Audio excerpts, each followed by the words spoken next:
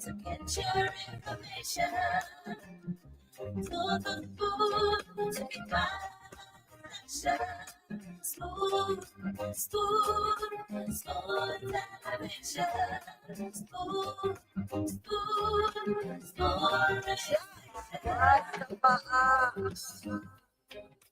I'm gonna tell you what is happening in Liberia. I'm gonna tell you what is happening in Morovia. I'm gonna tell you what is happening in Africa. Just to spoon you and know. If the children crying for salvation, just spoon. You want to get a news update, my brother, don't spoon.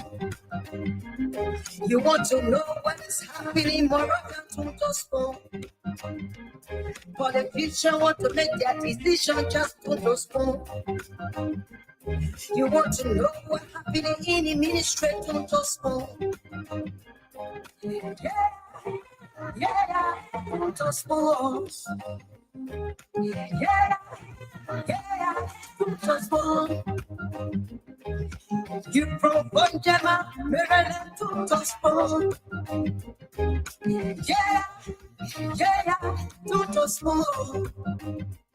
If you eat my regular, my brother, don't spoon.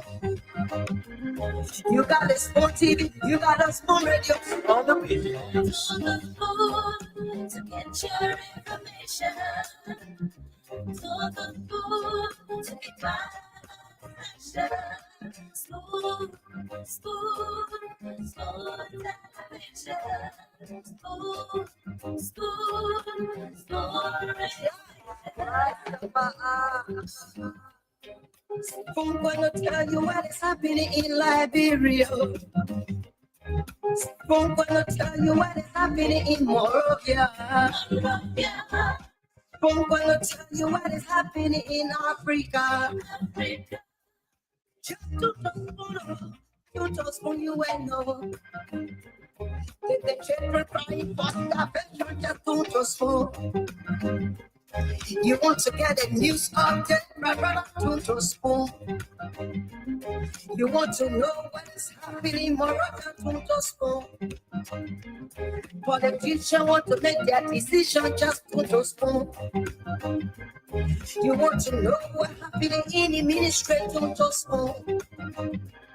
Yeah, don't spoon. Yeah, don't spoon.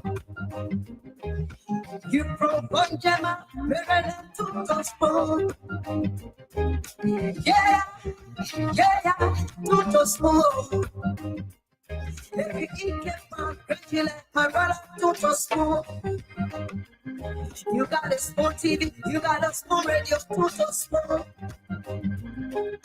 Yeah, don't spoon. You want to get a news update, don't spoon. Yeah, Rastafari. Kilibamba, kilibamba, kilibamba. Kilibamba, kilibamba, kilibamba. What I want? Yes, I TV. yes, what you got it. Spoon TV. Spoon Ba-da-ba-di-ba-di-ba. Spoon Di-di-di-di-da-ba-do. TV. Spoon entertainment. Kua, kua, kua.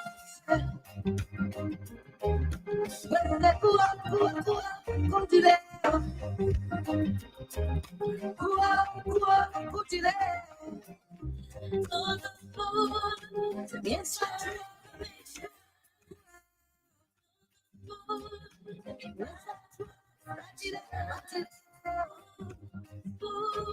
To get your information. To the phone to be my action. Smooth, smooth, smooth television. Smooth, smooth, smooth. Spoon gonna tell you what is happening in Liberia. Spoon gonna tell you what is happening in Morovia. Spoon gonna tell you what is happening in Africa.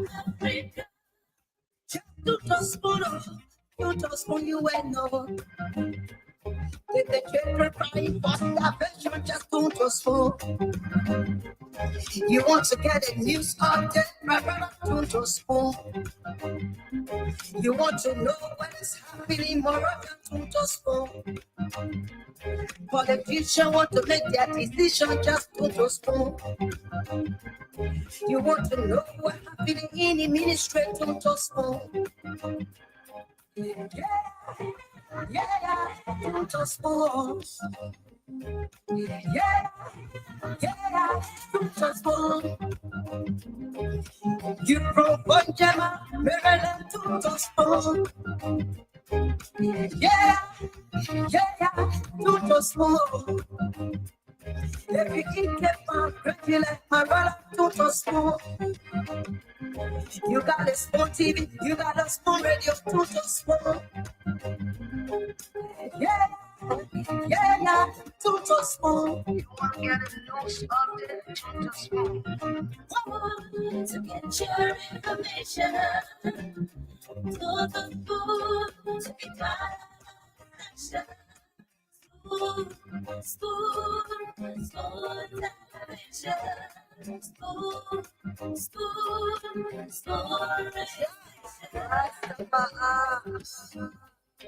Spoon gonna tell you what is happening in Liberia. Spoon gonna tell you what is happening in Morovia. Spoon gonna tell you what is happening in Africa. Just spoon, you ain't know. The children crying for salvation, just don't spoon. You want to get a news update, my brother, don't spoon. You want to know what is happening, Morocco, don't spoon.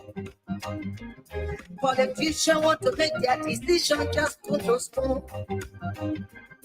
You want to know what happening in the ministry, don't spoon. Yeah, don't spoon. Yeah, don't spoon. You from Bonjama, Maryland, don't spoon. Yeah, don't spoon. Every kid kept on crazy like my brother, don't spoon. You got a spoon TV, you got a spoon radio, don't spoon. Yeah, on the beat. to get your information to the food to be my action. Spoon television.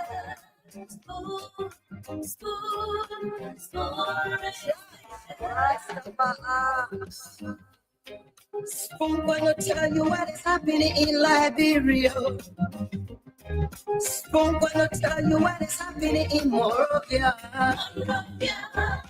Spoon gonna tell you what is happening in Africa. Just to spoon, you ain't know. The children crying for salvation, just don't spoon. You want to get a news update, my brother, don't spoon. You want to know what is happening, Morocco, don't spoon. Politicians want to make their decision, just don't spoon. You want to know what happening in the ministry, don't spoon. Yeah, don't spoon. Yeah, don't spoon. You from Bonjama, Maryland, don't spoon. Yeah, don't spoon.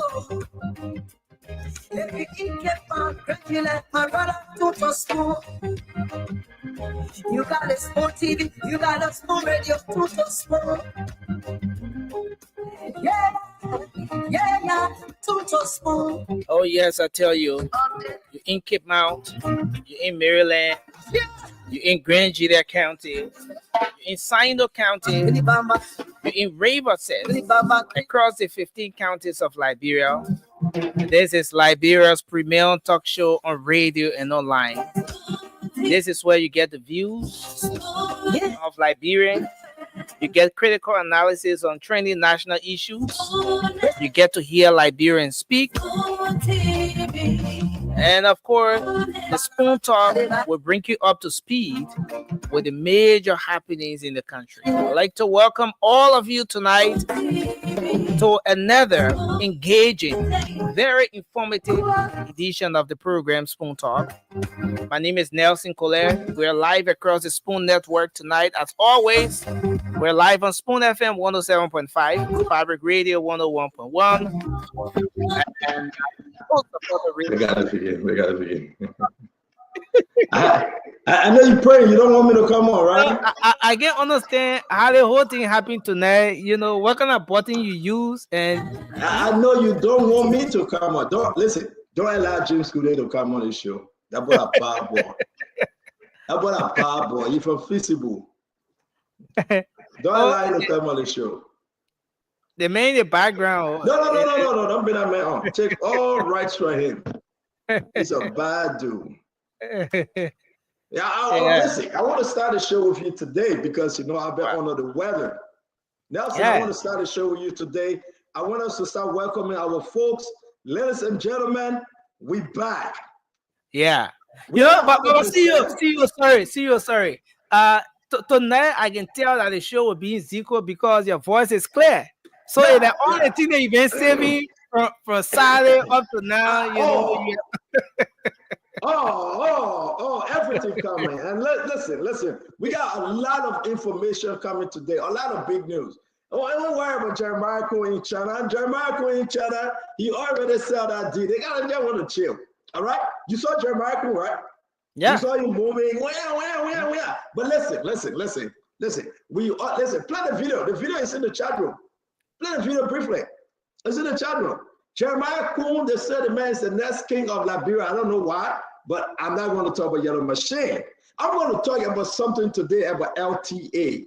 We are receiving a report that they have suspended Abdullah Kamara from LTA as their boss, as their acting chair. Right? We will discuss that. We got everything. We'll discuss it. We will discuss the visa restriction, probably coming to Liberia. We're going to talk about the court issue. You know the court issue, man. It up and down. But there was a new arrest today, right? They arrested one John Yanti. A big story, breaking news. We got to give it to you today. Wow. Listen, Nelson, I know you were praying for me now to come on the show. No, I was praying for you to come on. No, you were praying. I heard that you were praying bad prayer. You were praying bad way for me now to come. I know you were praying. Hey, look at Flomo said the devil is bad. The devil go to you, Flomo. We back. We are back. We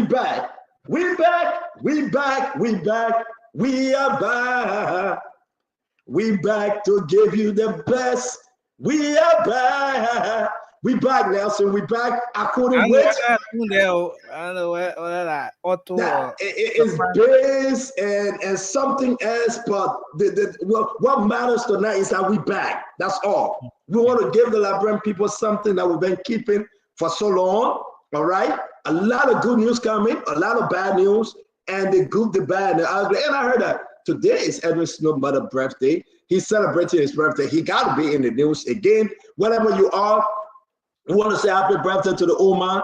You know, the old man, our old man, we're going to say happy birthday to her. Edwin Snow is celebrating his mother's 90th birthday. Mary Tanyino, the old man is Tanyino Cape Snow. The old man, a pure crew old man. Mary Tanyino, so that the crew name, 90 years old today, 90.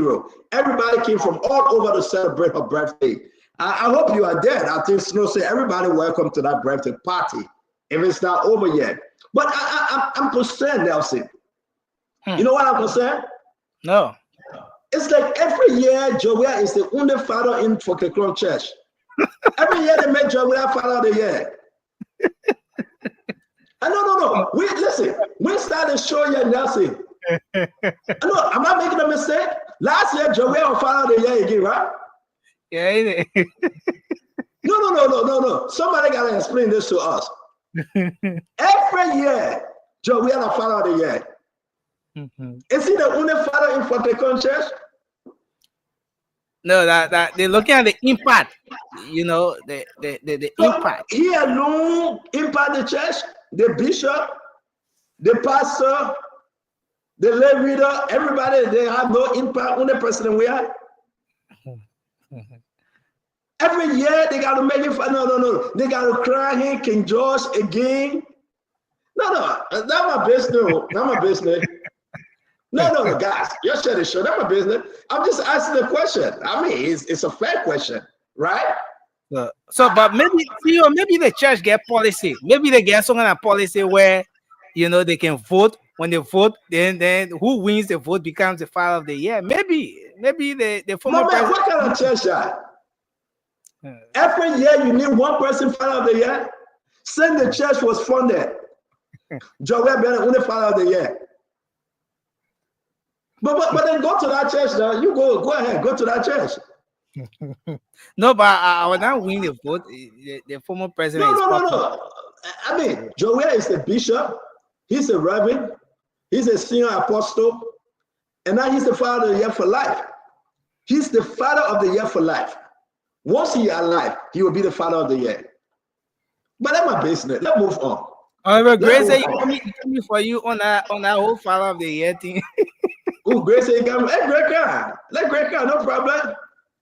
Why they can't go to Great? Is that great church? No, he ain't part of the church.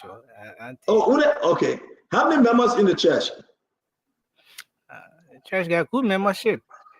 Yeah, but so guys. I gotta keep my voice for tonight because I'm in such a zico right now, right? They should not even start yet. But I'm just asking you, wouldn't Joe the only father in that church? Maybe the other father they can wave it to him. They say let the former president. They got scared. They're afraid. Who are poor for? King George. Okay, let's go back. Nelson, do me a favor. Last year, who was the father in the church? Joey. Yeah. 2023, who was the father in the church? Joey. Let's see when the church was funded. Can somebody help me? When the church was funded, let's see.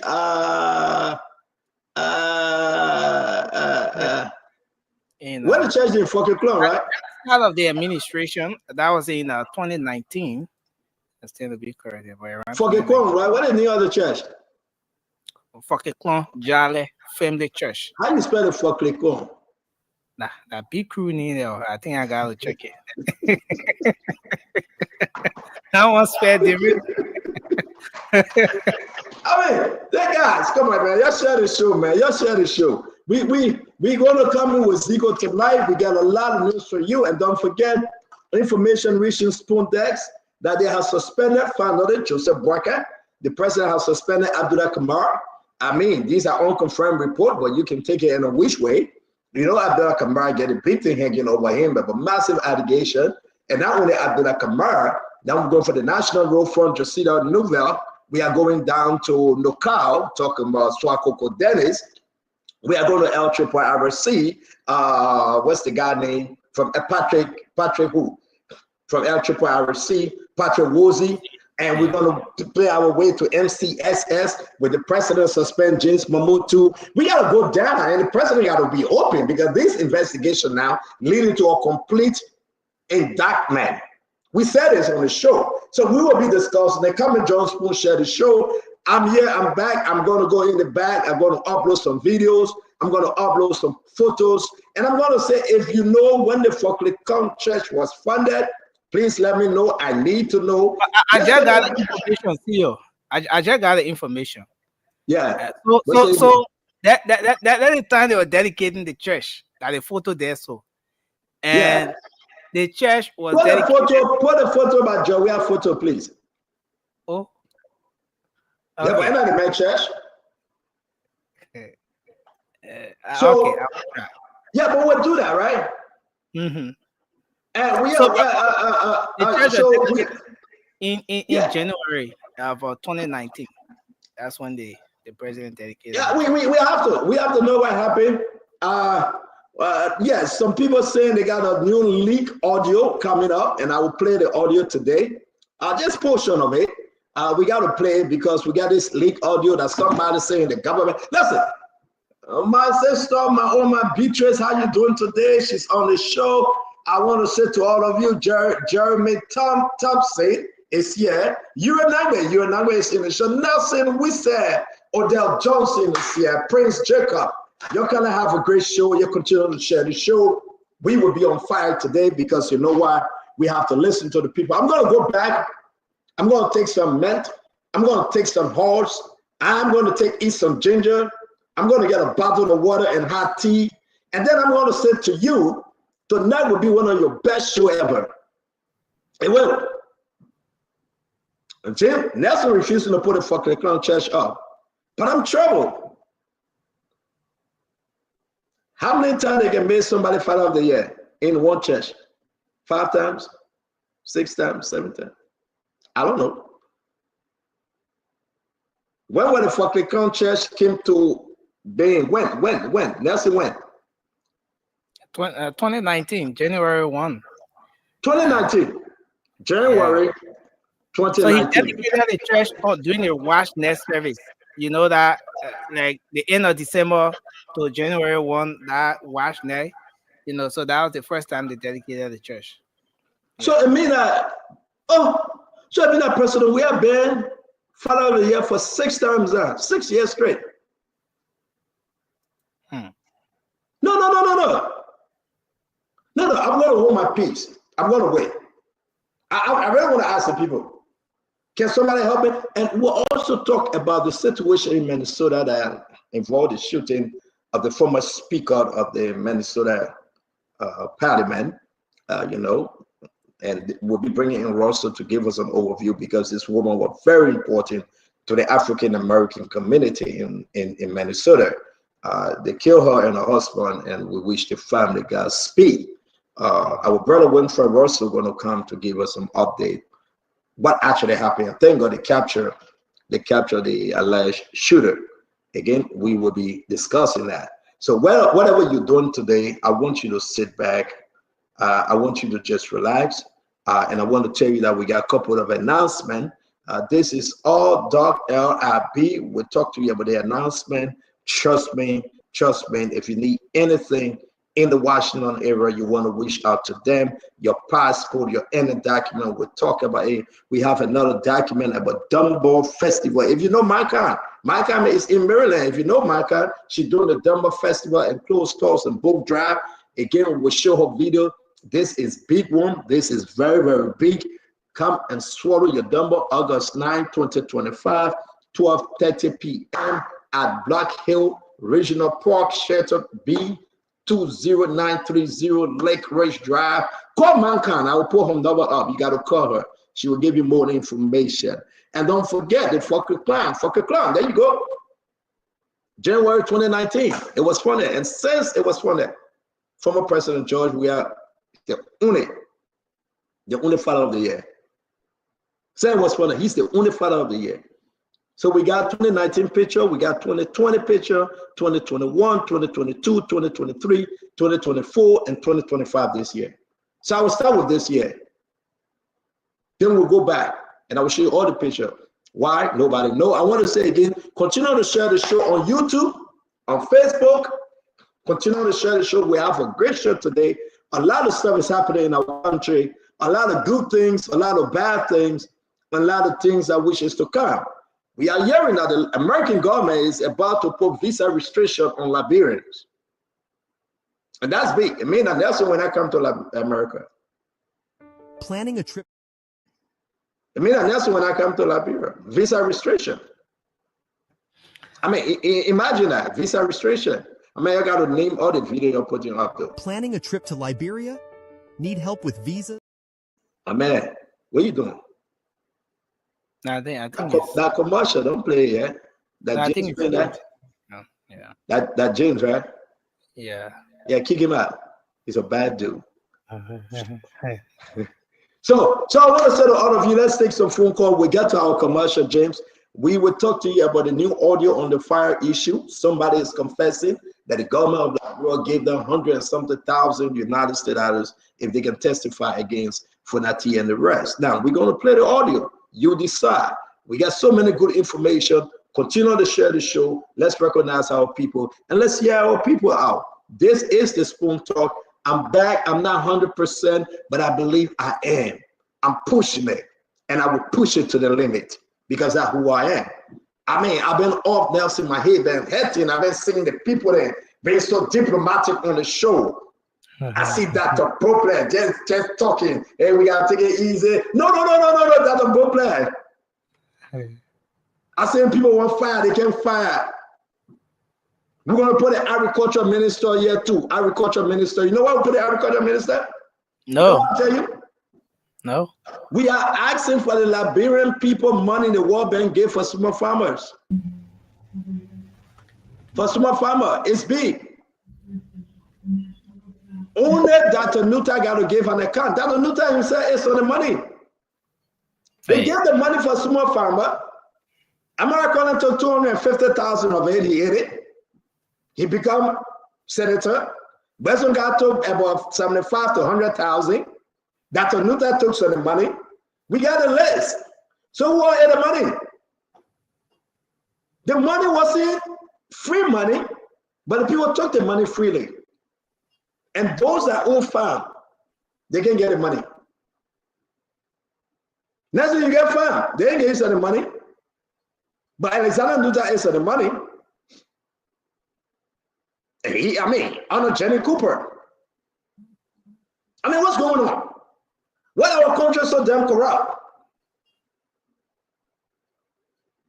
I mean, can somebody report them to Elon Musk or Donald Trump and say these people eating World Bank money? You took the World Bank money to make you senator? And the old people then I get a fine, they can't help them. That Richard says it's good to see you. Thank you for joining so early. It's good to see you, Dr. Richardson. Yeah, it's good to see you. How you doing? How you feeling? I'm thank God, God minding me. I'm back. I'm here. Thank God for life. Nelson, how are you doing? I'm doing good, Dr. Richardson. It's good to see you too. That's good. That's good. Yeah, I want some farm money too myself. No, they won't give it to you. They will not give you farm money. You are not in government. You're from CMC, so they can give you farm money. Musa Benito will help you. What you said? Musa Benito will give you farm money, not the government. The government gave farm money to selected people. You're from CMC. They get farm money to selected people. I mean, 250 to America, $250,000. This money not free money. You got poor Liberians there doing the gardening, trying to improve their life. And these guys are not paying the money back. We'll discuss it today. Agriculture, we'll discuss it today. Yeah, we got to. And this Unity Party government asking for their own money. You got people that say, well, get our own. They got some of the money left. I mean, who will talk for the Liberian people now? Who? I mean, everything just going bad. I thought we had Alexander Nuta to do the right thing.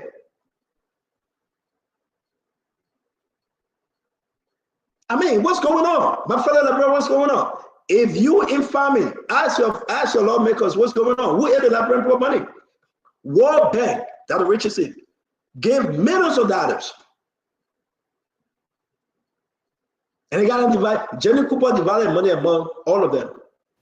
And the one that left, Alexander Nuta said, he got to disperse them because, he got to share them.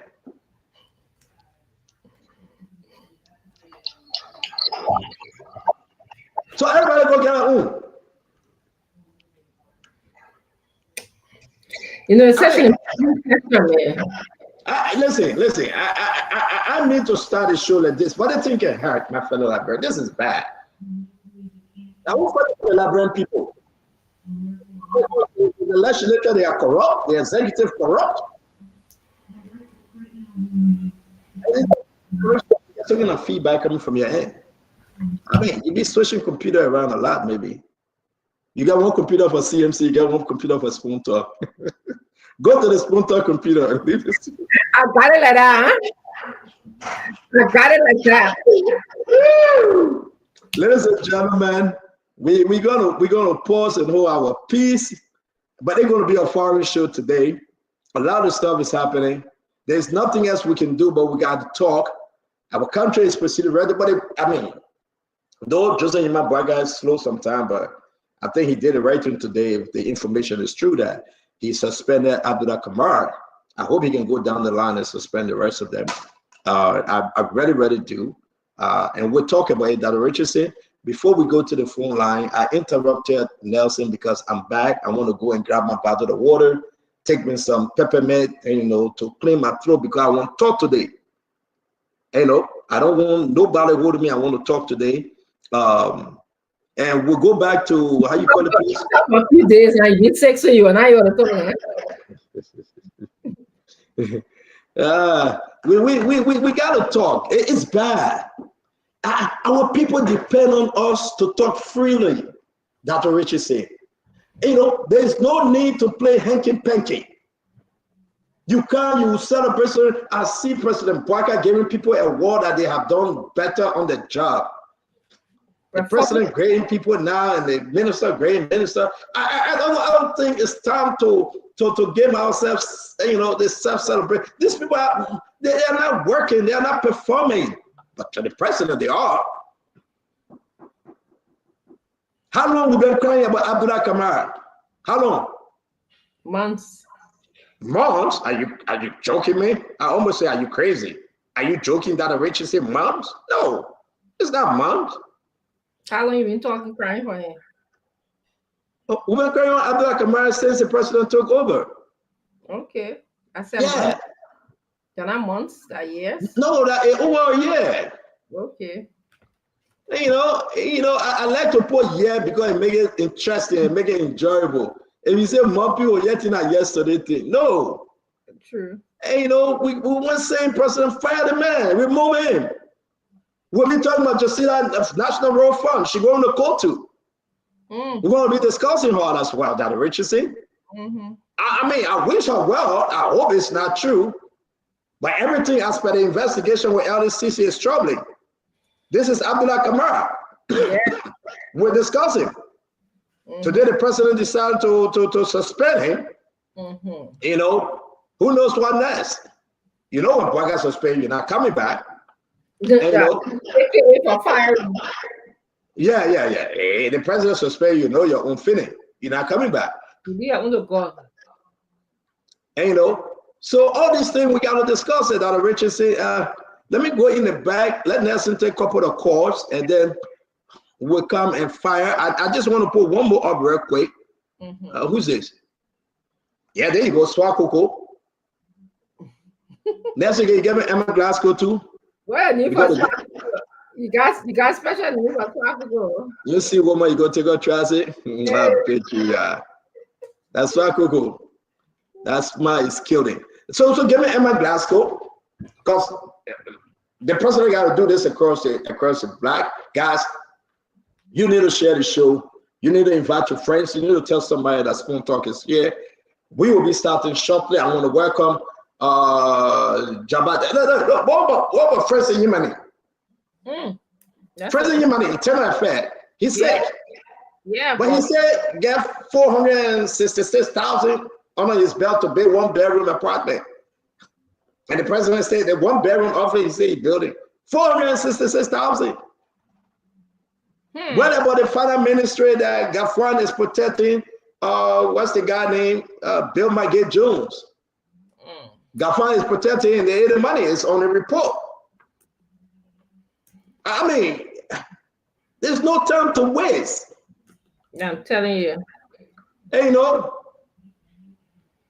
the people have turned their back on the war crime court. They have turned their back on the war crime court. And so listen, these are facts. We ran with the story because this is true. I mean, Joseph Yema Bwaka did the right thing today. I mean, though he's late, but he did the right thing. I know people want me to just sit down and be quiet that Rich is saying. They say, you know what? We hope the CEO gets sick again. But back to sender. Back to sender. Hey man, I know the noise coming from. That noise coming from you. No, that from you. You're still on mute. No. If when you turn your microphone off, we'll be fine. We were fine before you came on. Also, Adam was fine in the garden till the woman came along. That's true. That and the rest is history. Adam was fine in that garden. Adam had no problem. That's not Adam true. was communicating. Adam was talking with the cat, the goat, the dog, and everything. Adam was speaking the languages of all the animals. Adam was doing and the cow do Adam was doing meh. The goat will do meh. You know, yeah, kind of a woman. And then why did the woman come? We'll ask God one day why God did this to us. That kind of woman. The woman that will nag, that will complain, that will cry, and every little thing. And yet come a woman that will just come and want to be in control into their feelings. Let me mind my business. Yeah. Yesterday our fathers did it. So take all the gift from you that I give you. Amen. Let me mind my business. But they want to know when Adam was all okay alone. God said, Adam not alone. Adam feeling bad. Adam said, Chief, I'm okay. God said, no, let me bring a woman. Adam said, I beg you, Papa, please don't bring a woman. The Papa said, you still need a woman. Papa brought a woman out, the rest are history. We can rest. Every day that problem. But ladies and gentlemen, I want to show you something. So we posted today. Oh, woman, what you do? You can't even live with a woman. So... That Richardson? No comment. No. You saw what Pastor Blue said? I saw it. I love that woman. When I said nobody has to be there, that is fair thing. My first comment. So we'll be discussing that Richardson. There you have it. The executive mansion found out that we had to run with this story, and finally the executive mansion put it out. President Joseph Yema Bwaka suspend LTA acting chairman amid GSC report of financial misconduct. Where's the report? We're going to show you the report. They are taking him to court. And no, I shouldn't get ahead of ourselves. I shouldn't break all the information. But we want to say to you out there, share our show, let's recognize you. That Richardson recognize some of our people now. We know you cannot pronounce these names. Most of these names, they are not like your name in school year. And you know. But go ahead, recognize your people. I'm going to run again in the bag and get me my water and tea. Take your time, Dr. Richardson, please do. Let me get do my thing here, okay? I will start with Sekou Talata Mohammed. Sekou, how you doing? Justina Kone, how are you? Trevor Siafa, how you doing? Abdul Dukle, it's good to have you here. Albert Broplet, good to see you. This thing is going really fast now. It's like as soon as you just start recognizing names, then everybody start coming. Game Castley, how are you? Lincoln Morris, good to see you. Charles Russell, please share the show. Blair G, Lady D Davis, Yaya Sekuturi, Anthony Gay, how are you doing? Sumo Duwana, Stephanie Yoko, Kofi Smart, Africa Mabalus. Oh my goodness. Amos S. Bunda, Voices of Lawalasu. I can't hear it. I can't even see the thing. Nor can I hear what's going on. Nelson, help me. God, it go ahead. Okay, so you want me to recognize some of them? Yeah, recognize some names for me, please, because I can't. You're going too fast, and I don't have my glasses on either. So I see Emmanuel Va is here tonight. Nathaniel K. Hill, Shedra Colum is here. Thank you for joining us. I see Sally David Clark is here as well. Thomas Quade is joining us. Byron G. Taylor Jr. is here tonight. Thank you for coming on. Voice of Lawala Zoo is on as well. I see Peter Morba, Vani Foley, Fred Zwaluda. And thank you for joining us tonight, Fred. We appreciate you. I see D. Arthur Bidell. Arthur Bidell is here tonight. And a lot of you joining in. Emmanuel Dennis coming on tonight. Thank you for joining us. Mohammed Jallo is joining in. Ambassador Tony Williams is here as well tonight. Thank you for coming on from your kitchen. I see Preston Atta joining in. Thank you, Preston. And the names are many. Rabba Political Zlatan, say Morgan. That's say M. Dagan. Yes. Ability P. Yes. Richardson, you can see more. Well, no, I just want to just thank everyone for joining us. It's going to be a hot spirited show today. Stephen didn't get an opportunity to talk for a couple of days. He's on fire. So thank you for joining us. Share the show. As you join us, share the show. Yeah, that's what you say. My heart was burning. My heart was just pounding. You know, and the last day I decided to watch the show because it was getting to me. So I just went outside. I told Stanton we play some basketball. I said, Stanton, you want to swim? He said, no. I sat in a hammock. And I said, you know what? I'm not even going to watch it. You know, my heart was burning. I could hear my heart beat. Poop, poop, poop, poop, poop, poop. Then it went poop, poop, poop, poop. I said, oh, God, what am I having? Seriously. My heart was pounding because I wanted to be on the show. This is your baby. Yeah, I really wanted to be on the show. I know. Dr. Richardson, you know, Dr. Richardson speaking series, and you know, Dr. Brooklyn saying, and I saw your interview with Eli Shanahan. I said, oh my God, Lord have mercy. I said, what? I need her to come on. I know you kept on texting. And you know, but as it is though, we can announce to you that we will be having a great show today. Wherever you find yourself, continue to share the show. Because of you, we are here. We're going to bring one for rehearsal on. The entire team coming on tonight. It's going to be a foreign show. Akara's most greatest in the house. Asa Young Little Doe is in the house. Uncle Samuel Jackson is here. I love it. Steve said, Dr. Richardson, that's not please over. That's my newest series. Yeah, because I told you I'm going to message putting him up. I told him, man, when I'm calling him Steven, you won't leave a road when the car coming out of business. You must stay there, that car in the air, man. Yeah, Lafayette Good is coming on the counselor. We got a breaking news on the counselor, but a lot of stuff is happening, Dr. Richardson.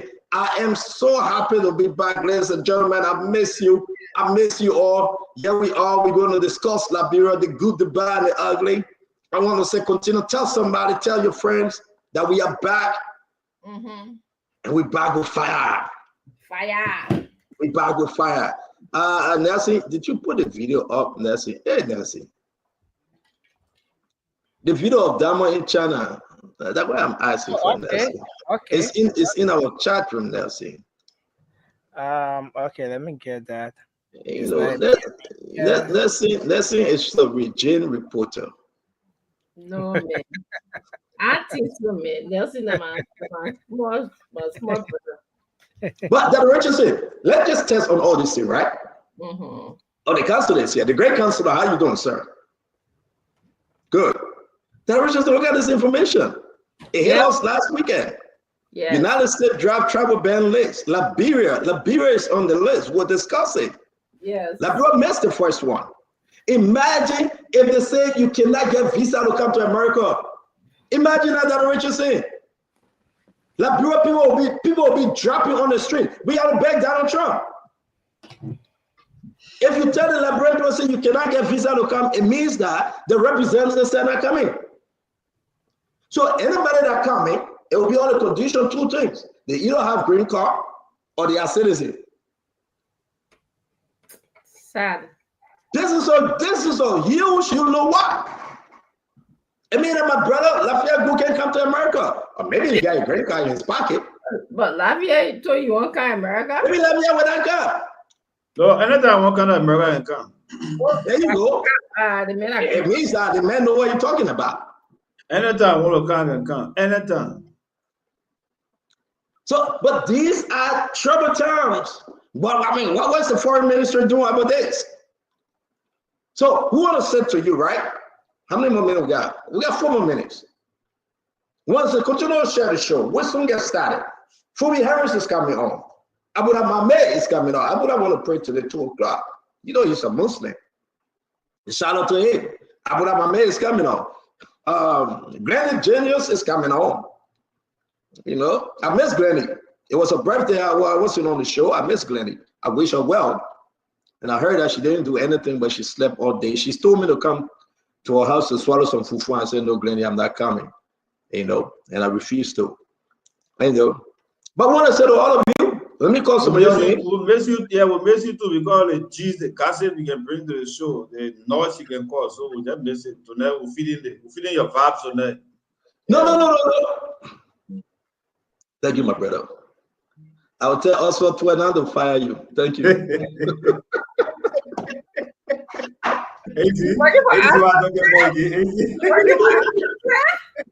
I will tell Oswald to the Justice Minister another fire you. We're working for us.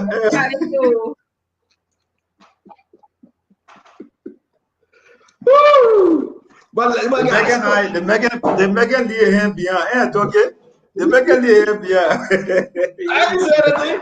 I just said I would tell Oswald to another fire you, man. Because I heard that the puppet won't fire you bad way, he mad at you. But we're discussing. I think we need to discuss. I mean, I think we need to discuss that though. Nobody can fire me, man. I don't know what you did to Oswald Toy. You know. But Oswald Toy is just a bad justice minister. He's not a good justice minister. But we'll discuss that at the appropriate time. You know. I know some of Oswald Toy people, so let me mind my business. Yeah. I got some of their names. I know some of them in Maryland. Sure. Yeah. Oh yeah. Also, to know that I know your other friend that you got in Maryland. That other cheese that you said, we didn't put cheese alone. No, I said friend. You know. I said that's it. Yeah, I mean, I can kind of say my own way. Also, so I say that lie, and let you tell me that I will put information up. Okay. Yeah, you see that. See, Councilor Kuna get quiet. You. Oh, he can't talk. Councilor Goose know that he can't talk. I know nothing but the private level. Only the professional level I know about. No. And let me welcome my people here. Let me welcome only professional level I know about. I know he's a lawyer, counselor at law, senior member of the bar. Lucien Ture, it's good to have you, my brother Lucien. Yeah, Chris Palmer, as always. Fanny Benson, come on, join us for the ballad this year. Hanford Cody is here. Cecilia, the name is Cecilia Kotati Brown. Hey, that could be on Friday. Cecilia Kotati, it's good to have you. Elijah Way is here. Double Kobat. Now, that Rachel said, this is how you pronounce the people's name. Yeah, but I can blame you. You grew up in Brooklyn, New York. You know, you forget your tradition. That's okay. Yeah, go ahead. Let's bring in Gamen Geflor. And you know, Mark Yumi. You see how I pronounce it? David Booker. You see that? Oscar Zimbin is in the house. John Doe Jr. And God Almighty knows 5792 is in the house. Liberian eminent intellectual is in the house. We're going to bring Augusta Reeves is here. Anthony Gale is here. They call it Gade. Anthony Gale is here. We call him for Cody. Golf favor, a winner, Nikki J. Abud Belete is in the house. Voices of Lawalazo is here as well. We want to bring in they call him the ambassador, Samuel Conan Gil Sr. is in the house. Let's bring in Thomas Parker. Thomas Parker, welcome to the show. Let's bring in Amadua. What's a series? I don't know Siri. I'm from one Panton. We don't know Siri. Let's bring in Cole Gloria Mobile vocalist here. Austin Bender. Say Dagan is in the house. We're going to bring in Francis Dakar. Oliver Sa is here. His Excellency. Emmanuel Gamayan is here. Ezekiel Kofa is in the house. Let's bring in Haja Fatah Seyon. Oh, is this the... No. That person, the House of Representative, Is that her? I don't know. That's it. Okay. I don't know if that's her. Blossom Mobile is here. The name is Jody Mara. It's in her. Angeline Smith is here. Soli Kabai, thank you. Dennis Wissel Collins is here. Sofina Menjo Yumbarna is here. Chokon Cooper, Tanum Bensa, Cooper Kamara, Law Mafila. Let's bring in God Favor. I call your name already. Vera Wallace is here. And all the good people. We got posts here on many. Peter Wells is here. Daniel Touchable Dripper. Daniel Dripper. No, Daniel Dripper is my papa. He was in Trenton. He won the Royal Out, I believe that's him. Let's talk about Patient Davis, Jerry Grisby. Jerry Grisby is in the house. Oliver is here. Lincoln Morris is here. Who else we get? Daniel. Okay, let's go down smaller posts. Jerry Quaid, Eva Jala Richardson. Momo is here. Daniel Blago is here. Sandra Cody is here. T. Reginald Harris is here. I beg you guys, we got to pause you for a minute. Lester Sabli, Nestor Cindy. Nestor Cindy, I think Nestor is from, I think this guy. Nestor, if that's him, he's from Delaware, I do believe. I think that's him. Ambassador Fokpa Chief Romo is here. Let's recognize the ambassador following from GSA Road, Zena Hill community. We're going to recognize few people here. We stay present on our time. Mama D, Maurice Kamara, it's good to see you, Mama D. Let's bring in our next person on the list, T-Trek SK Soiree. My name is Sekou Soiree. It's good to see you. We're going to bring in Jerry from Ganta, Jerry Quay from Ganta. Continue, so you get a chance to call a name too. Oh, go ahead. Please call a name. Go ahead. No, you go when you finish. I will call. Assistant posted. Somebody say, "You call my name too." Oh, then go ahead. Please do. Let's recognize our people. Okay, so we have Roland Sompon, Christina Rede, Sandro Colley. We have Daniel Biago, Isiaka Mesga Toure, T. Reginald Harris. All of you welcome. Honorable Josiah Tappet Ware Jr., Johnson C. Parker Jala, Jules Siki Jr., Comfort F. Tombe. Welcome, Comfort. Miata Walker Griffith, Tom C. Boyu, Ronette Smith, Sam Weathersie, Julie Alvin Moore, Dennis Boyka Jr., Abu Fufana, Hawa Kuyate, Rachel S.H. Blackett, Ma Jennison, Gonkati Dekpa. Welcome, all of you. Emmanuel Dennis, Kevin Harris, that's Cover Harris, J. William Nyanti, Fred Zwaluda, Africanos F. Fambule, Jerome Labedi, Sekou Farouk, Asmana Kamara. All of you are welcome. Joseph Duo Sr., Molba Sumo, Dennis Lake, Lasanan A. Kamara, Tama M. Bobo. We are all welcome. Gamen Keseli, Peter Pete Power Temple, Protocol Bon, Overcome Harrison Kogo. Okay, the other is not easy. What? Welcome. We pray for all the Melvin Kofa, Honorable Obi Hardings, Leo Boye Jr., Victor Goa, Patient Davis, Sakon and Torbert, Ishmael Sayon, Stephen Nyanko, You're all welcome. Sheikh Eku, Momo A. Saju, Marianne Pele, Siki, Kotison, Momo Joma Kuel, Gabriel B. Nangwe, Abdullah Fambule, Musa T. Sayon, Teresa Simpson, Human, Solomon Willie, Lasana Kamara, Nan Gordon. You are all welcome. Turn it over to Dr. Richardson. Let's get some series.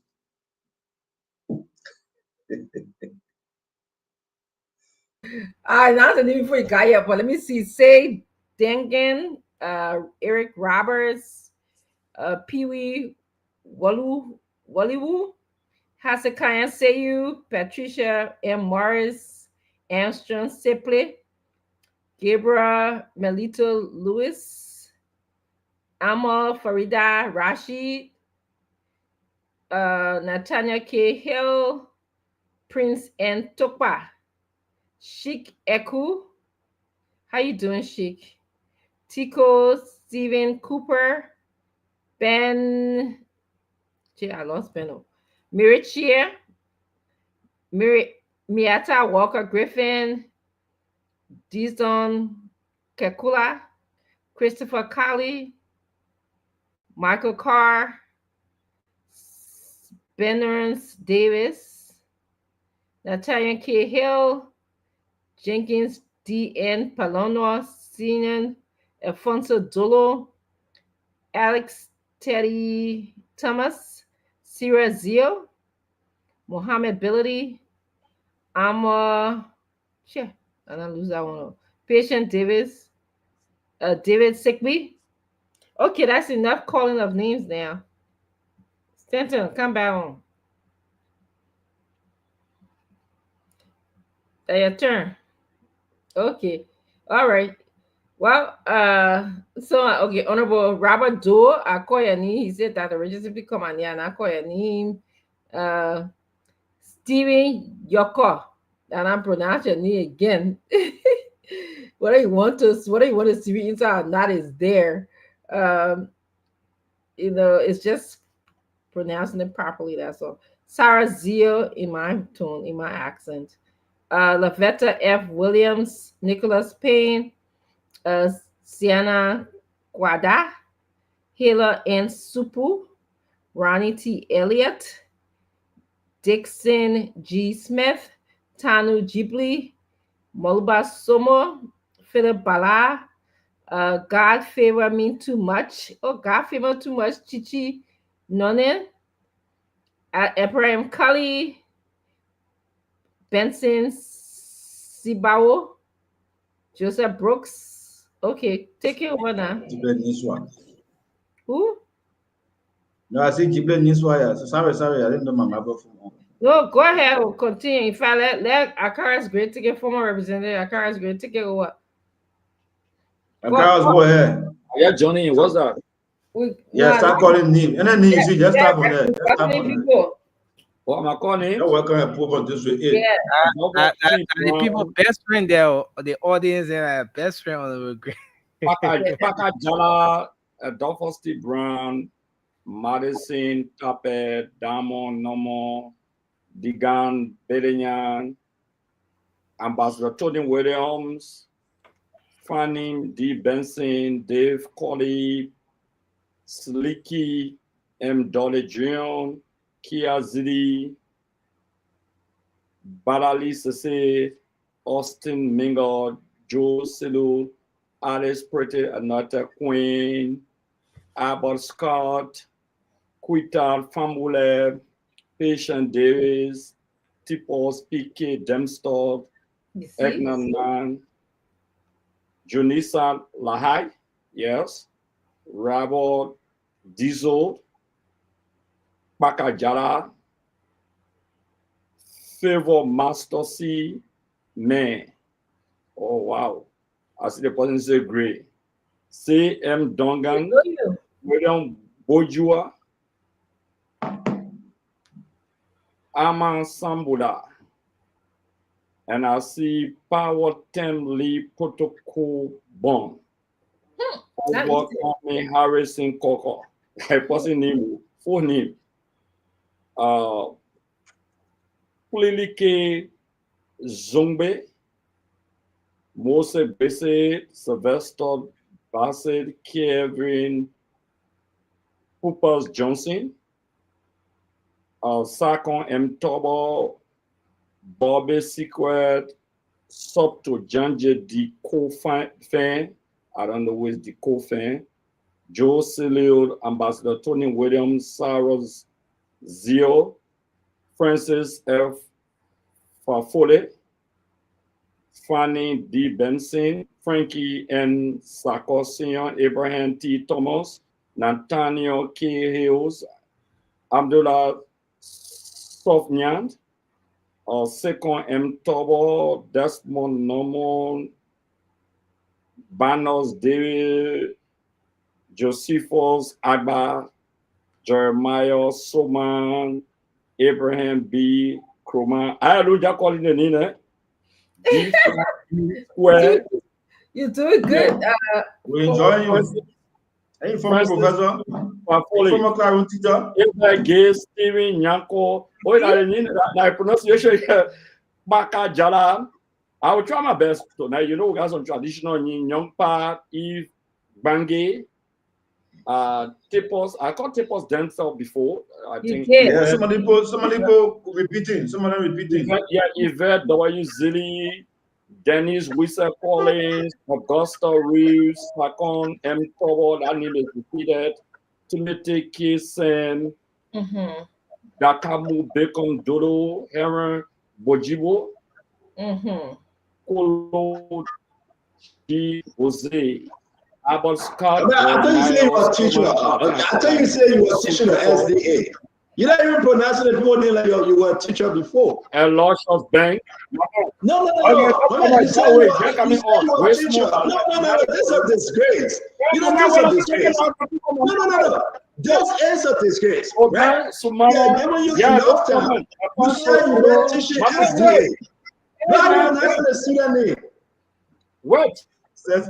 Instead of one tell you that he's back, you told it's clear now. You want to tell you that disruptor. Yeah.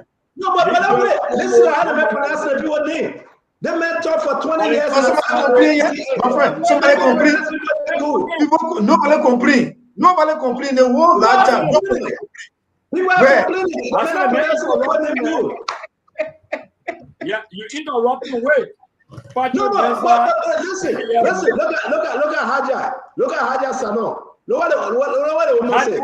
Masa, man. Akaro's great is not pronouncing the people name good. Wait more. You just making noise here. Yeah, November. You gotta pronounce the people name like you're Liberian. Wait, my man. Yeah, you can that originally. Why you putting me on? I know the man trying to Akaris. Let me frank, right?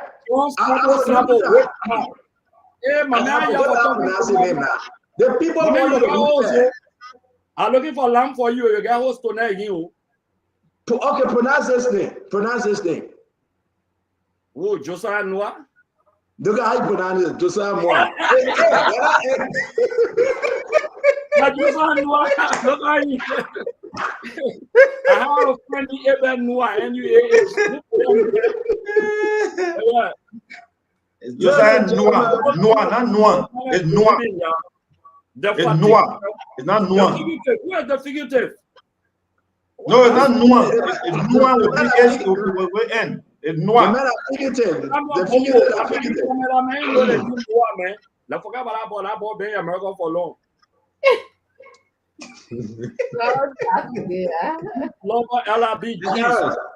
can't how long you been in America for? I can understand 1 week or 1 month higher in my life. Why? No. Why? I suffer from how do they call it? I feel homesick. A lot. That Richard said, let me tell you something that Richard said. Like, I'm not wearing my life. Man will feel what the name recording. What talking here about? Man will feel what the name recording. We're about to start the show. King Joshua, wait, I'm trying to Connie, Jawolon Afra Fofana, what's up? Caroline, what Breeze West? Look at. Breeze West. Look at the teacher didn't even pronounce the person last name. See Breeze West. Not joke. Bracewell. That you call Bracewell? No, not Bracewell. Yeah, that's it. W-I-F-E. No, she's spelling it different. No, that Caroline C. Bracewell. I know she's not spelling the traditional Bracewell like you're thinking. Not Bracewell, that West there, my man. You can't pronounce, but you just coming to school today. Says Glenny, that boy will get host again when you pull out. You come says Glenny or you come. You wasn't filling your student name by basing the names up though. I wasn't filling your student. You look at that Richardson, you call him out, says Glenny. Richardson, not my sis. She's not my student. Yeah. Wow. My man, where is she? I see that you got special interest. You got special interest in Glenny. My man, now on the show, your family just came to Liberia. Your family just came to Liberia. Robert Doe on a Robert Doe, how you? I don't change the thing about Robert Doe. Your family just came to Liberia. You get special interest in Glenny. No, Representative, don't even listen to me. I'm for Representative. Listen to me. For real.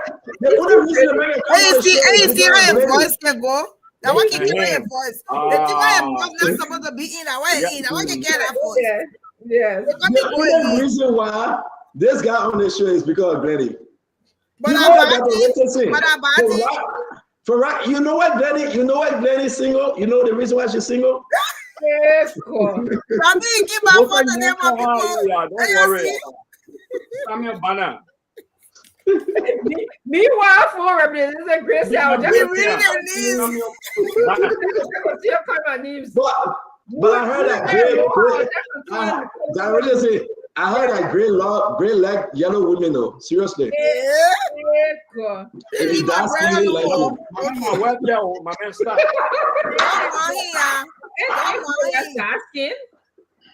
No.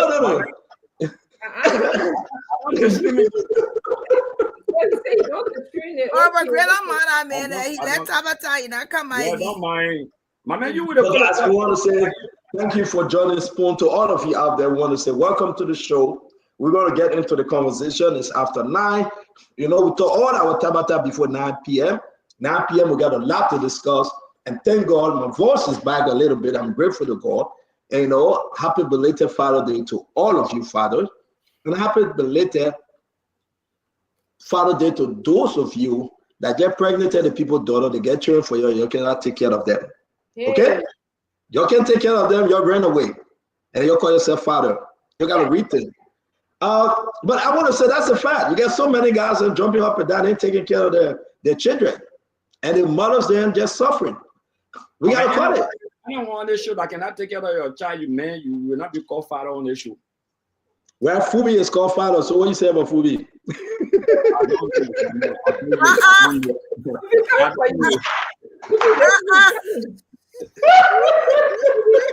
I can guess how you, brother. No, brother, you bring it up. Fubi already in the back. What are you talking about?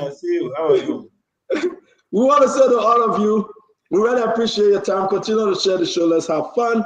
Today is the 60th. Fubi got 4 girls. I don't know whether you're taking care of them. Fubi, happy Father's Day to you, Fubi. I'm a good father.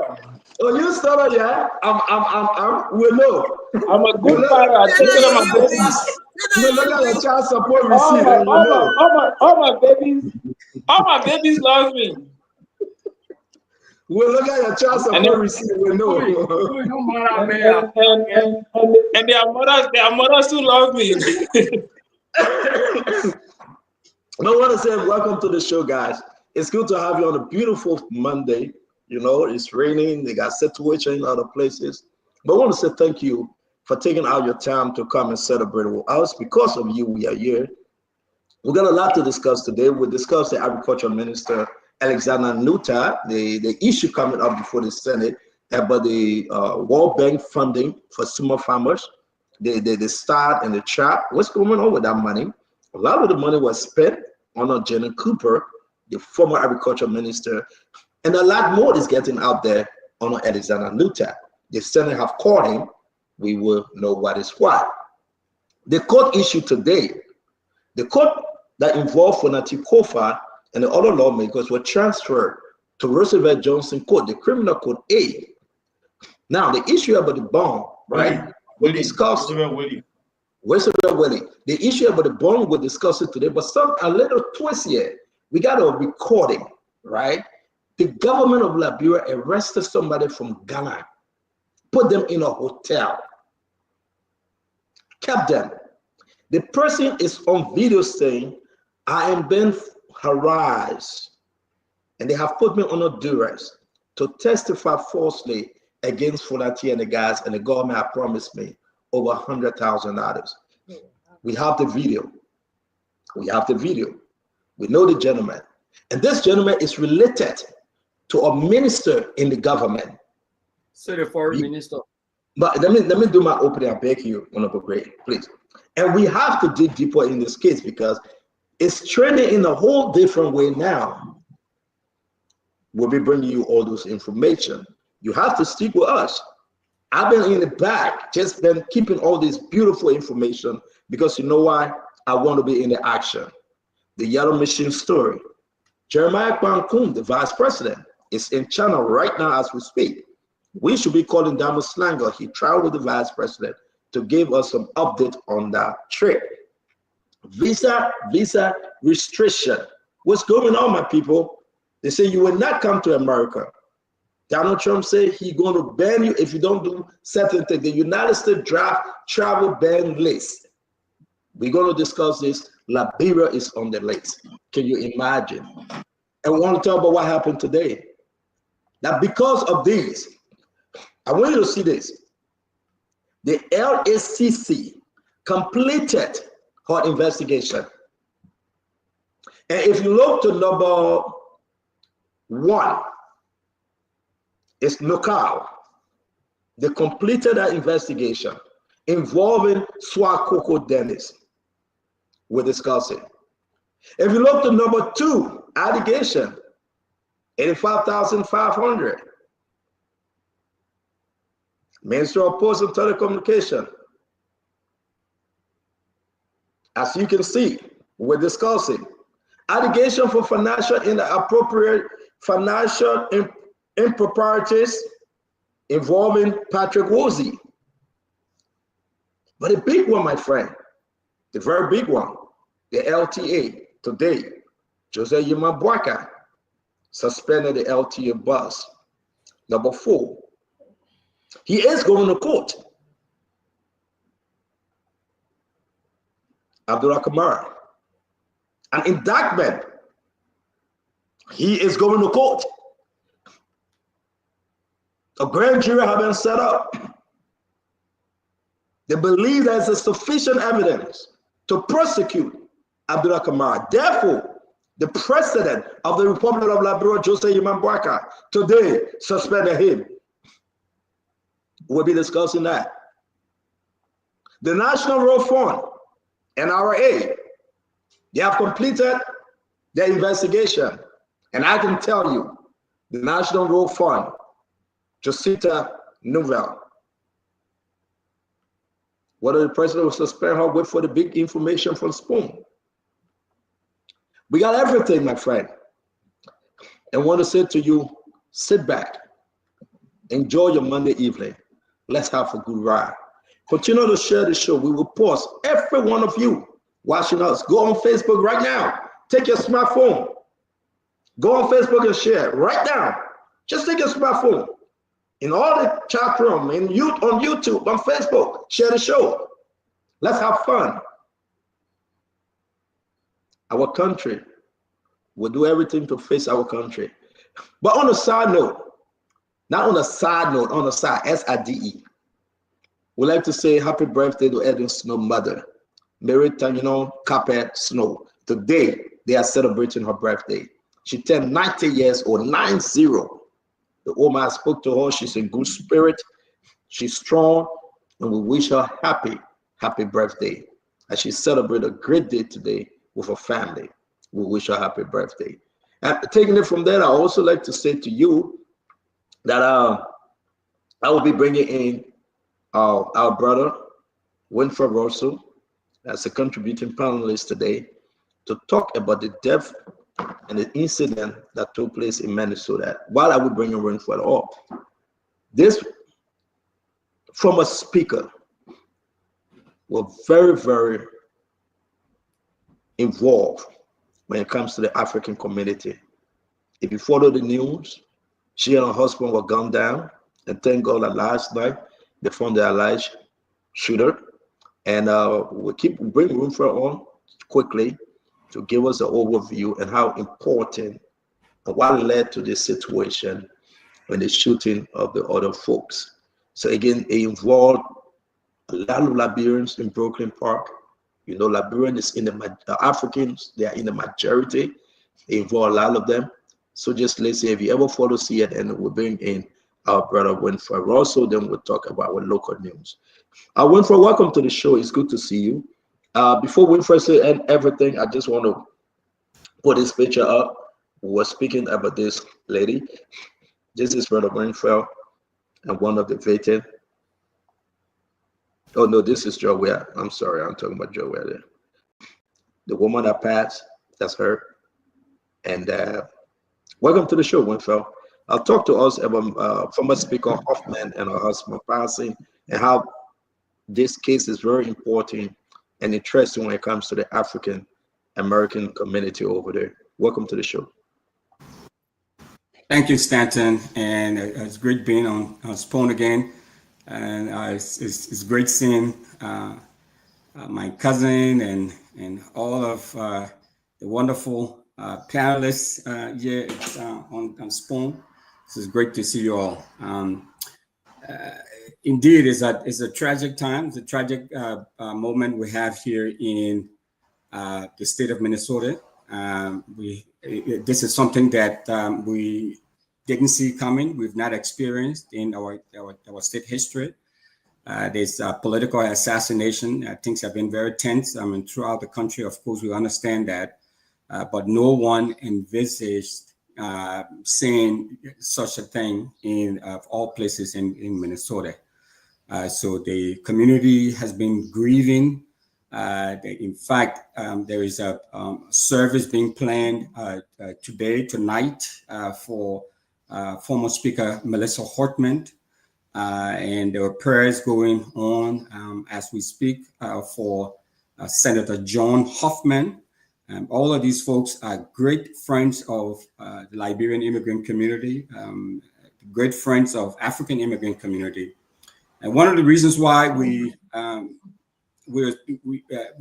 out there and all involved and standing up is because, again, to give you some context, I know we've talked about this many times here, but in the state of Minnesota and in the United States, nowhere outside of the Republic of Liberia you have people concentrated in one area as you have in Brooklyn Park. So it is significant. We are the largest group here throughout the diaspora. We have almost about 10,000 Liberians living here, and so we are significantly important in this area. And these are people who public servants who work with us and work with our national government. And so when we have such a tragedy in our community, of course, we have to step up and provide leadership and provide solace to our people. So I appreciate Spoon coming out and trying to talk about this, to work with us and help us grieve, go through this whole process. Okay, thank you very much, Ross. And again, welcome all of our panelists. Dr. Richardson, Sis Glennie, Councilor Gould, the former representative of Akaris Mostly Gray, our brother Fubi Herons. It's good that you're joining us. I want to ask you, I believe, can you bring us up to speed? President Joseph Yimabwaka had some relationship with one or two of these individuals that was shot at. Can you discuss that with us? Yes, I mean all of them. Unlike many other places in the country, maybe like unlike say the DMV or on the East Coast, where you have pretty large population centers. The upper Midwest here in Minnesota is relatively small, so we're an integral part of the political economy here. And so all of the national leaders who come through here, including President Boakai, I mean, they all know these leaders personally. They work with them. President Boakai was here, I believe, in 2022 during the July 26 program. And one of the platform guests was Senator Hoffman. So Senator Hoffman has been, around. This is Senator Hoffman, right? Yeah, this is Senator Hoffman. There. Senator Hoffman is well known in the community. He's well known to Liberian government officials. They all meet him. Matter of fact, Senator Koga, the recently elected senator for Nimba County, was just in Minnesota a few weeks ago with Senator Yantuan. Both of them were here. And they were given a guided tour of the Minnesota State Legislature by Senator Hoffman. So that's how much influence and presence he's had in the Liberian community. And then but just real quick, Russell, update us on his status on Hoffman. Folks are asking. Yeah, so Senator Hoffman is now in hospital. We cannot disclose where he's at right now. But he is in critical condition. He just did his last surgery, which was successful. So he is on the road to recovery. So the entire community has been praying for him. I mean, of course, we cannot go to the hospital. Everything has been, because of security reasons and security concerns, we've not been able to go to the hospital. But right now, both he and his wife survived the attack, and they were doing fine. He did his last surgery. He received about 9 bullets. The assassin bullet hit him about 9 times, and it also hit his wife about 8 times. So both of them have been in surgery, and they were doing fine. And he's on his way to full recovery. Okay, so. We were gathering information about the what led to this. Some information about healthcare, voting. Can you bring us up to speed? I mean, CEO, what do you think? What are you hearing? CEO, Yes, sir. A quick clarifying question. Can I? The initial report, Russell said that the senator was killed, but that's. No, I didn't say that. No, he didn't say that. No, I didn't say that. No, I say you did. I'm saying the initial report said the senator was killed and the wife was injured. But you're saying no. Okay. The Senator Hoffman, John Hoffman, was injured. He was shot 9 times. He's in hospital. He just did his last surgery yesterday. And he's on the path of full recovery. His wife was hit 8 times. She's also have done a number of surgeries, and she survived, and she's on route to recovery. The former Speaker of the House of the Minnesota House of Representatives, her name is Melissa Hortman. That's Melissa there. Melissa Hortman was killed. She was shot and killed, and her husband Mark was also killed by this assassin. So that's that's the latest. Thank so you both for of them, yes. So both of them represent the area where we have in the entire state of Minnesota, where you have a large concentration of Liberian immigrants. Speaker Hoffman lives in Brooklyn Park. So Brooklyn Park has been the epicenter of all of this. And so we had a shelter in place that was issued on Saturday. So all of us had to stay at home while they were doing door-to-door checks and checkpoints. They set up their checkpoint. As we all know, that's very rare in the US to have checkpoints and all of that. But when you have something as critical as what we had over the weekend, you have those kinds of measures put in place.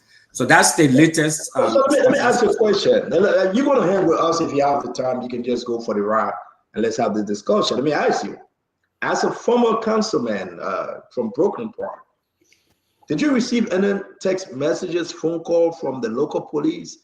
You think your life as a Democrat, your life was in danger? I don't think my life was in danger because I was not on the list. As you all know, this alleged assassin had a list of people he was targeting, and almost entirely Democrats, and not just lawmakers, but also some people from Planned Parenthood and other organizations and other groups. So I was not on that list of 70 people who he had that he was targeting. But I did get a call in the morning to say, okay, we want to make sure I was fine and everything was okay. I was sleeping, so I was really confused. I really didn't know what was going on. I had, earlier seen some updates through my social media feeds and other breaking news feeds, but I really couldn't put into place what was going on. So it was just checking on me, making sure that I was okay. And all of that, but again, it was just they contacted some former lawmakers, including myself and current lawmakers, and ensuring that they were all fine. The concentration and the focus obviously were on people who were on this list that this guy had. There's 70 plus people, 70 or so people who are on this list that they had. So yes, I did get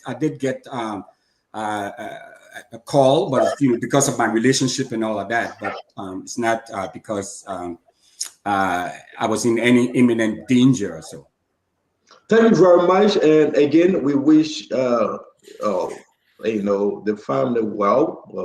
We're praying along with them, and thank you for this update because, like you said, the senator and former speaker, they were totally involved with the African American community.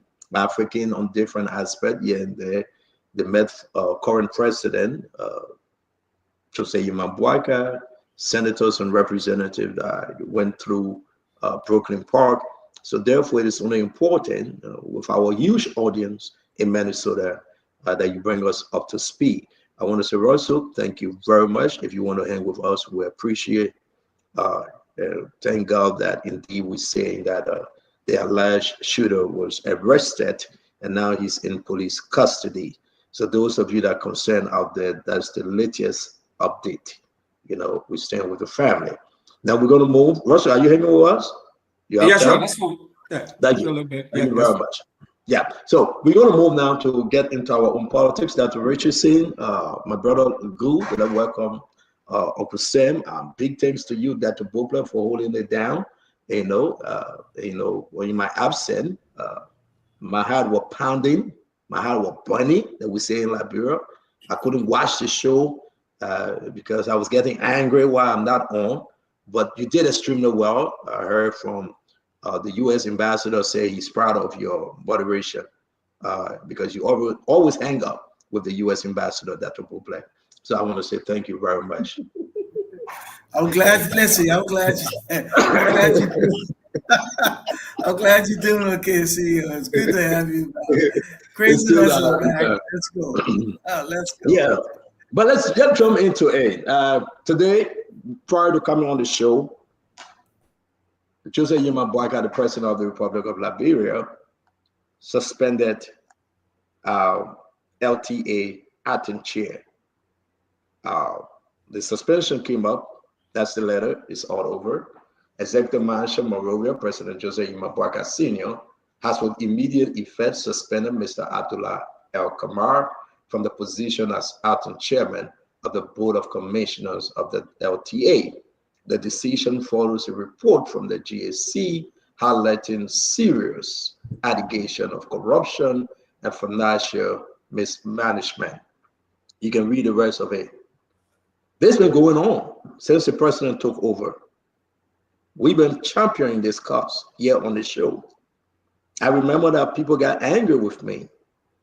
I think it was the right thing to do. I think today the nation can now breathe a little air that Jose Yuman Buaika can suspend his nephew. Abdullah Kamara said he's a nephew to the president. He wasn't going anywhere. But why? The LDCC came up with their own investigation after the GSC report. And I can announce to the Liberian people today that Abdullah Kamara is going to court. Not only about suspending him, but taking him to court to be part of the process, to go through the legal, that he can say, you know what, I'm not guilty. Let's read 4. This is the LACC report. These are cases that they have completed. But let's focus on number 4, Abdullah Kamara. Allegation of procurement fraud, financial improprieties, and act of corruption involving officials of LTA in the tune of over $4.3 million and Liberian dollars $432 million. Allegation of procurement fraud, financial improprieties, and act of corruption involving officials of LTA in the tune of, there you have it again. It all came about October 14, 2024. The GSC put out a report. We have evidence to that report. They completed the case. Today, President Buakai suspended Abdullah Kamara. To my fellow Liberians, let's discuss this, and let's just make this our first conversation. Dr. Richardson, what say you?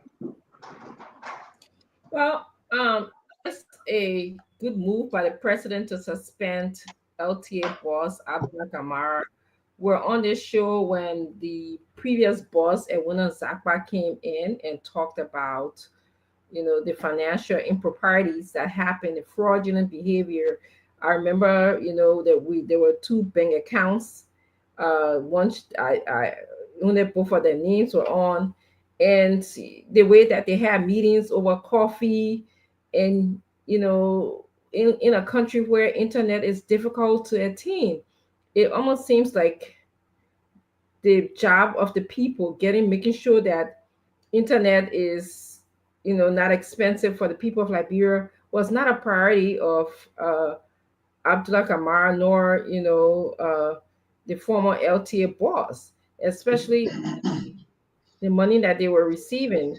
I know that he did a training, and we can't really track what LTA did a training. We can't track how the outcome of the training. Those are the things that are very important in Liberia right now. Like, if you're going to train a youth, we can't track that. We don't know. I don't know what they did. So I think it was a good move for the president to suspend, but I think he needs to go for the fire. Don't just suspend. Don't let it go. Don't put it under the rug. Dr. Richardson, thank you very much. Councilor Good, you here? Let's see. We're about to talk about the GSC report. We'll share it. What did the GSC report say? That in over 1 year, finally, suspension. Councilor, welcome to the show again. Let's talk. Thank you. Let me welcome all of fellow panelists as well. Let me say hi to them. Let me say hi to Mr. Russell. And let me express condolences to the people of Minnesota for the loss of their representative, their speaker, and the husband. Now, Stanton, the reason why I think we were agitating, we're all mad at the president, when the audit report came up, was because he did not take action against Abdullah, but he took action against other people. So I think that's the reason why we're all beating on him. Why you did it to this other person, you've been selected. In this case, this is a criminal investigation. So unlike the audit is not a criminal investigation. It's a fact finding to know. It is from the audit report that you conduct the criminal investigation, and then you come up with an outcome that says this person will have reason to believe that a crime was committed as a result of their failure to account, for whatever missing form that came out of the audit report. So it placed the president in a position now that he had to take an action because it has now come to criminality. So the first, it was administrative. So he had the discretion to decide what to do. If he didn't use the discretion where the librarian put beat on him for that. But this one, there's no way that he can use discretion now, but to allow the man to go because it is a criminal investigation and it would not be appropriate for somebody to be charged criminally. Because I know the LCC, they are going to get indictment. Clear. The LCC comes up with a report that they are clear they're going to get indictment. So there's no issue. They will get indictment and those people go for trial. I think 4 or 5 cases, there will be drawn indictment. The LCC would not, except people go to the LCC to compromise, to make some concession as to whether they can pay some of the money back for or prosecution. But normally, what we always advise is we go, we indict you, we take you to the court, you plead guilty, and then you go in the judge chamber, then we can do arrangement. Because tomorrow, when you fail to pay, we can just go, the judge can just reinstate the sentencing and go and arrest you and bring and carry you to jail. But when you do it on the side before going for indictment, is wrong. So I'm sure the LCC will go for indictment in this case, but I think the president took the right decision, and the timing was just right. Report is up today, the man is gone today. Thank you very much. Again, I want to announce that this is a very, very big thing. When you close it on this, I like when you say whether the president did the right thing and your own opinion on this, but this is a big thing. I must remind you that Abdullah Kamara is suspended based on the GSC report. We'll put some of the reports out that you can see, that we can read, but this is a big, big news. Let me bring in my sister, Glendy. Welcome, Mama. Thank you. Hello, everybody. It's good to have Stanton back, but before the weekend, his voice will go again, and he will be off again for a few days, which is a good thing. We can rest. But anyway, I think the news, of course, Minnesota, my heart is always in Minneapolis. Minnesota was really disturbed by the news. So to Mr. Russell and everybody that we know in Minneapolis, we know these are trying times. These are difficult times. We pray that some of you who even were in contact with the two people, came close to them, had some relationship. We know it's kind of tough, so we want to say sorry to the Minnesota people. I think the news with LSCC is promising. It's promising because this is what we want to hear. We continue to say, oh, the punitive measures in Liberia, they're lax. People do things, they go on punished. People do wrong and nothing happens. The fact that the LSCC has come up with their findings and whatever they now recommended, we see that today the president has suspended the LTA boss. I think that's a good thing. Let the investigation play out. Let him find all of his evidences that he has and build up his own case to be able to fight his repetition. But I think it's something that we should welcome. It may be a little late because some other things have happened and the government did not act timely the way we wanted to act. But on this matter, I think this is what we want to see. When people are accused, we want to see the government taking actions, and we want to be able to follow along as we hear the evidences in the case. So whether it's a bit late, I think this is a good thing to hear what has happened today, that President Boyka, we hope that it was not just stopped to suspension. We want that even when it gets to the end and they find and the case goes through, and yes, he will be guilty of these charges, we want to ensure that he's terminated and that is not only stopped at suspension, that is done. So I think this is a good job for President Boyka today, in my opinion. Thank you. Gladys, thank you very much. Ladies and gentlemen, Abdullah Kamara is suspended. Abdullah Kamara is suspended. The acting chair from LTA. We've been running with this story. Is it good? Is it bad? Is President Bryant regrouping? That would be the question. But we'll come to you. This is a big issue here, my friend. Let's get to the former representative of District Number 8, Mosserado County, Moses Akaris Gray. Representative. Yeah, thank you very much. Mr. Russell, in my Liberian language, we want to say, no, I once Minnesota.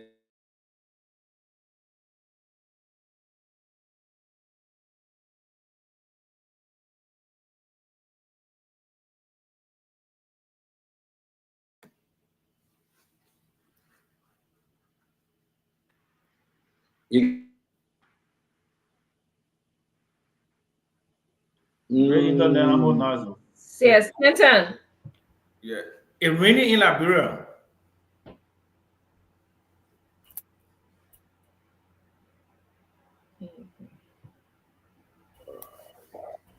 The honorable is frozen, though.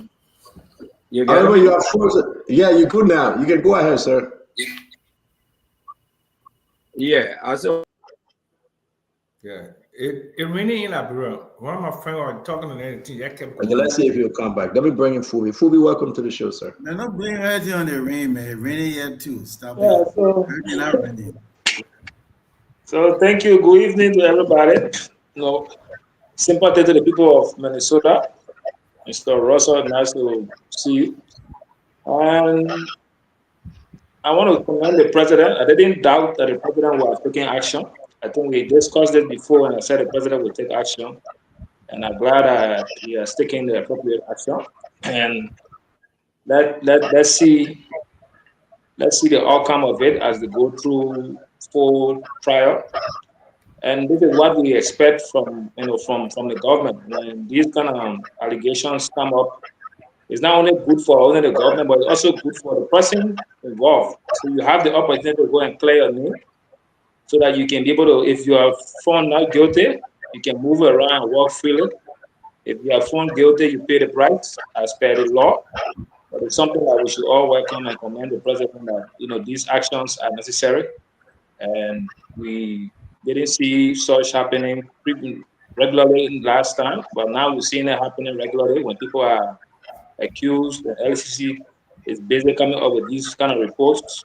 There are actions taken time by time. They will all not be 100% action at the same time as we want them, but at least the courage to take action, the political will to take action is something that we should all commend. And I think I want to say, thumbs up to the president in his quest to fight corruption that he's committed to.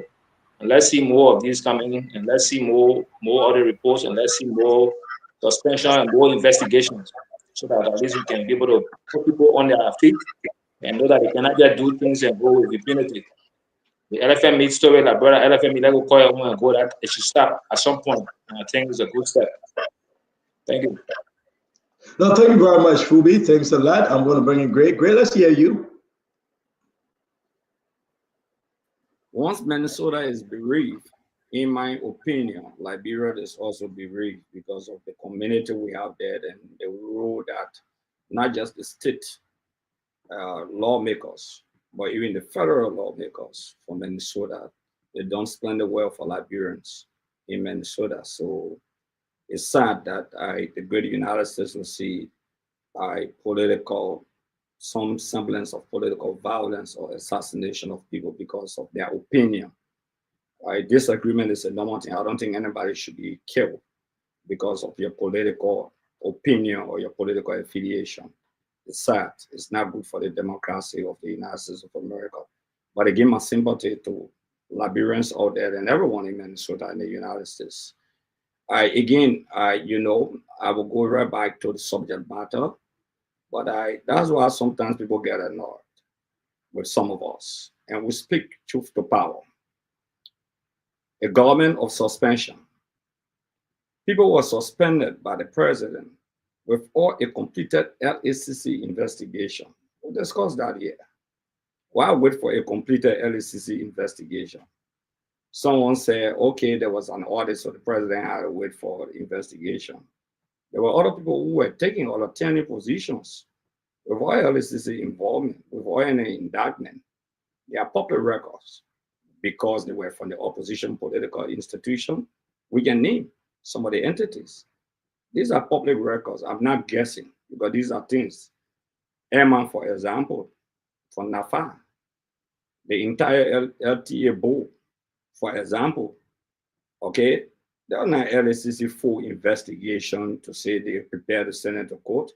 Okay, the other areas you can go on and name other areas, for example. So is this belated? Yes, it's belated. Why the president took so long? For example, look at the MCSS case, for example. There's prima facie evidence of rampant and mass corruption and abuse of public funds. I didn't come here to guess to say, look, oh, yeah, the president waited. If the president knew he would waited so long, why he didn't wait for full-scale investigation from the LACC for other cases, for example, for other allegations, for example. He didn't do that. So should I come here and praise the president for consistent suspension of people? No, I don't think I'm in the best position to do that. Not because I'm an opposition, but because we've been discussing this thing year in and year out. And even the MCSS issue, we've been discussing it here. Okay, the MCC issue, we are still discussing the MCC issue also besides the MCSS. So when you selectively suspend people or wait to last minute time to suspend people, I will never be a praising God. That's what much I can say on the subject matter. Thank you. I won't be praising God for any administration that will do that and be selective. Thank you very much, Honorable Gray. Again, thank you very much. We're going to bring in our brother Russell. Russell, let's go back to Liberia and talk the local issue on this suspension. You're Liberian first, second, and third. Then take you back home. What's going on? Abdullah Kamara suspended. No, this is great. I think this is good news. I'm not really surprised. I've worked with President Boykai over the years when he was vice president, and even after that, I know him to be a steady leader, and so I'm not surprised. I mean, I know we all like to see these things happen immediately, but these can be convoluted processes. So we have to allow the process. As someone else, said, we have to allow the process to play out. So this sort of deliberative leadership style is something that I think we all look forward to. I welcome. So I think this is good news. It is, as the saying goes, it is better lit than never. But I don't think it was about that. It was about due process. It was about accountability. It was about ensuring that the entire process plays out in a very methodical, deliberative way. And once that had done, that was done, and so now we take the next step. So I welcome this, but I'm not surprised. I expected this and expect this to come from President Boykai. Thank you very much, Russell. Everybody will have the piece on this. Let me go to Dr. Boplet. Dr. Boplet, welcome on this big one that just took place today, the suspension of the president's nephew, quote-unquote nephew, Abdullah Kamara. Dr. Boplet. Thank you, CEO, and again, welcome back. I do want to say first to all of our friends and the people of Minnesota, condolences on one end and prayers of courage and strength on the other. Good will always overcome evil. So those who get up and seek to kill and destroy, you will always lose. At the end of the day, the power of the people, the good people, will supersede all of that. So strength and courage to the people of Minnesota. On the home front, CEO, LTA, I applaud the president. The president, a big part of his campaign was fighting corruption. Everybody knows that. Big billboards were everywhere. It was in the campaign messages. So here you get an opportunity because if you don't fight corruption, if you don't do it consistently, and if you don't do it swiftly, you hardly distinguish yourself from the people you replaced. So I applaud him for that. I will say this though. There's something about the LTA that seemed to be symptomatic of the bigger problem we have. And what do I mean? LTA standards have had problems in the past. The head of the agency, there's problems there, there's money issues.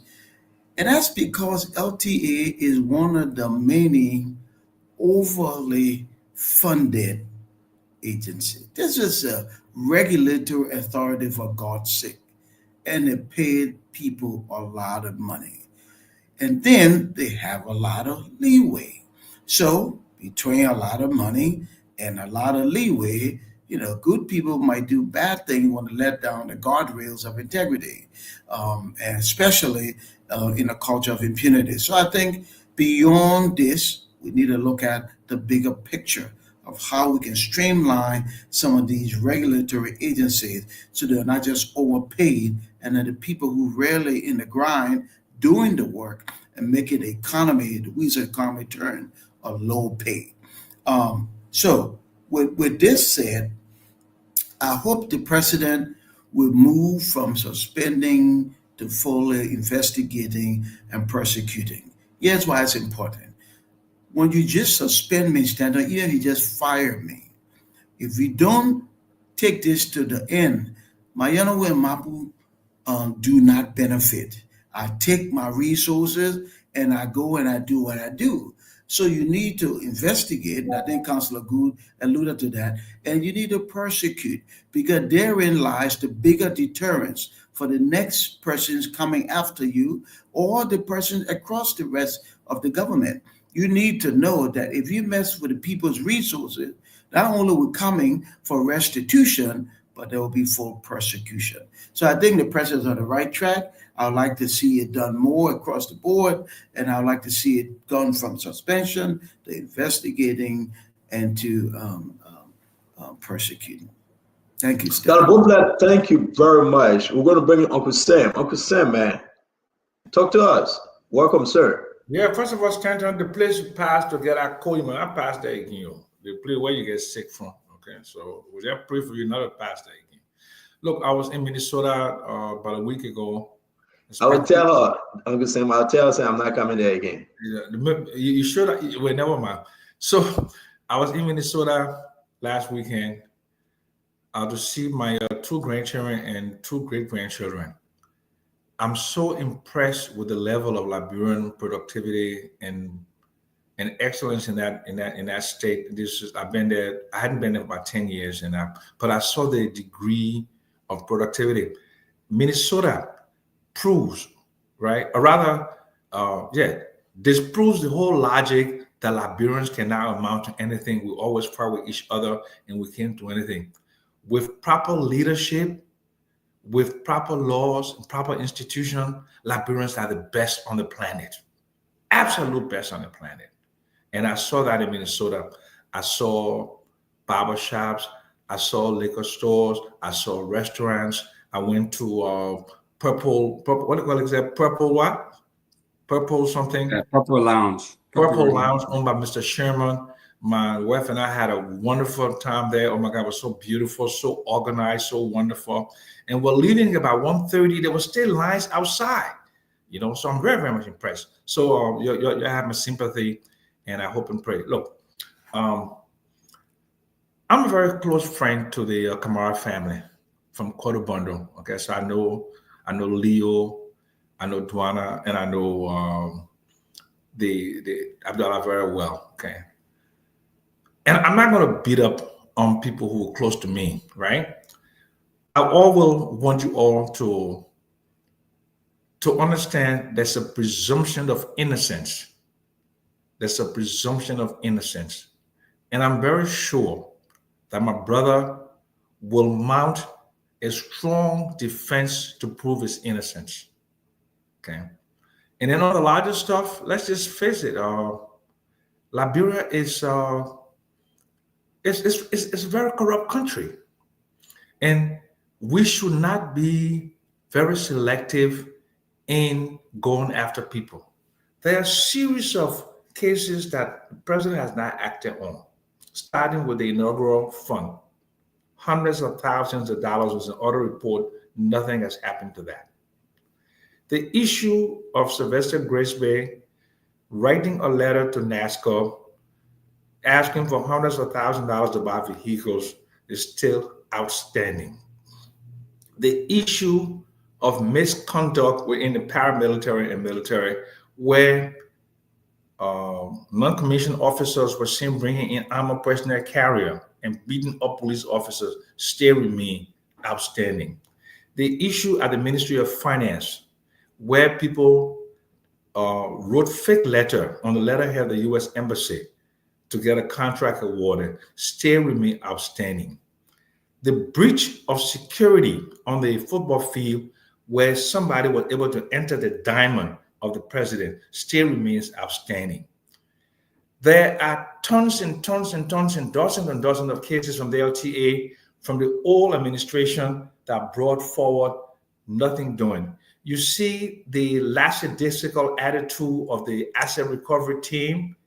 A year and 6 months into this new administration, we haven't seen any case brought forward. We haven't seen anything done. And we see that people, credible people from the asset recovery team, even have withdrawn. So I'm appealing to President Boyka.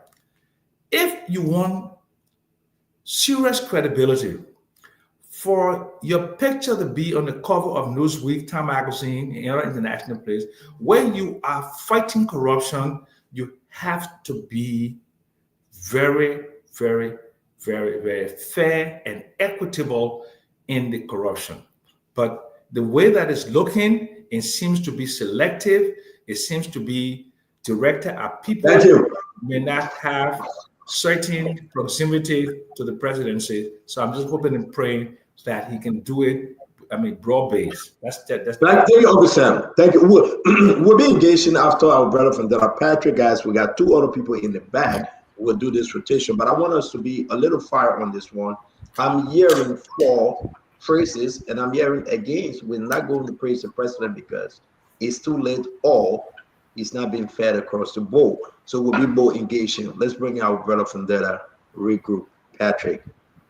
So regroup. I'm Mr. Patrick's, Fandela Patrick's. It has an S, Patrick's. Vendetta regroup Patrick's. Thank you. Thank you. See, always good to see you again. Your voice is clear. We hope the thing you drank, the Kissy Pepsi you drank, you don't go there again because you don't belong in that area. Mr. Rosso, I knew you, a very strong administrator. My personal interaction with you and how you personally took a Liberian case, I knew the type of person you are. And hearing the news of that barbaric incident in your state, I want to say in the Liberian way, never yeah. And we are watching the news. The perpetrator are being apprehended. I hope the laws of the United States will take its course. So again, it's a sorry. With respect to this suspension at the LTA, I want to give it up for the president. It's not an indication that an individual is guilty. Administratively, once an investigation is pending, you are a subject of investigation, it is administratively judicious to allow you to vacate the premises so that you cannot impede the investigation. And I'm happy that the LACC and the GAC has been asked to probe this matter. Again, in the past, one of the reasons why public sentiments go against certain public officials, presidents, to be specific. When we come here, this platform, I consider this platform the court of public opinions. when you are convicted in the court of public opinions, we have reason to believe that you are corrupt. We read a newspaper, or maybe somebody gave us information, display all the documents, and the president comes to act, it becomes a moral necessity. For me, I'm happy. I did not imagine that someone at the Liberian Immigration Service, you know, this country is very toxic when it comes to tribalism, that the first cousin of the president was removed. I was shocked. I'm not saying that this president is right 100%. I said, no, I found out just suspension, and people are not giving due process, or they are not fast track to go to court to exonerate themselves, whether the government lie on them or the people are convicted. But this is important. The good thing about it is that those who are being accused of corruption, whether it's a fact or not, they have been removed. At least the speculation will not be like this person was depleting state resources and you kept them there. The fact that they left the premises of public institutions, it sets the basis for those accused to also compel the government to say, you lie on me and you are not taking me to court. Under our law, you can also take the government to court to prove. This is how you also set a high standard, high mark to say that this government is a liar. This is a way. If I was in government and I am dismissed or accused of corruption falsely, and the government refuses to take me to court, I would demand, put this government feet on the fire, go to court and prove me wrong.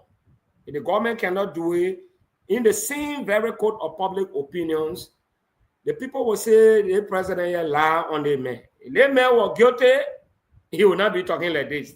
But if you go and sit down, you say you are waiting for the government to drag you to court, and the government say, we'll have other cases that are of great significance will come to you.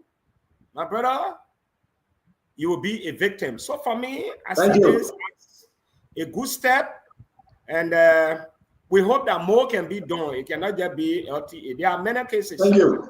Discuss here. Thank you. Thank you, guys. Let me say my own or 2 cents, and then we'll be engaging. Maybe you have questions. But I want to ask the Liberian people, the action of the president today, I'm talking to you. I really, really want to hear from you. You voted President Jose Yima Bouaka. You made him president over 20,000 votes. If anybody on this set, feel free if you want to answer my question. We have 10 right now live, 10 of us. We still got some folks in the back. How many of us on this set do agree that the action taken today by President Bouaka was the right action and you applaud him? Please put your hand up if you are not ashamed. We got 1, 2, 3, 4, 5, 6, 7. We got 7. Glennie's hand is not up. Okay. We got 2, 4, 6, 7. 7 saying that the president action was a unique one. It was in the right direction. What do you mean by my hand up when I put my hand already? Oh, no, I didn't see your hand, Glennie. Come on here. One more time. If you agree that the president action in the right direction to suspend Abdullah, please put your hand up. 1, 2, 3, 4, 5, 6. We got 8. Okay. Thank you, guys. Akaris must agree. I will give you 30 seconds. You have 8, and I do believe, no, number 1, do you agree or you do not agree, Akaris Gray? I told you that the president action is belated, unserious. He's not ready to battle corruption on the basis of selective justice. Thank you. So, ladies and gentlemen, we'll come to you. I want to be fair with the conversation, right? Okay. I beg you, Honorable Gray. We'll come to you. Ladies and gentlemen, I want us to close on this chapter, but let me say my own. Then we'll go to you for you to call in. We'll take 20 calls just to hear from you. From America, from Liberia, any part of the world. But maybe the guys have some question, and we don't go move to the next one. I do believe the president made one of the hardest decisions in his government. We fought President Joseph Yimabwaka. I'm on record. We on record, some of us, that Abdullah must be investigated. We did. I talked to Abdullah Kamara. I told him, but man, you got to go and answer. You got to go and answer for what happened. Two things. You must clear your name, or maybe you must say you are guilty. People didn't like the fact that we beat on Abdullah Kamara. We have Abdullah Kamara on tape. Insulted me. He said, I'm a criminal. He's on tape. But I like what my brother from Dada Patrick said. This is where we push the government. You say government get 3 branches in Liberia? No, they get 4. The 4th branch. It's a public opinion. You, me, we are. We push the government privately, on TV, on radio. We beat on Joseph Yimabwaka. When Abdullah said he took the money and he supported the Unity Party, go and ask Mo Ali. I beat on him. I don't want to call some of their names. The president said, I will tell you this. Let's go to GSC. We went to GSC. The documents are there. Read it. It's online. The president said we should go to GSC. We went there. Auditor General Report, August 2024 on LTA. Bam. Go and read it. GSC put a report. The president said, no. Let's go to LACC. We went to LACC. LACC did an investigation. As you can see, completed the investigation. 2, GSC and LACC. We begin to ask questions. Mr. President, do you want us to go any other place? They took the document and carried it to the executive mansion. People in the executive mansion try to bury it. I know them. We fought them. Some of them get sick. They ain't dead. But today, President Joseph Yimabwaka suspended Abdullah Kamara.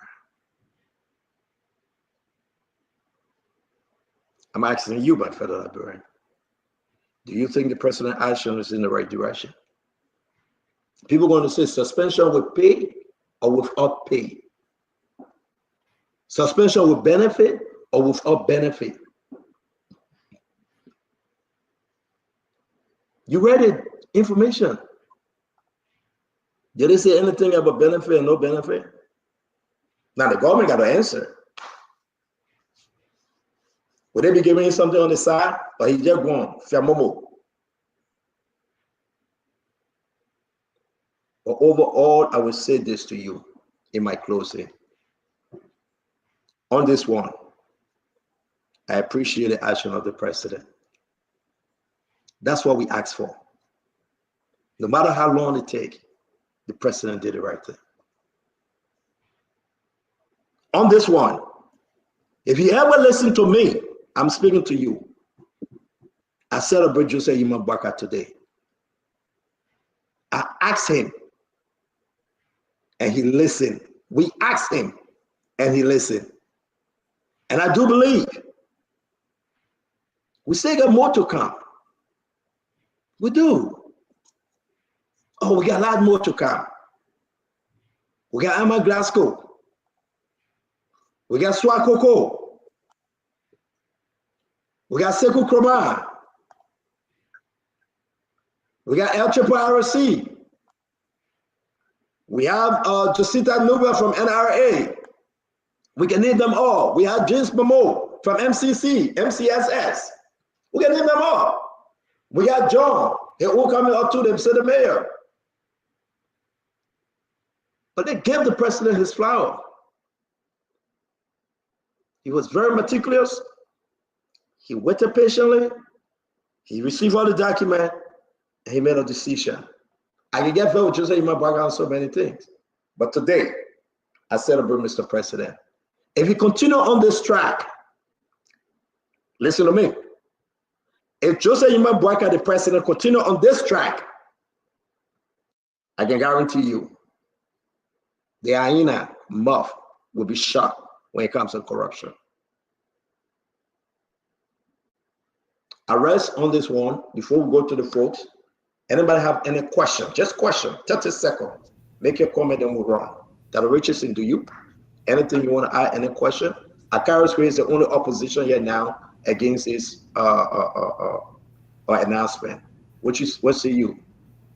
No, I am going to say that this is a clarion call to Liberians that despite the fact that you might be related to the president, consider yourself nephew, cousin, or perhaps from Lofa County, it's the merit that counts. Is working in the interest of the Liberian people, doing the people's job, not being corrupt or taking money that it isn't due to you. I mean, especially when it comes to our telecommunication department. I mean, when it rains, you hard to talk to people. So I hope that he follows through completely with this suspension investigation. I really do. Oh wow, that Richardson, just 1 point on your 30 second. Thank you very much, Councillor Gu. Let's hear you. Question, quick 30-second comment. Yeah. So Stanton, I'm one person. I'm opposition. I don't have myself clear about that. I didn't support the president, but I'm constructive. When you do something right, I say it. When you do the wrong thing, I'll say it. I have my own opposition working, so I'm not the person who will stick to one side. I commend the president for the action that he's taking today. However, like I said earlier, the reason why people beat on the president is because he has suspended other people even before criminal investigation were conducted, and he failed to take action against Abdullah, and everyone are all talking here. So today, a criminal investigation has been conducted, a finding has been released, and they are on their way to get indictment. The president has no choice. I said it. The president has no choice but to take the action. In the case of audit, he has a choice to be selective, whatever he wants to do.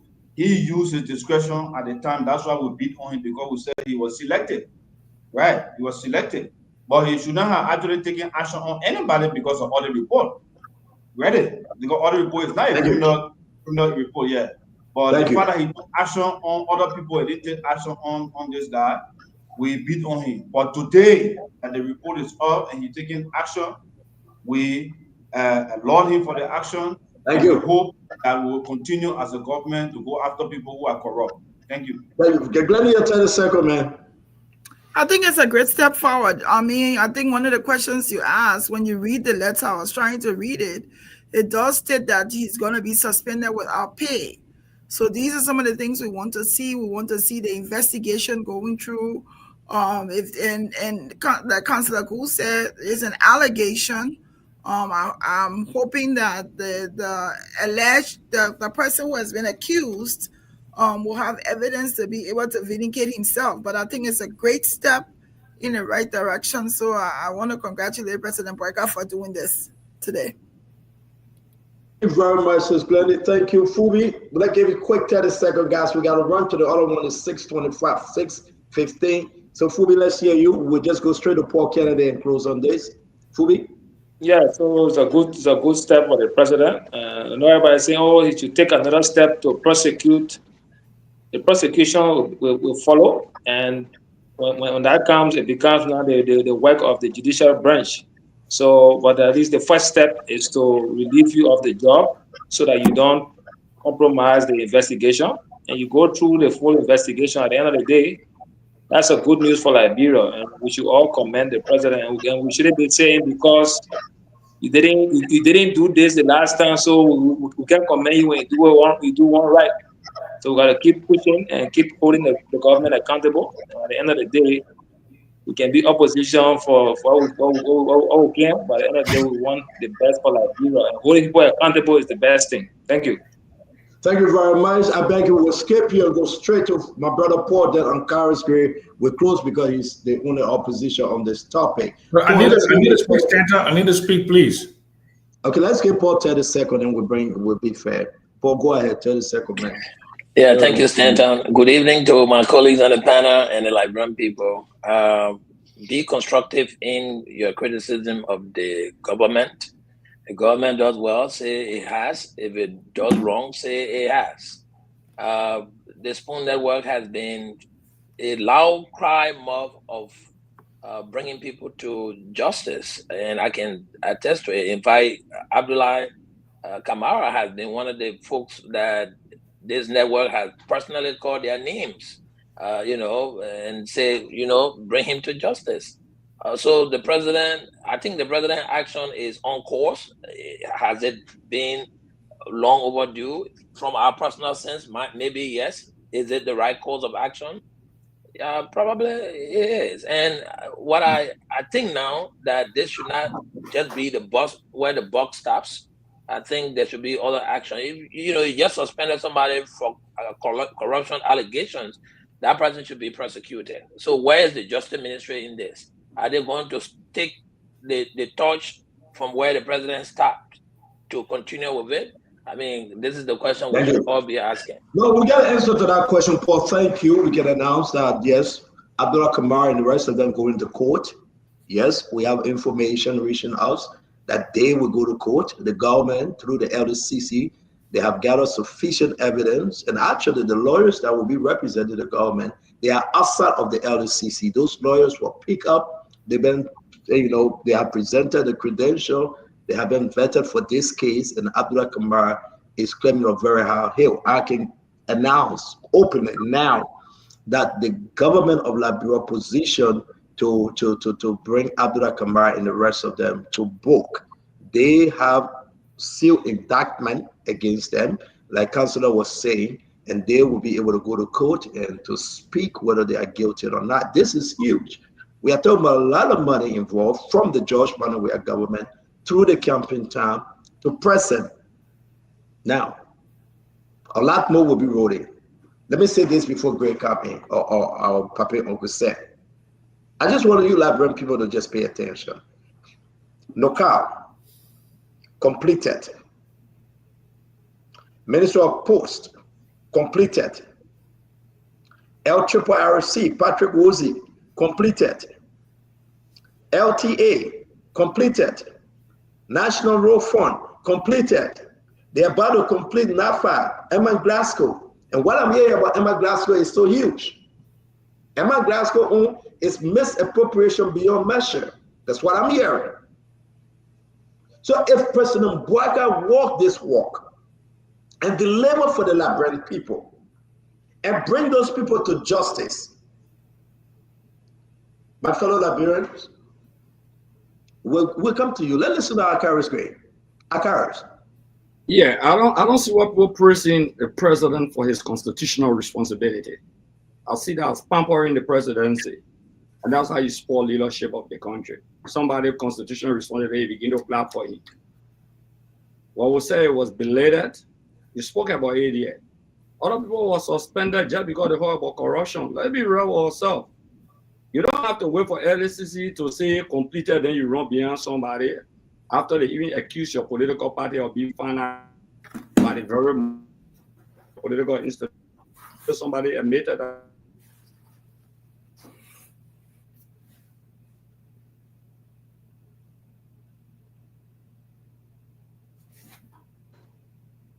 Yeah, all of these things when they begin to happen, and you tell me to praise a president who suspended other people with all LSCC completion, I should praise him. When you selectively suspended other people just on the speculation of corruption or any investigation, why should I praise such a president? You don't have to wait. So a constitutional responsibility is not a job of a former lawmaker to carry and clap for the president. So it's not about patriotism. Nobody is more patriotic than any one of us. We all have our political interests. We all make our political decision. So this is about the president action that is belated, not only being belated, but he's been selective in dealing with other people, unlike the current action that he took. So let me say this. Sam, I beg you, give me a few seconds. Let's be fair. Let's be fair. Hate Joseph Barker or like him. The same LACC report from Clermont came down, were presented to former President George Manawia. Were any action taken?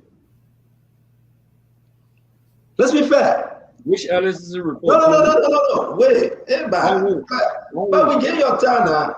But it's not your time. You no, I'm moderator. You cannot tell me whether it's my time or not. I'm the moderator. If you want to go that route and give us No. But wait, you cannot interrupt me. We give me your time. You will speak. I'm going to be fair here. Okay? I'm the moderator. I know you try to wish me for me to leave the show. It didn't work. I'm back. I'm the moderator. But let me say this.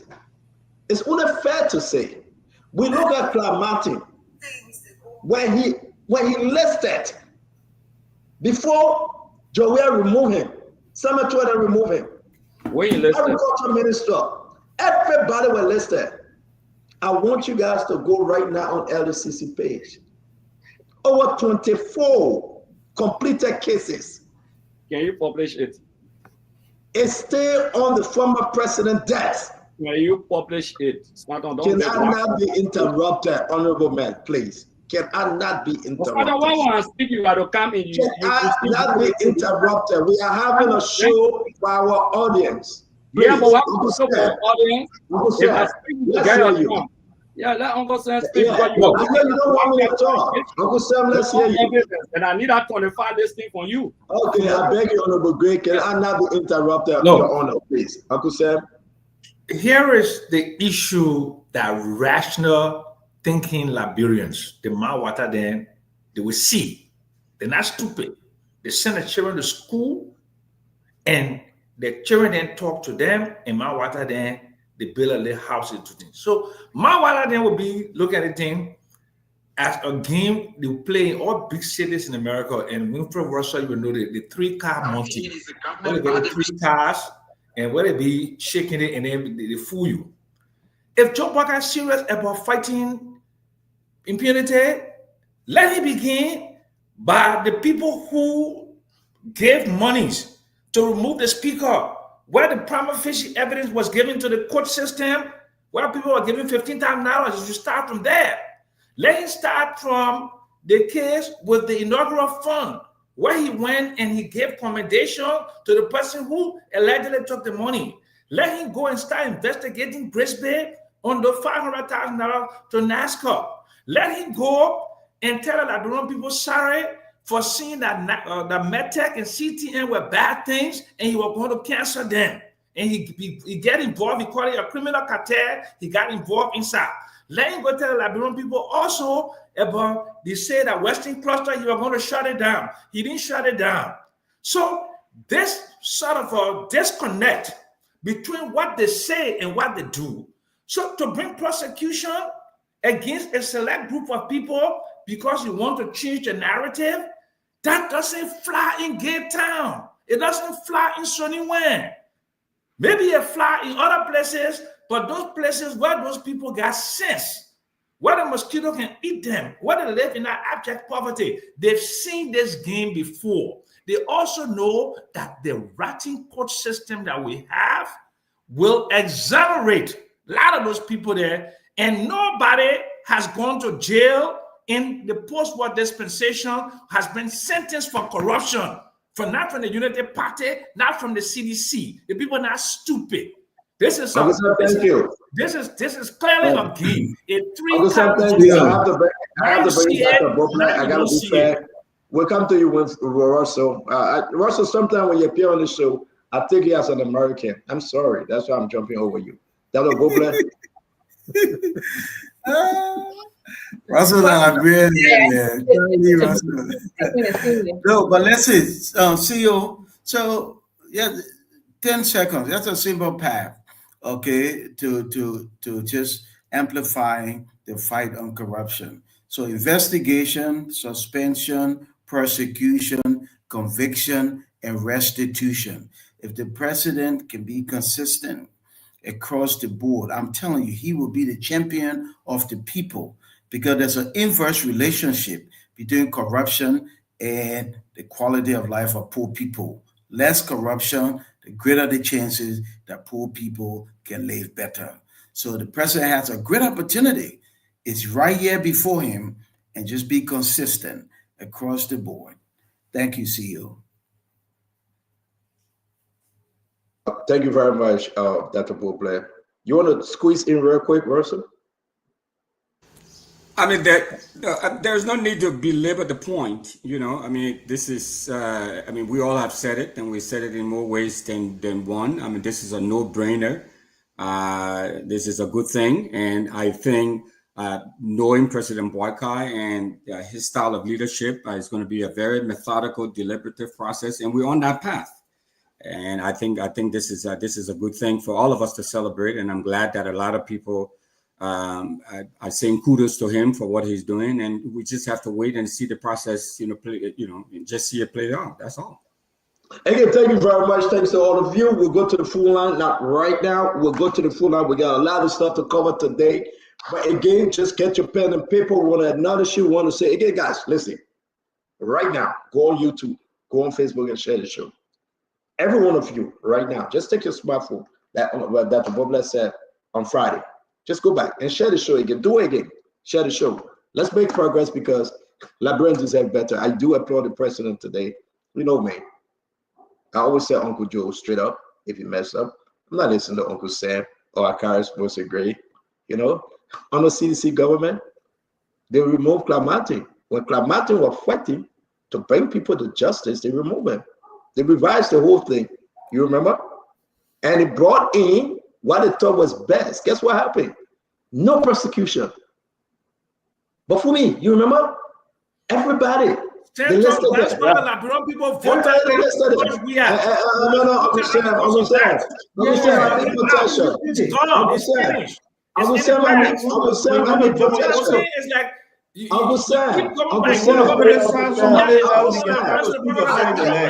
you have your time to talk. I need protection. You spoke. Wait, what kind of protection you need?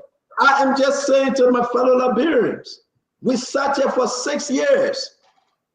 They dance around with LSCC. They do cherry picking with LSCC.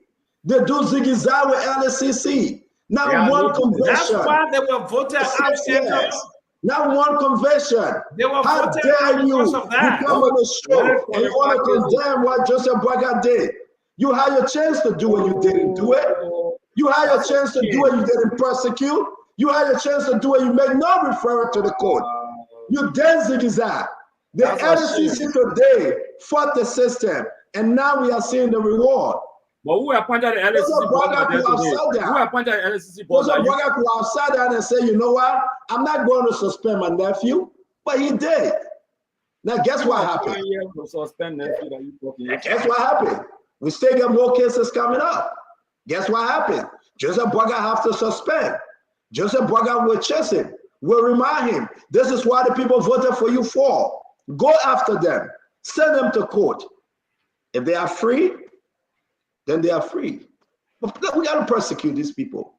So we move on. No. You said I will follow 8 cases now. You said follow 8 cases. Martin investigated. No, you're not here. Don't do that. No. You guys making me go. You can't do that. You can't provide false information. The man is protected. The man is protected. The man is protected. I always told you, I just said there's something you just let to pass. Don't talk about it. Counselor, please wait for your turn. You're a counselor, please. Wait for No, your you turn. don't do that. Don't say cancel. Okay. Don't appeal to emotion. But ask your time.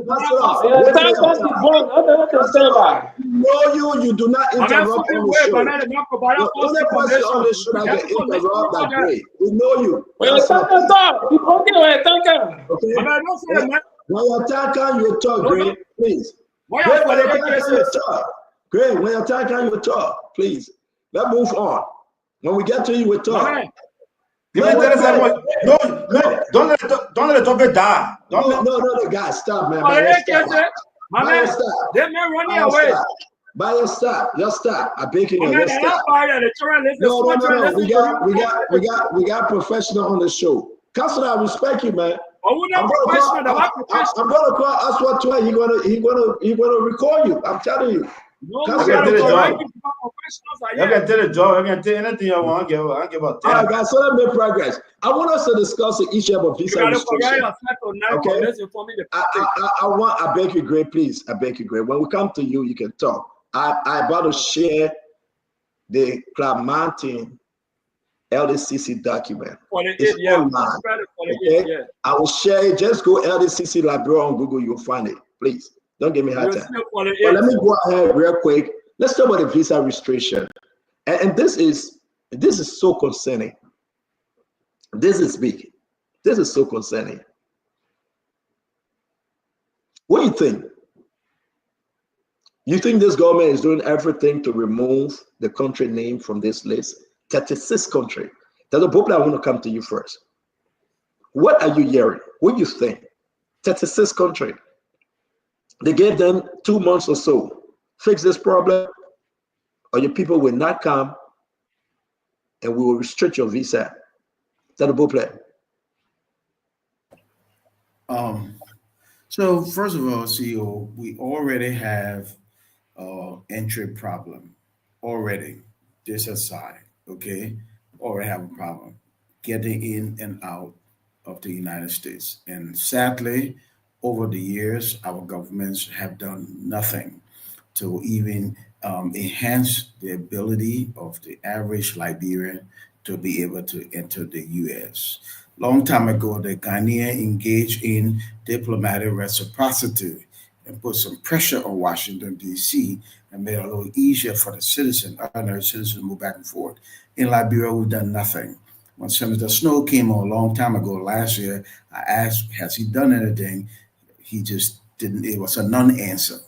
So the current foreign minister, Sarah Besloyanti, has said that the government is doing everything it can, okay, to address the concern. What are the concerns? Honestly, I don't know all the details, but I think they're working on that. And she said that the government is doing what they can. So we're not on, as you saw, we're not on the ban list yet, but we're on the please address these issues before we ban you. And I would think that the government will address those issues before we get to that place. I do like to say that it will be very refreshing, welcoming, if our government could not be on these lists. Let's remove ourselves from this particular area. We do that by good governance. We do that by integrity. We do that by consistent fighting corruption. We do that by actually prioritizing the needs of our own people. The world watches you when you do what you do. And the reason to make a lot of noise about countries like Rwanda, because to see the consistent intentionality of how the welfare of the people prioritize. No big shotism taking over. Government ministers ride mid-sized cars, small cars. The president made it clear, you want a big car, you may have it, but you will buy it with your own money. Okay? Very clear. Jerry Rawlings said, if you want to be rich, go work in the private sector. Makes sense. Liberia is our time. And the more we rise to that particular place, the less will be even considered for these kind of dubious distinction where we on the third category. You got to address X, Y, Z. I would like to see us not even be in any of these categories. So I hope that we will do what we can to move our name from this list. This is not an honor roll. Move our name from there. All right, Dr. Bobla, thank you very much. This is a big one. Ladies and gentlemen, if this goes through, you will not be able to visit the United States, plain blank, period. If this goes through, you will not be able to visit the United States, not on student visa, not on tourism visa, not on whatsoever. You can only come to America when you get green card or you're a citizen. And this is huge. It will cross a court. Across. It will cross. Listen, this is big. This is no joke. Sierra Leone is on ban. Even temporary ban is problem. Uncle Sam, what are you hearing, Uncle Sam? Look, this is Trumpism, okay? There's no way they're going to put visa restrictions on those 60 countries. This is just a game, okay? If Trump wants to accomplish something, he makes a threat, and then it comes to a common ground. Take, for example, the whole thing about deporting all illegals.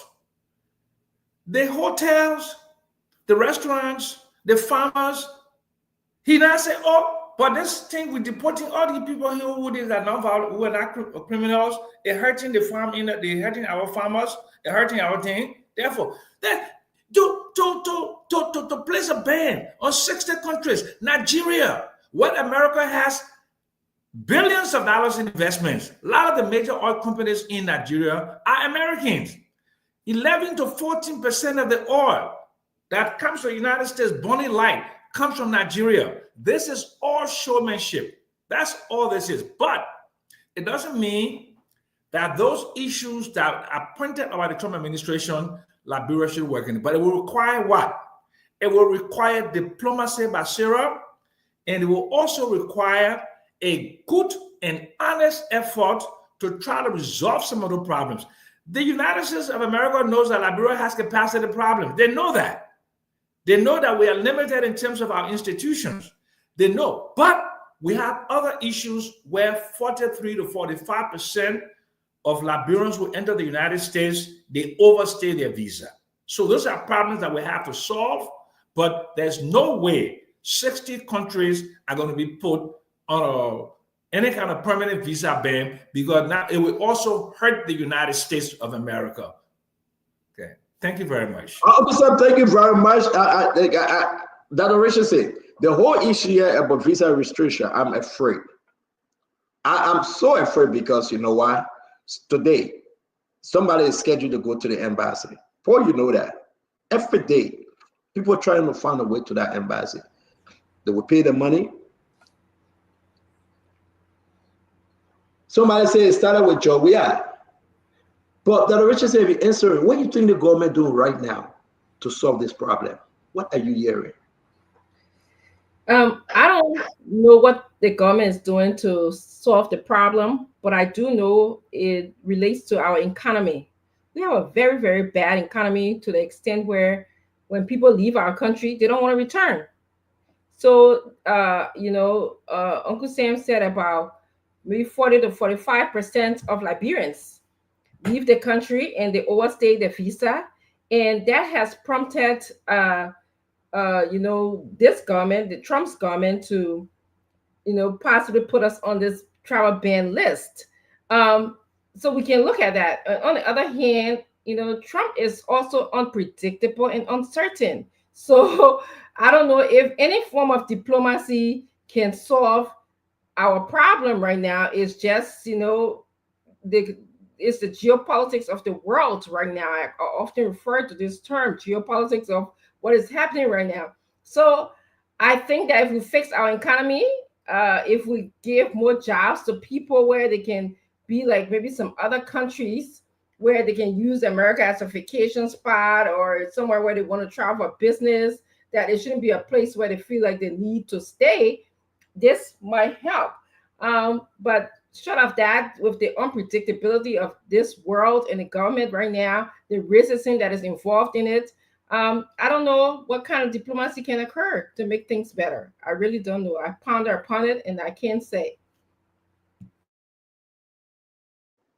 Thank you very much. Thank you very much, Dr. Richardson. We're going to bring in our Dear Councilor, guys, the latest announcement on LDC power situation coming back in the country.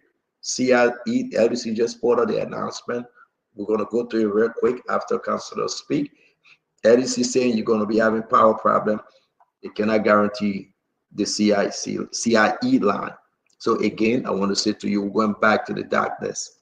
Councilor, let's finish up on this visa restriction. Okay, so Stanton, before give me 5 seconds. I always say on this show, Stanton, there are some things that you say. Right.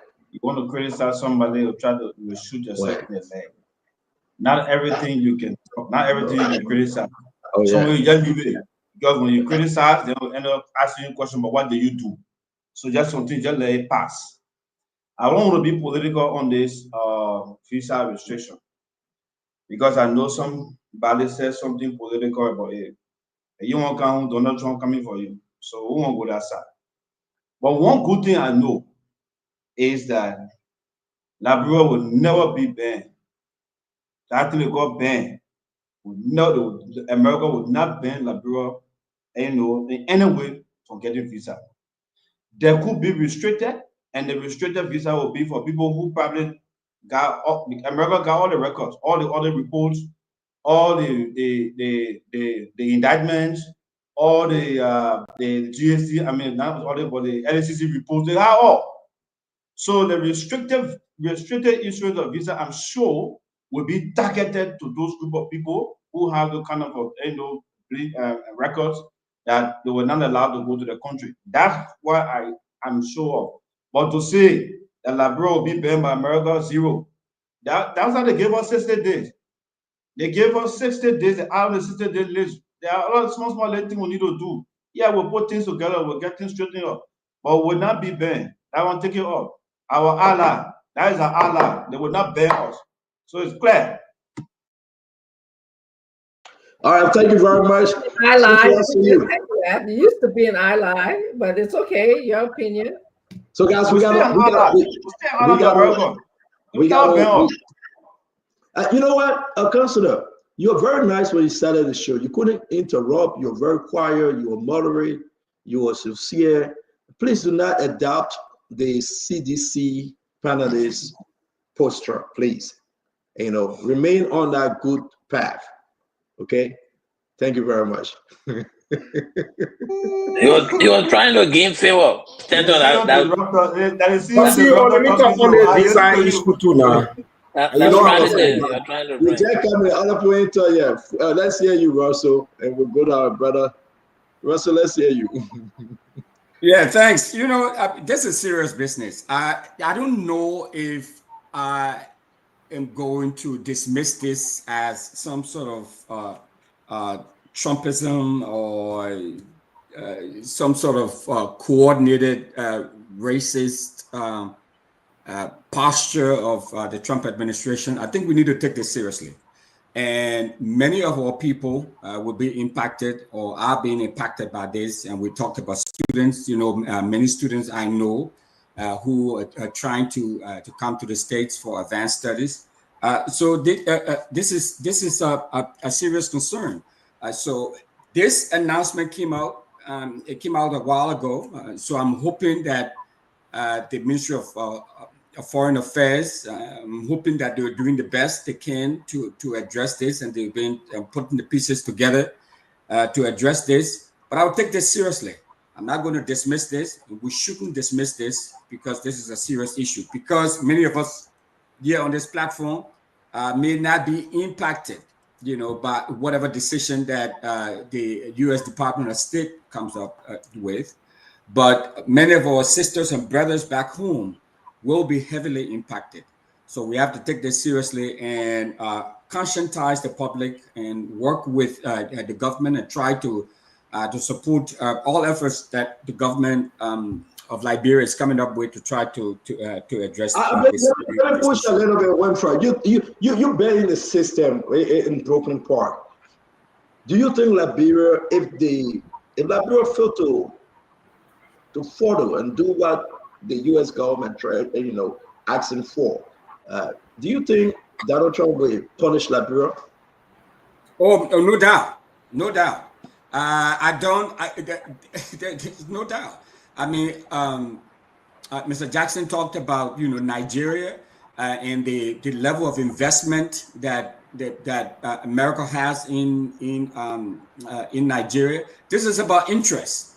This is about interest, and yes, we've had this sort of historical ties to the United States, but we shouldn't kid ourselves and think that if we don't put our house in order, if we don't get our act together, strengthening our passport, in streamlining the processes and ensuring that that we give passports to the right folks, and people are not, we don't have the whole system riddled with corruption and all of that. If we don't get our act together, trust me, there's no there's no special love that the United States has for Liberia, Stanton.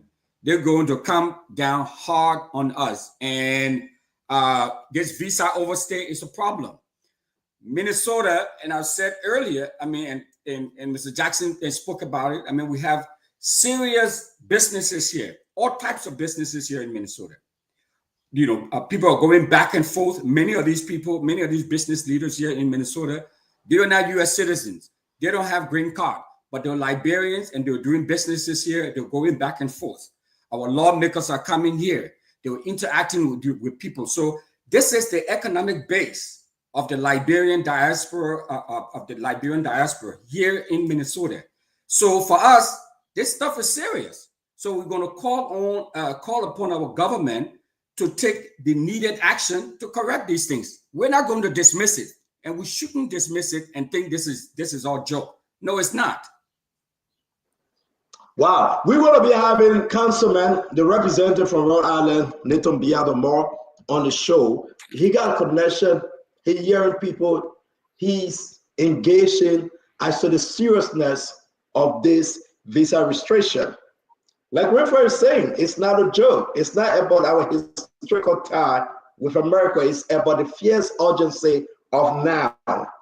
And so, whatever the case may be, my fellow Liberians, you will not be able to come to America if you do not have green card or you are not a citizen. This is serious. That is to say, government officials that want to come to America. Am I back? Am I good? Yeah, you're good. All right, thank you. That's to say, if you want to come to America, you should be having a special document from the office of the president, special privilege to come. Nobody would just, representative and senator will not just jump over. I mean, this is across. There's no one, exempted from this. So let me go to my brother, Akaris Mostly Gray. Honorable Gray. Yeah, having read, there are many concerns that have been raised. And again, when we speak, we will say, oh, it started from way out. No. 12 years under the Unity Party-led administration, uncountable Liberians went to the United States of America. No, those days, you just, as a lawmaker or official of government, you could just take people, friends, and once and go to the embassy. 12 years. And they gave visa. Many of those people didn't come back. Okay, not only that, people who just went to the embassy were given visa all like water. Under the 12 years, especially the first 6 years, then the second 4 years into the Unity Party administration. So they raised the issue about overstay, flag that issue. Okay, that's one of the critical issues they flag.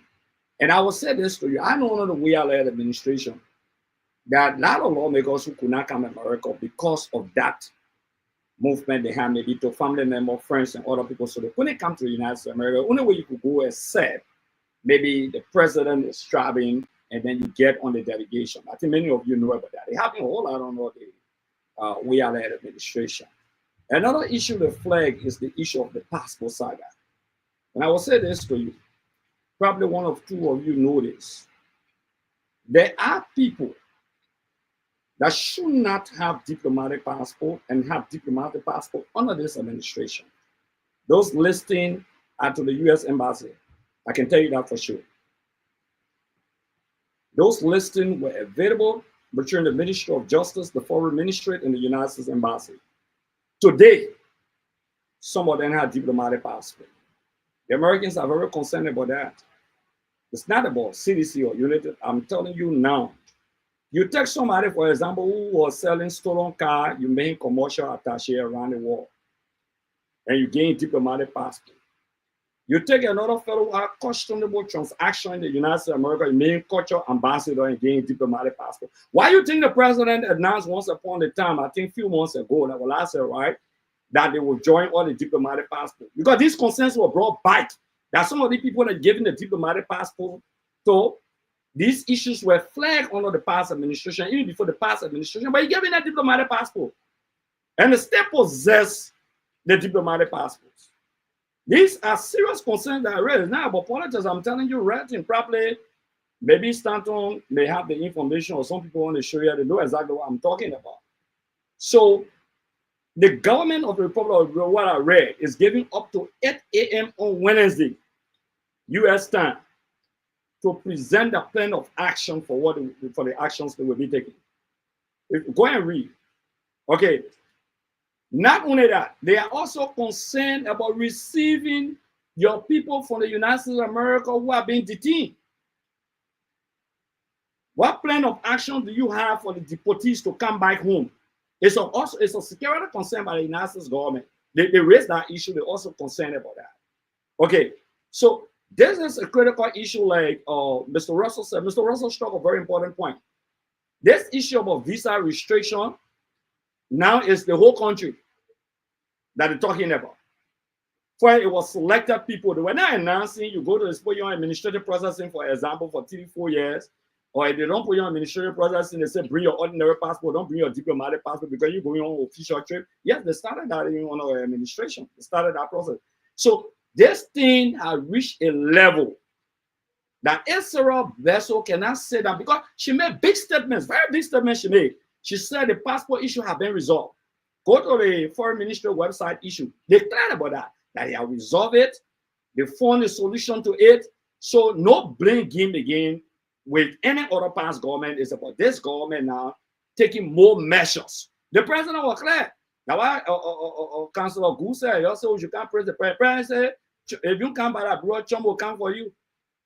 That serious statement that the president don't joke. The president is saying, you won't come abroad, Chum will come for you. Okay? That's what he said. So there's a serious concern. Okay? It's a very serious concern we're talking about. So when people put politics into the thing, when I can't come here and say, but the president on serious, to look at your citizen and tell them, say, if you come to the bureau, Chum will come for you. You know what you're talking about? Then he say, I can't really want to preach politics. But the president put it aside, the entire issue is happy for you to come. So you come. That all of us said here will be at the report, the entire visa stuff on the country. But is it good for Liberia? Do I support it? No, I don't support it. I think the government should take the necessary measures fight on to ensure that this calamity does not come upon the country. Thank you, Stanton. Thank you very much. I think we'll go to Vandana Patrick, who will close out on this, and we got one more to go. We'll go to the before me. No, don't interrupt me. Let's say you're right. No, Paul, you're right. After VP, but before we do that, let's run through commercial real quick. The deck says reach out to me. We're backing you guys. We have to do this. Let's just take a commercial break. Planning a trip to Liberia? Need help with visas, passports, or legal documents? We know the process can be overwhelming, but you don't have to do it alone. At AllDocs LIB, we specialize in making your journey stress-free.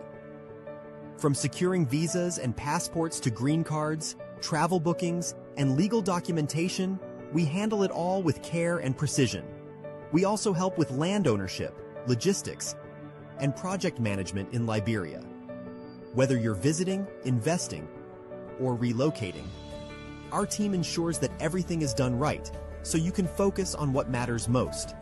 Led by Dr. Mainlay Wan Ebenezer Vom, a respected educator and peace advocate, AllDocs LIB is built on trust, expertise, and commitment to excellence. Let us take the hassle out of paperwork. Your journey begins here. with All Docs LIB. Contact us today. We are trustworthy, reliable, compassionate, and efficient.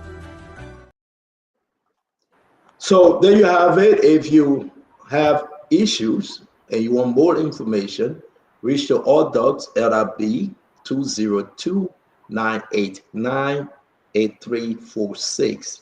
They will do your visa, passport, green card, laissez-passer, all-in-one airline tickets, land ownership, project management, logistics, and everything.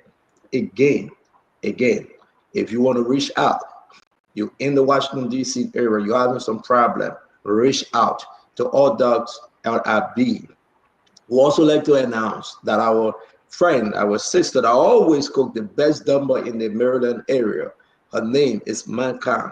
Dumbo Festival, right? She need the clothes, the toys, and the book strap. Again, we'll be playing her video starting no more, but want to say, if you know Mankan, you know her number, you know her desire for cooking and even giving back, this is her flyer. We will play the video tomorrow. We had some technical issue with the video today, but reach out to Mankan. She's in Maryland. Probably everybody on this set, or most of us, have been there. She cooked one of the best dumbo. She's from Bassa, so she know the Bassa dumbo. Again, reach out to Mankan. We want to say to all of you, if you have your promo, your commercial you like to share with us, we'll be glad that you sponsor the Spoon Talk, that we can promote your business. Thank you very much, guys. And we'll go back to the main studio for more coverage. Let's hear you from there, Patrick. So my take on this visa restrictions, we need not to scare our people. The speculation is that no Liberian will enter America. No. This visa restriction is not saying no Liberian will go to America again. No. It's just that the way it is, sometimes they give you 1 year, multiple entry visa, sometimes you get F1, like diversity visa, the DV. We don't know. They will define it to us. If the country is listed as a country to be restricted, maybe we used to get 1 year, multiple entry, you can go and come, go and come. No, don't do that. Stop. CEO. There's no way you find that, VP. No, CEO. The country will determine. Let me let you tell your own, I told my own. I'm not here to mislead people. This is something but VP, we're not forcing. VP, we're not forcing, my brother. I just want to understand, bro. I beg you. Can you say that again? If they say visa restriction, they get some exemption, VP? The exception is that no Liberian will go to America. I have been interacting with people. People are saying, we were here, things are not happening, but the way you're looking at America can be banned. They say visa restriction, they are not banning our country, meaning no Liberian will go to America again. This is not what the American policy is intending to do. No. Visa restriction doesn't mean no Liberian will go to the United States again. If I'm wrong, correct me. Okay, finish because you have to be interrupted when you get a kissy Pepsi. So reading some comments, nobody going to leave again.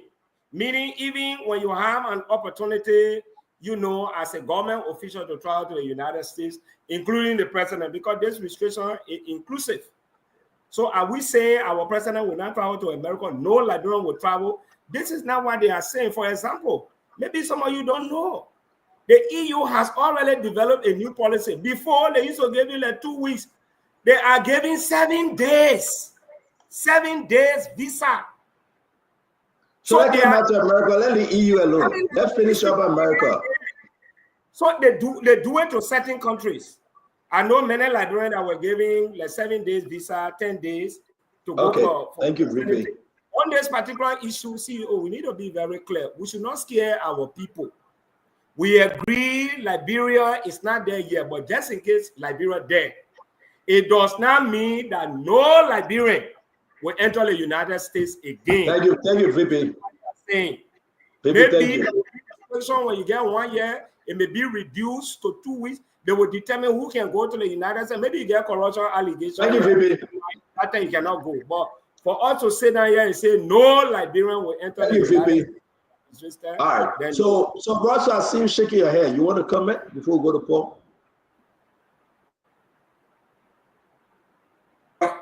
Yes. So all I'm just trying to register is that this is serious business now, and that we should take it seriously and do our full due diligence in ensuring that all of our T's are crossed and all our I's are dotted with respect to what the United States government is requiring from us. So I have a friend, right? I have a friend who is visiting now from Senegal, and just a ordinary Senegalese, and this guy went to the embassy and he got 10 years visa. Senegal is now on this list. The guy got 10 years visa, and I'm looking and say, what? Actually he came here last year as well. He's back again this year. Okay, but so you have these kinds of situations where neighboring countries, people right from within West Africa, they're getting more privileges as far as that's concerned than we are. Now, I don't think that there will be a full-blown, full-stop ban. No Liberians are going to come. I don't think that.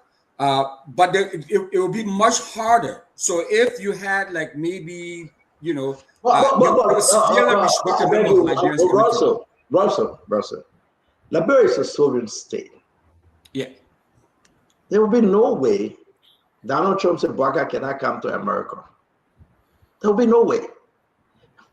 There will be no way when you talk about the UNGA, the Donald Trump will say no because Liberians can't come, we get visas. Yeah, that's a different arrangement. Yeah. I mean, how can we be that so naive to say Donald Trump will start Baka or some other important programs are taking place? No. We are talking about the man-made. He can. No. What he can, but it's not on the visa restriction thing. The president can do it. Excuse me. To stop any president. They can do it. They did it to Gaddafi. VP. But Gaddafi is a whole different situation. VP, stop interrupting, man. You have your time to talk. Not contributing to this economy. We are not talking about Gaddafi. Gaddafi is a whole different thing. We are talking about the reason why Donald Trump is coming with visa restriction. Yes. You know who it will hurt? It will not hurt Joseph Boakai. I don't know about that. No, Dr. Richardson, you want to talk? Let me win that. And you finish, then I can talk. We should stop this. Visa restriction going to hurt the people talking about students. They are not coming in America for student. They will not give no more student visa. The people talking about tourism visa, the huge chunk of tourism visa, they will not give it to you. Don't want to let Kissy Pepsi come and tell, say they will stop Donald Trump. Kissy Pepsi, don't do that. Nobody don't trying do that, to stop. No, don't do that. No, don't do that. You trying to water this thing down because don't do that. You are wrong. You are wrong, VP. You are wrong. Can I have my say now? This is about our country. Then you can talk about Gaddafi. It's can I have my say? But wait, now don't do that, man. You can't make if you get no position, don't stop and do this. No, don't do that. How can you compare Joseph Boakai with Gaddafi? No. Why not Joseph Boakai go to Donald Trump? No, but you're trying to distort the information. No, you're trying to muddy the water. Don't do that. What can I do, man? Thank you very much. You run away from here, you get your green card in your pocket. You run away from here, you say that in Liberia. Thank you. Then you can't say you said. Kissy Pepsi, don't do that.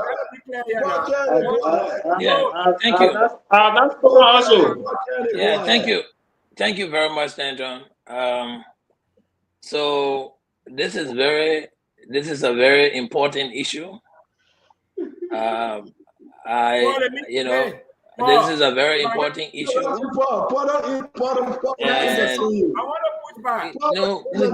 Vandela, can I finish my point? Stop doing what you're doing, man. This is a big platform. Let's respect each other here. I'm fortunate to be a friend of to have a friend who works in the Liberian embassy in Monrovia, in the U.S. embassy in Monrovia.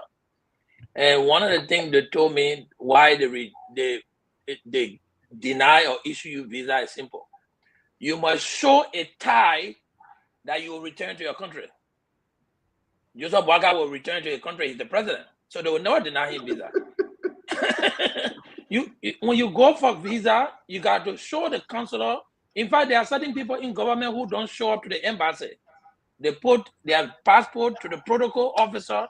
The protocol officer from the Ministry of Foreign Affairs carry it, and they line the visa in and they bring it to them. That's the old rule, sir. That's the old rule. It is the new rule. It is the rule. You expect the president or you expect a minister to go. Joseph Boakai don't go to the American embassy for visa. You expect the minister to go to the embassy for visa? Joseph Boakai don't go to the American embassy for visa. Let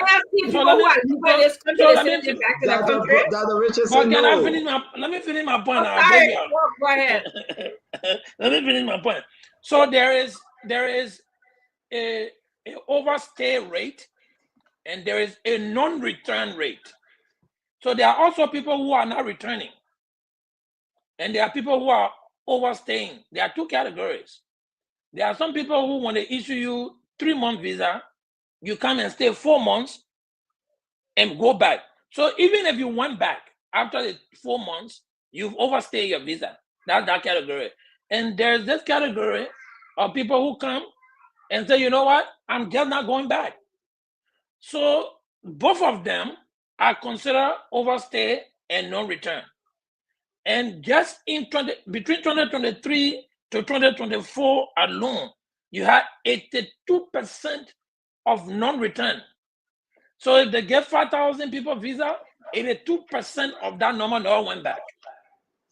And then they had a 42 to 48% of the people who overstayed. So there are two categories. There are some people overstaying, and there are some people who are not going. So what Trump is saying is you need to revise and strengthen your visa protocol. When you get people visa coming from Liberia, those people need to return within their visa term. But we are seeing a high non-return rate. We are seeing a high overstay rate coming from your country. And we are not able to do anything to adjust that. So your foreign ministry or your country government has to adjust that. They have not put Liberia on a visa restriction or a visa ban yet. They have only given you a notice to say, listen, we gave you 60 days. These are the problems you have coming from your country. Your people are coming here, they're not going back, and some of them are overstaying. If you don't address that or give us a plan of action of how you're going to address it, we're going to put you on the restriction of how many persons you can send here, because there are visa allowance to every country, right? Every year they say, all right, we'll give you 5,000 visa for B1, B2, non-immigrant, and this and DV. So it is the B1 and the B2 category that they are actually looking at, not the immigrant advisory visa and whatsoever. So you're not scared of people. Thank you very much. That the people can do. It is the government responsibility, but the people also have a responsibility there. No, the people have a responsibility. Paul. Thank you very much. We want to say to all of you, it's always. I'm coming to you, Fubi. You didn't speak. I come to you. It is very important for us to understand. There's a security issue here. Mm-hmm. It's the national security aspect that we are missing. Yep. We have so many foreigners traveling with our visa, our passport. So many foreigners have diplomatic passport. You think this is about tourism visa? Look at Sierra Leone and look at Liberia. They overstay. Sierra Leone is higher than Liberia. Look at Liberia, look at other countries, they overstay. Nobody's scaring anybody. From Madam Salif government to Georgia government to Joseph Yuma Boakai government, they are still selling diplomatic passport. Liberian diplomatic passport in the hands of terrorists. criminals traveling with it. Liberian passport, regular passport. So many of them out there.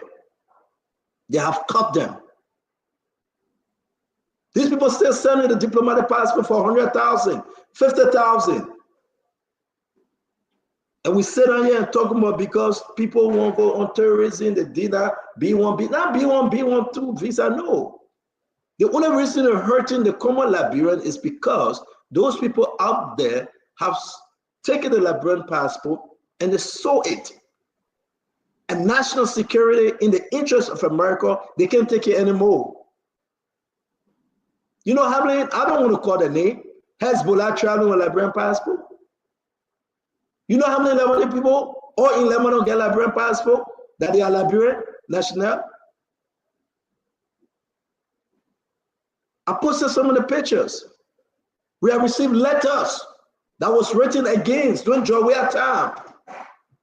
People that shouldn't have diplomatic passport. Musa Dean wrote a letter to the American embassy. We have the visa. When the government came to power, the government gave all of them diplomatic passport. I have the letters. A complaint was filed. I'm not defending George Manawia. They filed a complaint. They had their own issue too. But immediately the government came to power, and the same people were given green light. They were elevated as deputy minister here and there. They issued diplomatic passport to these people. We had to water down. We are in trouble. We are in some serious trouble. We just pray that Sarah Besloyanti and the team today, that they do the right thing. I'm not hopeful. I am not hopeful. I pray that they do the right thing, but I'm not hopeful. Because you know who will suffer? Joseph Boga will not suffer. They get non-verbal. They go to the American embassy, they get on their visa. Even assistant minister, Cooper passed away, get non-verbal. Go to the American embassy, they get a visa, he been to America twice already. I can name all of them. They will not suffer. They don't appear to the embassy. They send the passport through the foreign ministry, put non-verbal, write good letter. They get on the stuff. You know who suffer? Our brothers and sisters that have no privilege, but they are stand under the sun and the rain and pay the $180. They will be denied. How many of us here can get up today to leave Liberia, go back and come back freely? Every one of us here. Fubi Henry, from that Patriotism tennis school here, you graduate, you get a doctorate degree. All of us. But you know who don't have the privilege? The poor people, the students that are seeking help. May God save our state. I hope Sarah Besloyanti, she going to do the right thing. She's going to engage. What poor people do, not rich. You tell us what I want because he want your job. So let's hear you, Fubi. So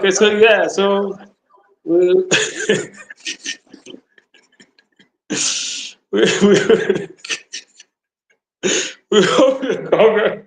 No, but I know what Oswald in Councilor Gould position. Oswald really want to recall Councilor Gould. He was in communication. He said Councilor Gould should go back home because he does not support the government. He said Oswald want Councilor Gould to go back home. But let's finish up with the passport issue.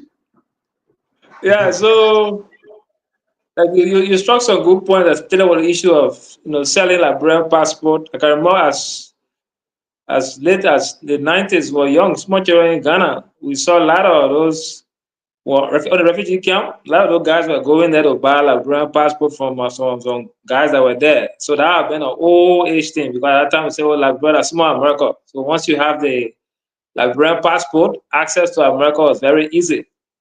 But my point, I always say this: if you got your children home and you don't have television in your house, they will go to your neighbor's house to watch TV. So my point, the government can do what they do to fix their visa issue, but we must focus on improving our country. That's why we should go to focus on. Then people don't be worried about whether they're going to America or visa, they be denied or also, because you have everything that it takes to make Liberia a better place a small America, the type of country that we should all be proud of. Before, many countries ran to Liberia for a lot of stuff. Today, it's the other way around. We the one running out. People went to our hospital, JFK. People went to University of Liberia. People went to Cottington from different countries. Today, Liberians are the one running out. Ghanaians go to Liberia to buy provision to take to Ghana. Today, we are the one going to Ghana for provision to carry to Liberia to sell. Liberia were exporting to a lot of countries around. Today, we are import country. We're importing from all those countries. We're exporting down to palm kernel oil. Liberia were exporting palm kernel oil. Today, it's the other way around. So we must focus on improving our country. We will not have to waste our time worrying about whether Trump will put on visa restriction or not. to me, that's not discussion. Improve your country, improve the facilities.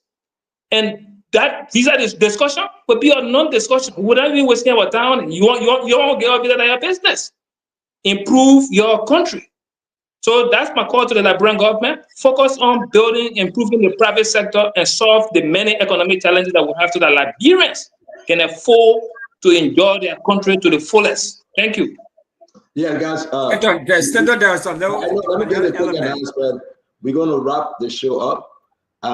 So it's 7:15. We got 15 more minutes to go.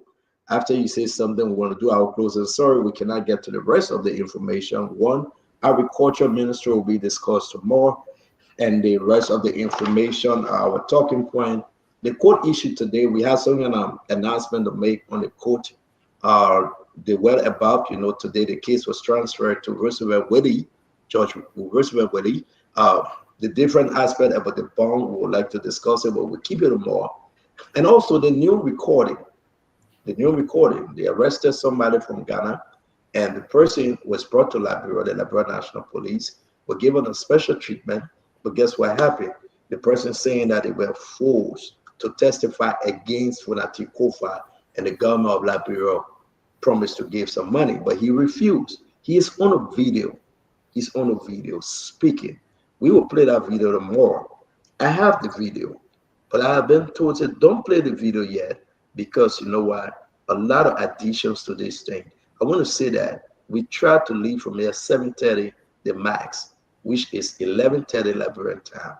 The yellow machine, Jeremiah Bankun, is in China. You saw it. I don't know what Jeremiah Bankun was doing there, but he took a lot of reporters and he's making the case that we will get the best from China and we'll get our money worth. So we'll talk about Jeremiah Bankun in China. We'll talk about the court order.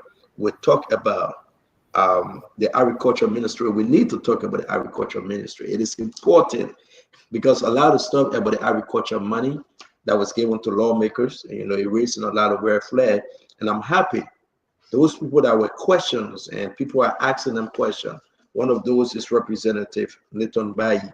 And this week we'll bring in Madam Edith Gongolo this week to talk about her race in Nema and to talk about the Asara Mittal deal that is on the president desk. We will bring in Madam Edith Gongolo. We got a lot of line up today. I want to say it's been an interesting show. Take it or leave it. Thank you guys for considering my voice. I don't want to lose my voice all the way tonight. I want to keep some of it for tomorrow because I want to be back here tomorrow. So we will do our closing and we will leave in peace. I appreciate all of you. And I say to you, thank you for holding it down. Let's go to Dr. Richardson, your closing, man. Yeah, I just want to join my colleagues to say sorry to you, cousin Winfred Russell, and to the people of Minnesota for losing some permanent members of your community. I will be in Minnesota this coming weekend under the banner of Citizens Movement for Change, and I look forward to seeing you and many others as well. As it relates to the visa issue, I just think the world is just unpredictable right now. I will not say it's a guarantee that Joseph Boakai can come to the United States or anybody for that matter, because the foreign policy has changed. The way how Trump sees the world is different. Is intertwined with racism. It's intertwined with America's interest. We have to ask ourselves in Liberia, what can we offer to the United States? I'm not trying to scare Liberians, but I am, like somebody said, working on our economy, being more self-sufficient as a country would definitely be the direction in which I would like for Liberia to go. It's unfortunate, but that is the situation that we find ourselves in the world right now. So thank you, everybody. Dr. Richardson, thank you very much. Each time you give your CMC announcement, you, the global chair, will say our involves. Thank you very much, Dr. Richardson. No problem. Councillor, thank you. She got all the checks book. Councillor, let's hear you, sir. Yeah, so before I close, I want to send condolence reach out to the family members of two of my fallen brothers in the Bannersville, Keba area.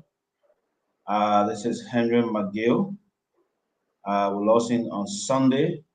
I mean, it was tragic. People said they saw him on Friday, all were together, and on Sunday morning, he was gone. So very close to us. The other guy is Fulton Yamfue. I didn't send a picture to you. So I hope that the family will take solace in the Lord. He gives and he takes away, blessed be his name. And I think the show was good. We support the country. We'll continue to support our country, Liberia.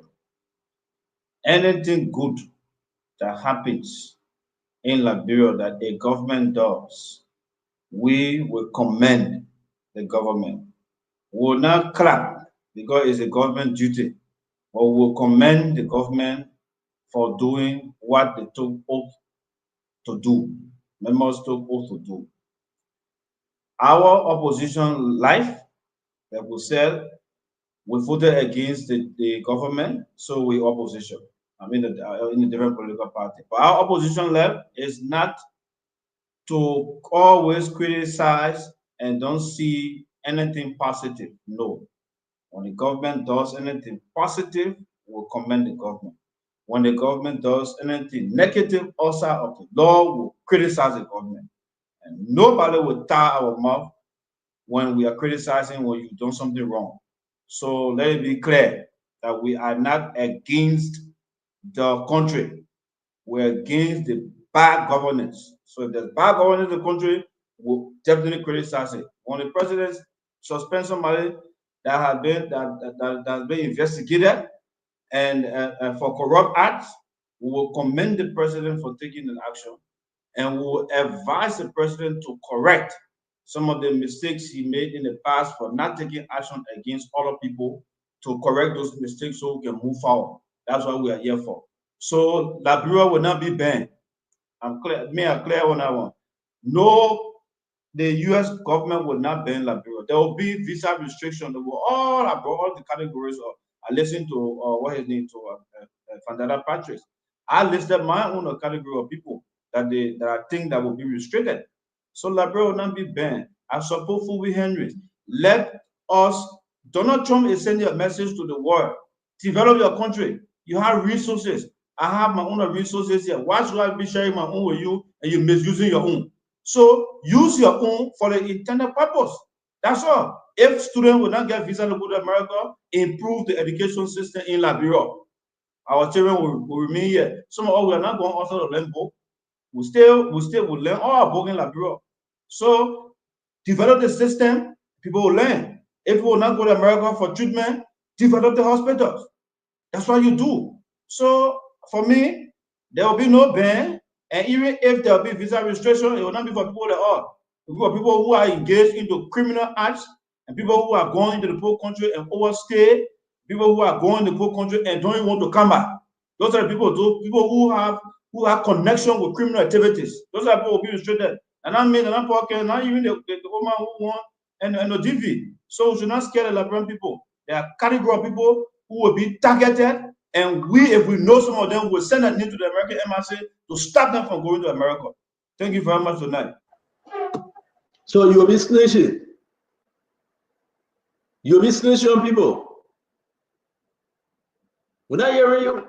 Wow. The message was snitch. Okay. Fubi, let's hear you out. What kind of counselor this? Counselor threatened to call the American people a snitch. I gave you notice. No, I told you, I said, counselor, I told you, I said, lawyers don't threaten. Lawyers can notify. I put all of those people on notice. If you have criminal records and the time comes and I know you and the American embassy need your name, I will say your name there. I'm clear about that. Thank you. Thank you for snitching. Go ahead, Fumi. Good learning. Good So, learning. so I just want, I don't know, we need to find this sort of information. I'm sorry, Fumi, for that you're having some technical issue. We're not hearing you. You won't go out and come No, back? hey, don't send me out. Please, don't do that tonight. Don't do that. Don't do that. My internet is... And I get no internet problem. My internet tonight is... Fumi, go ahead.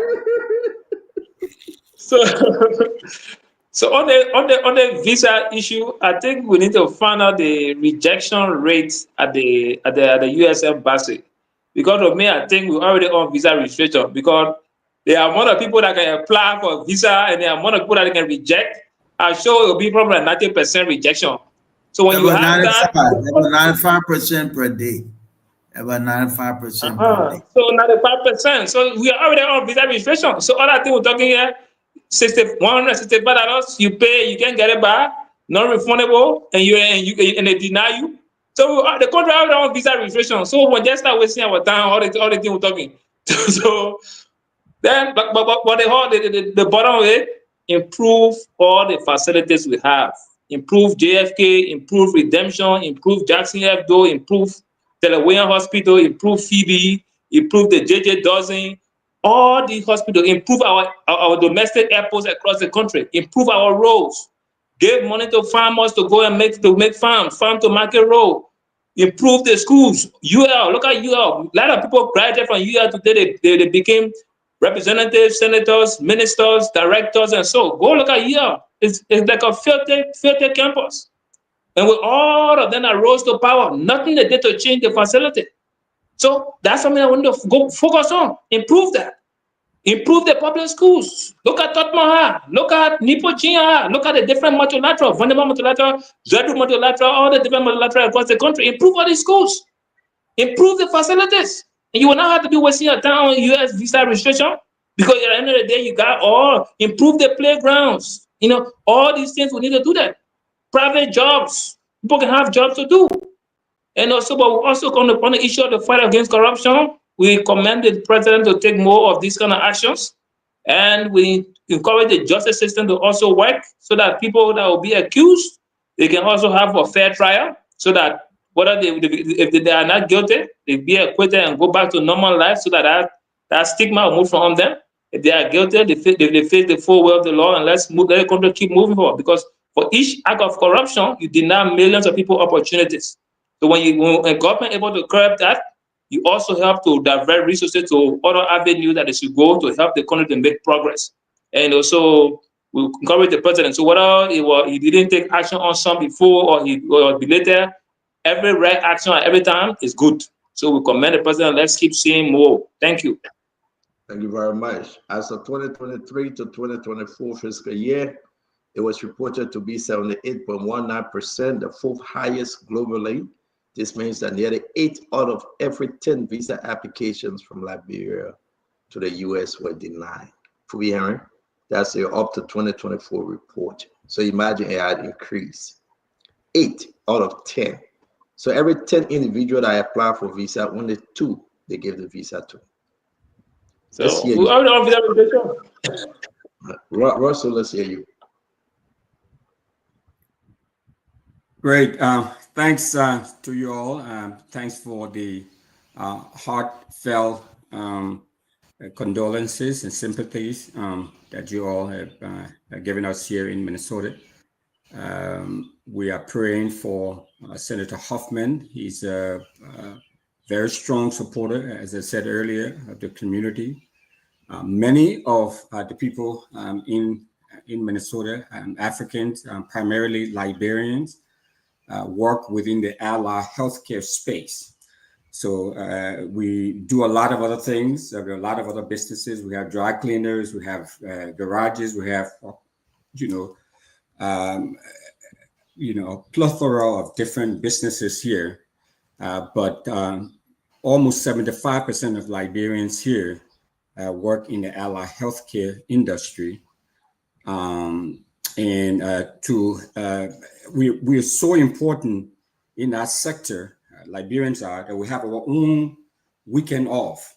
Every other weekend is a Liberian weekend off. I mean, that's how important we are. I mean, and this is statewide. And Senator Hoffman is the chair of the Health and Human Services Committee, the Senate House and Human Services Committee. Stanton, this guy sits on $30 billion. His budget is $30 billion. It's the largest budget. But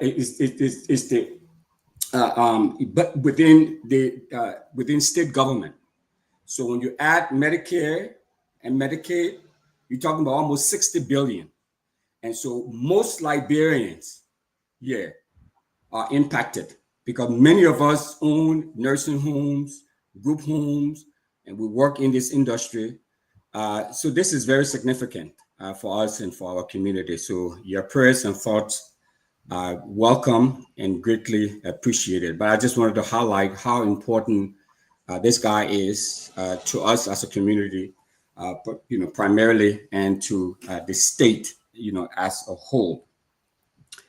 As far as the visa situation goes, I mean, I think we all have said it. We need to improve our country. We need to improve our systems so that we don't have to be reliant on other groups and other places to go for education or to go for medical care and all of that. But we live in a globalized world. And so folks have to travel to some places, like I spoke earlier about the very strong business connection that we have here between Liberia and Minnesota, for example. And so for us, that's important. So many of these people who come back and forth, bringing their goods here to sell, and taking rice from here, that Parball 100-pound bag of rice to ship. A lot of them ship out of Minnesota. I know they will ship it down to the East Coast and they take it from there. But we are the economic hub of the Liberian diaspora community in the United States. So we want to see this whole visa thing settled and taken care of. I mean, one of the issues that I've heard, and we try to work with the government, and now that we have a full-fledged consulate here in Minnesota, be coming online pretty soon. The appointment has been made already and all of that. And that is that many lawmakers and government officials go to the embassy and vouch for their relatives to get visa. And so many of those relatives get visa and they come to the US, they don't go back. So sometimes when you hear the news that some representative or some legislator, for example, a government official is not getting visa to come, it's not necessarily because they've done something wrong. I mean, I guess in the eyes of Americans, that's wrong. But it's because they go and vouch for their relatives and their relatives come and their relatives don't go back. And so the U.S. embassy would penalize them by not giving them visa to come to the U.S. So all of those things are happening. So we need to conscientize our folks, educate them about why it's important. If you get, 3 months visa, you need to go back after 2 months, and don't wait until 4 months and then you go back, or 5 months you go back. So all of those things need to be addressed. So I applaud what Minister Beslo Yanti is doing and her team. They just need to continue and work to ensure that they can strengthen our processes there, because at the end of the day, all of us on this show, on this platform, may not be directly, impacted, will be indirectly impacted for sure. But many of our students, many of those poor indigent people there will be impacted. And lastly, I think the president suspending the acting chair is a step in the right direction. But like I said, it took some time, but the president liked to work in a very deliberative and methodical sort of fashion. So this is a good thing, and we just hope that this continues, because the cycle of impunity, this whole culture of impunity, all of those things need to be destroyed and decreased in order to put us on the right trajectory to a full-fledged development in our country. So I applaud the president and his administration for doing the right thing in this regard. And so once again, I'd like to say thanks to you all. Thanks for this opportunity, Stanton, for highlighting the pains that we are having here in Minnesota, and especially in Brooklyn Park. And Brooklyn Park is the epicenter. Our police department stepped up and led the effort. And just a quick plug. I mean, the Brooklyn Park Police Department is working hand in hand with the Liberian National Police. So the same type of professionalism that we're seeing exhibited here by the Brooklyn Park Police, leading all of these efforts here to apprehend this alleged assassin. Hopefully those skills will be passed on to officers at the Liberian National Police, because they're working very closely with Gregory Coleman and his group. So once again, thanks for the opportunity. Can you also announce that we will be bringing in the fire expert that went to Liberia to speak more on these not these charges against the former speaker? We'll be bringing them on to have a discussion with them as to their findings, because we have learned something. In the document I was presented at the booklet, they requested forensic investigation. They asked the Liberian government to bring forensic science. And up to now, we have not seen that. So, Russell, we hope to have you back tomorrow as we push for those arrangements. Thank you very much. Dr. Booklet, let's get you close in that. It's been a good show. A long time ago, something happened to me that was very disappointing in Baltimore. Very shocked and disappointed when I was supposed to have a little event at somebody's house, and it said, okay. And then the last minute they came and said, oh, I'm not sure. Sorry, can't have it here. I was very disappointed, but then I realized I had two choices. I could get mad or I could get motivated. And so I chose to be motivated, and 4 months later, I purchased my first home. I want to use that analogy in a bigger context. So a ban is in a restriction, not the same thing. A restriction is just that, a restriction. A ban is nobody coming.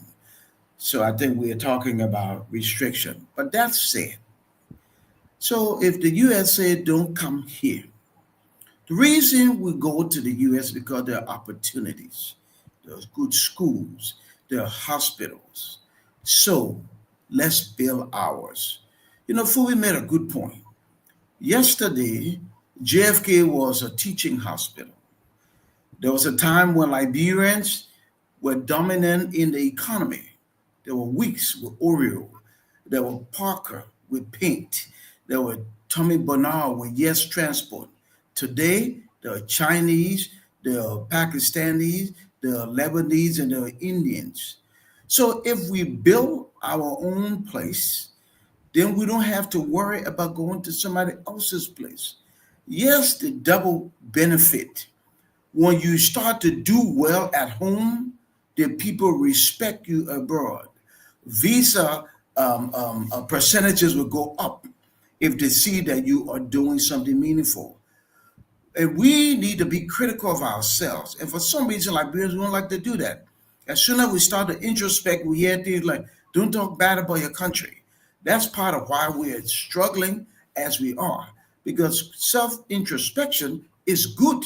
We need to look at ourselves. Look, today we are paying more and producing less, and we need to change that, okay? So let's pause for a minute. You said gone, so what? It was $167 million. We can take that from the revenue, domestic revenue we get from LRA. We just need to take from some of the overpaid people and put it to where the money was with USAID. So it's an opportunity for Liberia. We shouldn't fret. traveling to America or not traveling to America. It's an opportunity for us to look inward and build our health and education system better. Those are the two main things that will help this economy. It's a good show tonight, CEO, and good to have you on. And God bless us all as we look, hopefully, into the future. Dr. Boblet, thank you very much. Guys, allow me to bring in Vendetta Patrick. You know, he's on and off. They gave him the time to close. VP? Yeah, thank you. I think it was a very good show. Let me recap by encouraging the government to not just dismiss, suspend people based on other reports. The government must muster the courage to ensure that these people are taken to court to exonerate themselves, because perhaps other report could be weaponized. People will speculate that they were illegally removed, and as a matter of fact, other reports, they are not verdicts. But it's a good step that when someone is accused administratively, the person cannot preside over the entity while going through investigation. It's possible that they can manipulate the system to conceive certain information that could jeopardize the investigation. So I want to commend the president again for the suspension, series of suspensions, dismissals, but it should not end there. These people should be fast-tracked to the court. The CEO mentioned that there are completed audit reports. We want to know, maybe some of these audit reports exonerated certain individuals. The president must also muster the courage to reinstate them, because the information is out now. The president can use that to say, look, you know what, this thing audit report saying you did not still go back to work. If he can develop the courage to dismiss people based on the audit report, if the same audit report say this person did not steal any money, the person should go back to work as well. On this issue of the visa, for me, from the inception, and I agree with all of you who agree that visa restriction is not a ban. So we don't want our people to be scared. But there are consequences. We are already under visa restrictions. Because as of 2024, Liberia came second to Laos when it comes to visa rejection. Liberia scored 78. So that was so terrible. And well, here is the thing. Yeah, we keep talking. At the US Embassy, not less than 300 persons go for visa interview every day. But let's just assume 200 persons go for tourist visa every day. Visa, it was $160, but it increased it from $160 in a poor country to $185 US. So let's assume 200 persons go to the embassy for visa interview, tourist visa, which I know that is the minimum you can get, because sometimes you go there, you see your number is 400, 300, 500. So 200 times 185, just a single day. The embassy generates 37,000 US dollars a day. If you multiply the 37 US dollars per 1 month, let's say 20 days, it will be $740,000 in 1 month, just tourist visa, B1, B2. If you multiply $740,000 per month by 1 year, which is 12 months, you get $8,880,000 United States dollars. If you multiply this $8,880,000 US dollars per year times 6 years, the embassy will generate $53,280,000. I'm just taking the number 200 persons, 200 Liberians go for tourist visa tourist visa, the non-immigrant visa is the least. All the other visa, sometimes 250 a more than. So come to understand. Everybody will lose. But like Fubi said, we need to improve the system. This is the amount the people generate. And in fact, when you pay your $185, in 2 million, in fact, less than 2 million, it's almost like lotto, your money gone. Sometimes only one question. What are you going to do to the United States? Oh, grandma's follow color. They say, okay, thank you. They get 3 second of people, they pull in your hand. They say, reapply. You are done. The money is not refunded. Come to understand. This is the thing. As I speak to you, some people are going for visa interview tomorrow. I pray that you'll get visa. I know some of them worry. But guess what? If you go to book visa right now, in fact, except it is expedited, there's no date. It tells you if you bring a ship in this country and say go to America, their country will be empty in less than 1 hour. We need to improve our educational system. I have seen Liberians who apply to institutions, they give them scholarship fully funded. They go to the US embassy and they deny them visa. It hurts. Some of us will not have traveled to the United States if the US government are not giving all scholarship to go to school. Where are we going to get money? I will say that right here. As a matter of fact, I went there for experience. Look, in as much as our educational system is deplorable, we must be very proud. I don't know about some of you, but Liberia we learn in hardship. And that's why when most of us leave from here, we do other institutions. So there is already a value. There is already a system. We need to do our best to ensure that our people are not humiliated. $185, some people can go and credit, they can even sell land. And in 2 minutes, that money vanished. And somebody is saying people are going to the United States. That's true. They told us education is the key to success. People leave from here to go and learn with the hope when they come, they will contribute to national development. But once you go away for study, they change the life. When you come back, you have to look for how much to bust the life because the life is changed.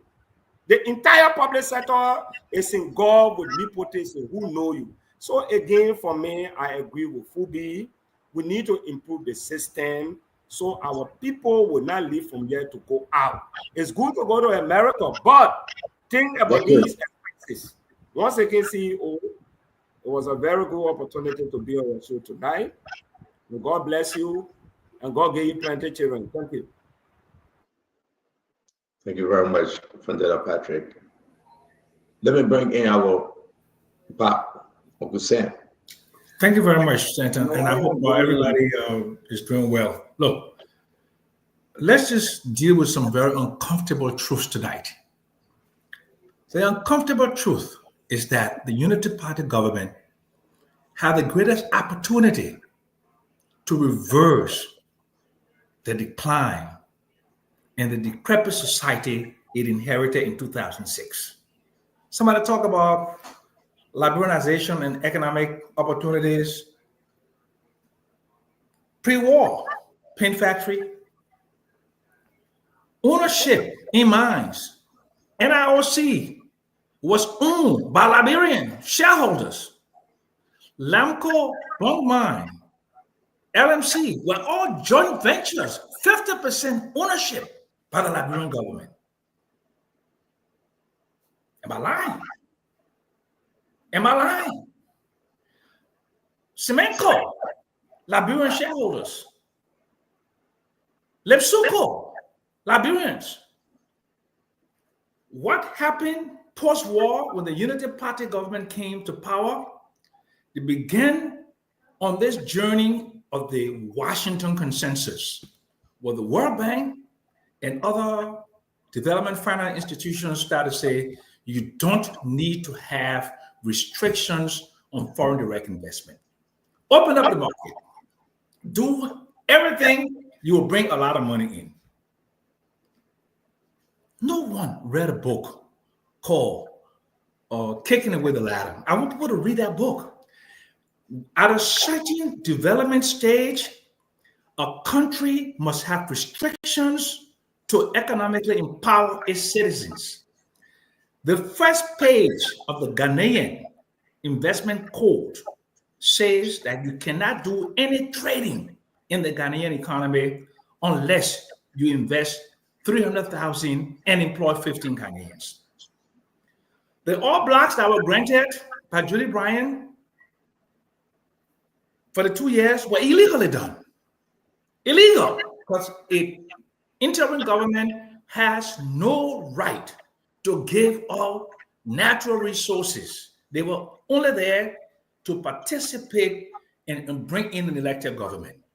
But the Unity Party government accepted Arthur Ezi getting blacks 11, 12, and 14, African Petroleum getting the blacks number 8 and 9, and so and so and so and so forth. They impoverished the country. They impoverished the country, and they're beginning the same thing today again with this executive allocation. This is a sneaky way. The president of the Republic of Liberia said that because companies don't want legislative oversight, they will give the blacks to NOCAL, and NOCAL will then do what? To the back door, give it to the dodgy. Look at the dodgy companies that United Party government brought in. El Anito, a scrap company that could not he or her.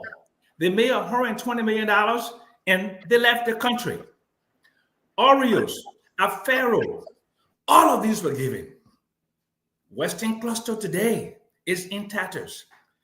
The Unity Party government did not demand from ArcelorMittal to build proper housing and proper amenities when they gave them the MDA. So Yekipa looks like a ghost town today.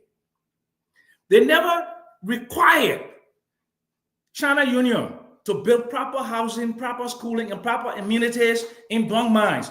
You saw the school in Bong Mines that Daniel Rogers video showed that could not have happened when Bong Mines was in that district. Why am I seeing all of this? I'm seeing all of this because the Unity Party pretends to be a party that empowers the people, believe in social justice, but they're a bunch of hypocrites. They have destroyed this country.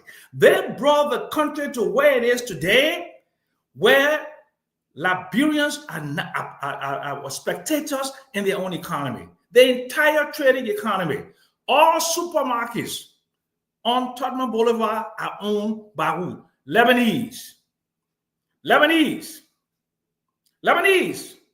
Not one supermarket is owned by a Liberian on Tottenham Boulevard.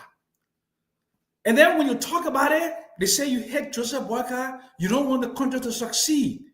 There's no Liberian on this panel who is unpatriotic. There is no Liberian on this who wants Liberia not to succeed. We are having discussion about where this country is and how we want to go. At my age, at 72, they say, oh, you want consultancy. I can't even write a 3-page concept document anymore. I can't. It's not possible. It's about fighting. It's not about uniting. The only way that the visa restrictions that we are afraid of, well, it will amount to something monumental.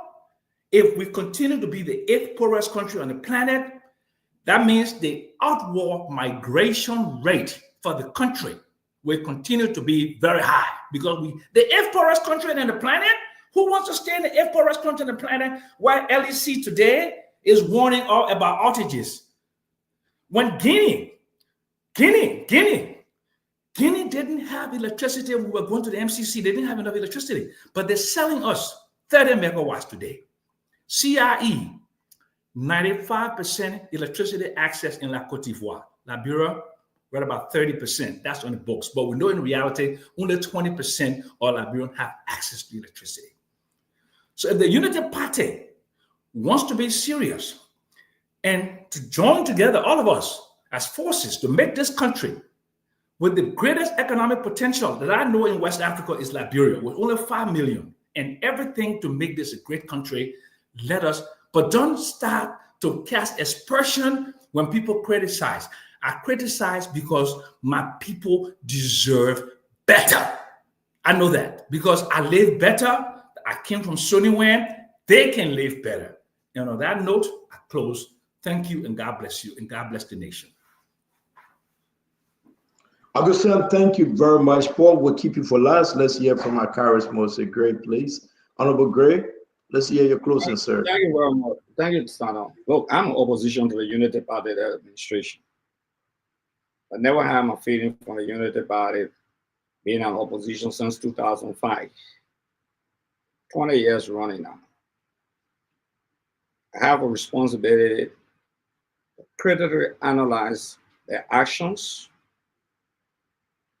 their policies, and their authority. That's my function as an opposition. You go to the United States Congress, in fact, that where you see real opposition. Many Democrats vote Democrat line. Many Republicans will vote Republican line. One or two of them will cross over sometimes on certain issues.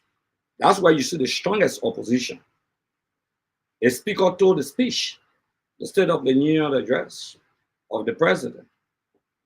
I don't know why people jitter about opposition when you're opposition in Liberia. They say you're not patriotic. Who more patriotic than us? Who more concerned about the welfare? Your patriotism is defined on your political agenda. That's how many person patriotism is defined on. Okay? If we're discussing patriotism from 1847 to now, we should not have the problems that we're facing in the country, the innumerable problems and challenges. The highest number of concessionists brought to Liberia that under the Unity Party-led administration 12 years. Not even top men 27 years. In the first 6 years, they have gone nothing less than 67 in the first 6 years. They come back to power again. For me, that old one in new battle, that's why I keep criticizing. Because I work with many of them. The president today was vice president. He presided over all of these bogus agreements as president of the Liberian Senate, presiding officer of the Liberian Senate. The vice president was co-chairman on Business and Finance. For many years, the current vice president of the Republic of Liberia, let's be realistic. Don't face the reality. Don't stop playing around and say somebody opposing all the time. You're opposing. We work together, the vice president and I. Okay? How many bills he submitted for the welfare of the people that he represented? Name them. You can't name two. Nobody here can name two. How many laws he championed for nothing less than 12 years as a lawmaker? We got to be realistic as we can be and stop beating around the bush and telling people, say, somebody more patriotic than the other person, or you all will oppose it. President Boga was there for 12 years. Akaros was there for 12 years. That's the second most important position in the country as vice president. You want to compare a district representative with a vice president, Republic of Liberia, a presiding officer? You can't do that. Let's be as realistic as we can be. The LSCC we're discussing today was established 2008 by an act of the legislature. 2008, the LSCC was established. 2 years, after 2 years into the Unity Party-led administration first time, the LSCC didn't have direct prosecutorial authority.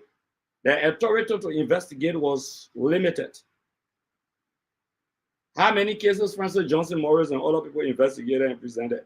Even if you did investigation, you got to submit it to the Ministry of Justice. They would make a determination whether that case will go to court or not. By 2022, we provided direct prosecutorial authority to the LSCC. So the club man that you talk about, Club Martin, had no authority to prosecute anybody, direct prosecutorial authority, because he left.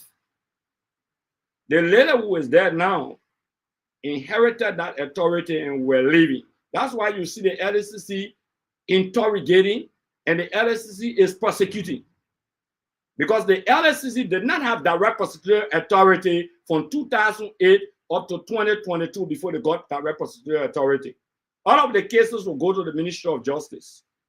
Even with the grace period, maybe after 30 days or 30 times, they can go ahead. They could not. We fought to give it. So when one government gave an authority to an entity and the next government using that authority, it does not mean because that authority is being used, it means that government is better than the next government, but that other government set the basis. If there are not laws, how do you operate on the laws? There were a lot of bureaucratic bottleneck with the Ministry of Justice delaying a lot of cases. We all know about that for uncountable years. Every time we speak, they say go to the next government. They way took the government from power.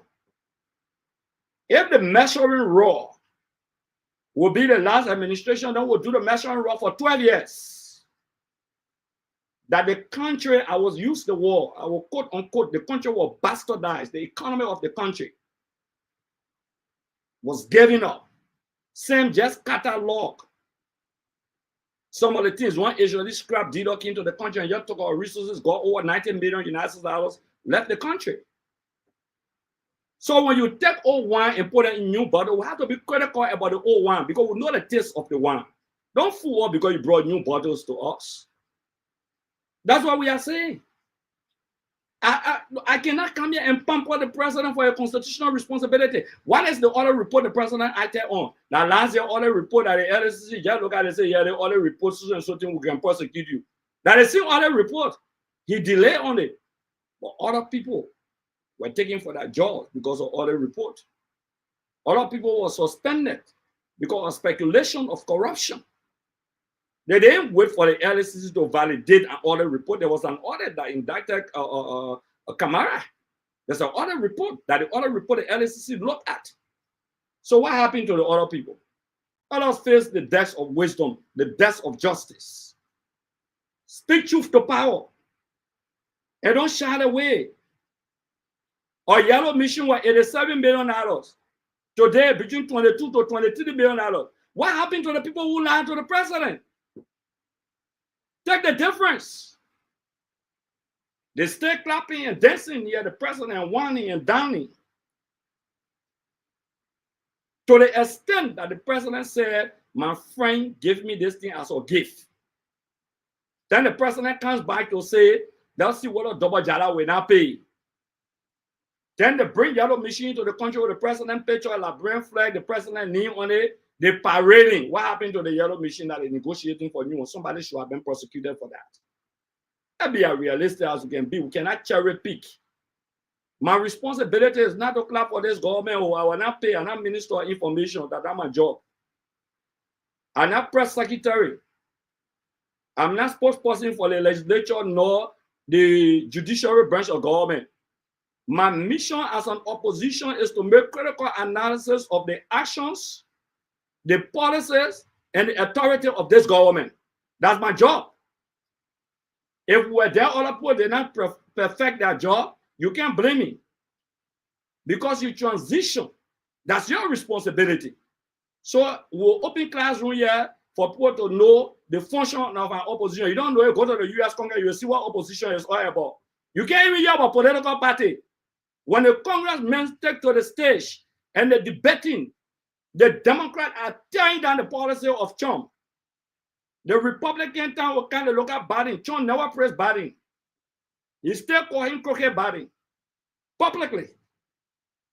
He still call him crooked, but he said, I can't clap for President Boyka. That I don't want you can pay one more end to clap for him. That's my job. That's my responsibility. Y'all go bring Bada Bob down on your radio station to praise the government. It's not my job. It's not my responsibility. I'm perfecting my responsibility as an opposition of the Republic of Liberia. I'm not trying to hear somebody say, we got to be patriotic. Me, no. I'm not regime collaborator. Now, one day I will praise the government, one day I will speak so, another day I will speak so. No, I'm not a regime collaborator and will never be a regime collaborator. We were fought in this country. The West was said about us. Some were lies, some were gossip. Some they have been factual. They used every means to come to power. For us, We are using the regular opposition means to come back to power. It doesn't matter. Somebody want to compare 6 years to 12 years, that's your business. You want to compare 27 years to 12 years, that's your business. You want to compare someone 8 years after Barclay to 12 years, is your business. I would not clap for President Boyka. Never made that mistake. I will speak truth to power, but I, Akaro Moses Taraka Tombeka, agree with never can on spawn any radio station to clap. That Jeremiah Pierce should be clapping for the government, should be turning white to black and black to white for the government. That Kula Fofana should be speaking for the executive mansion.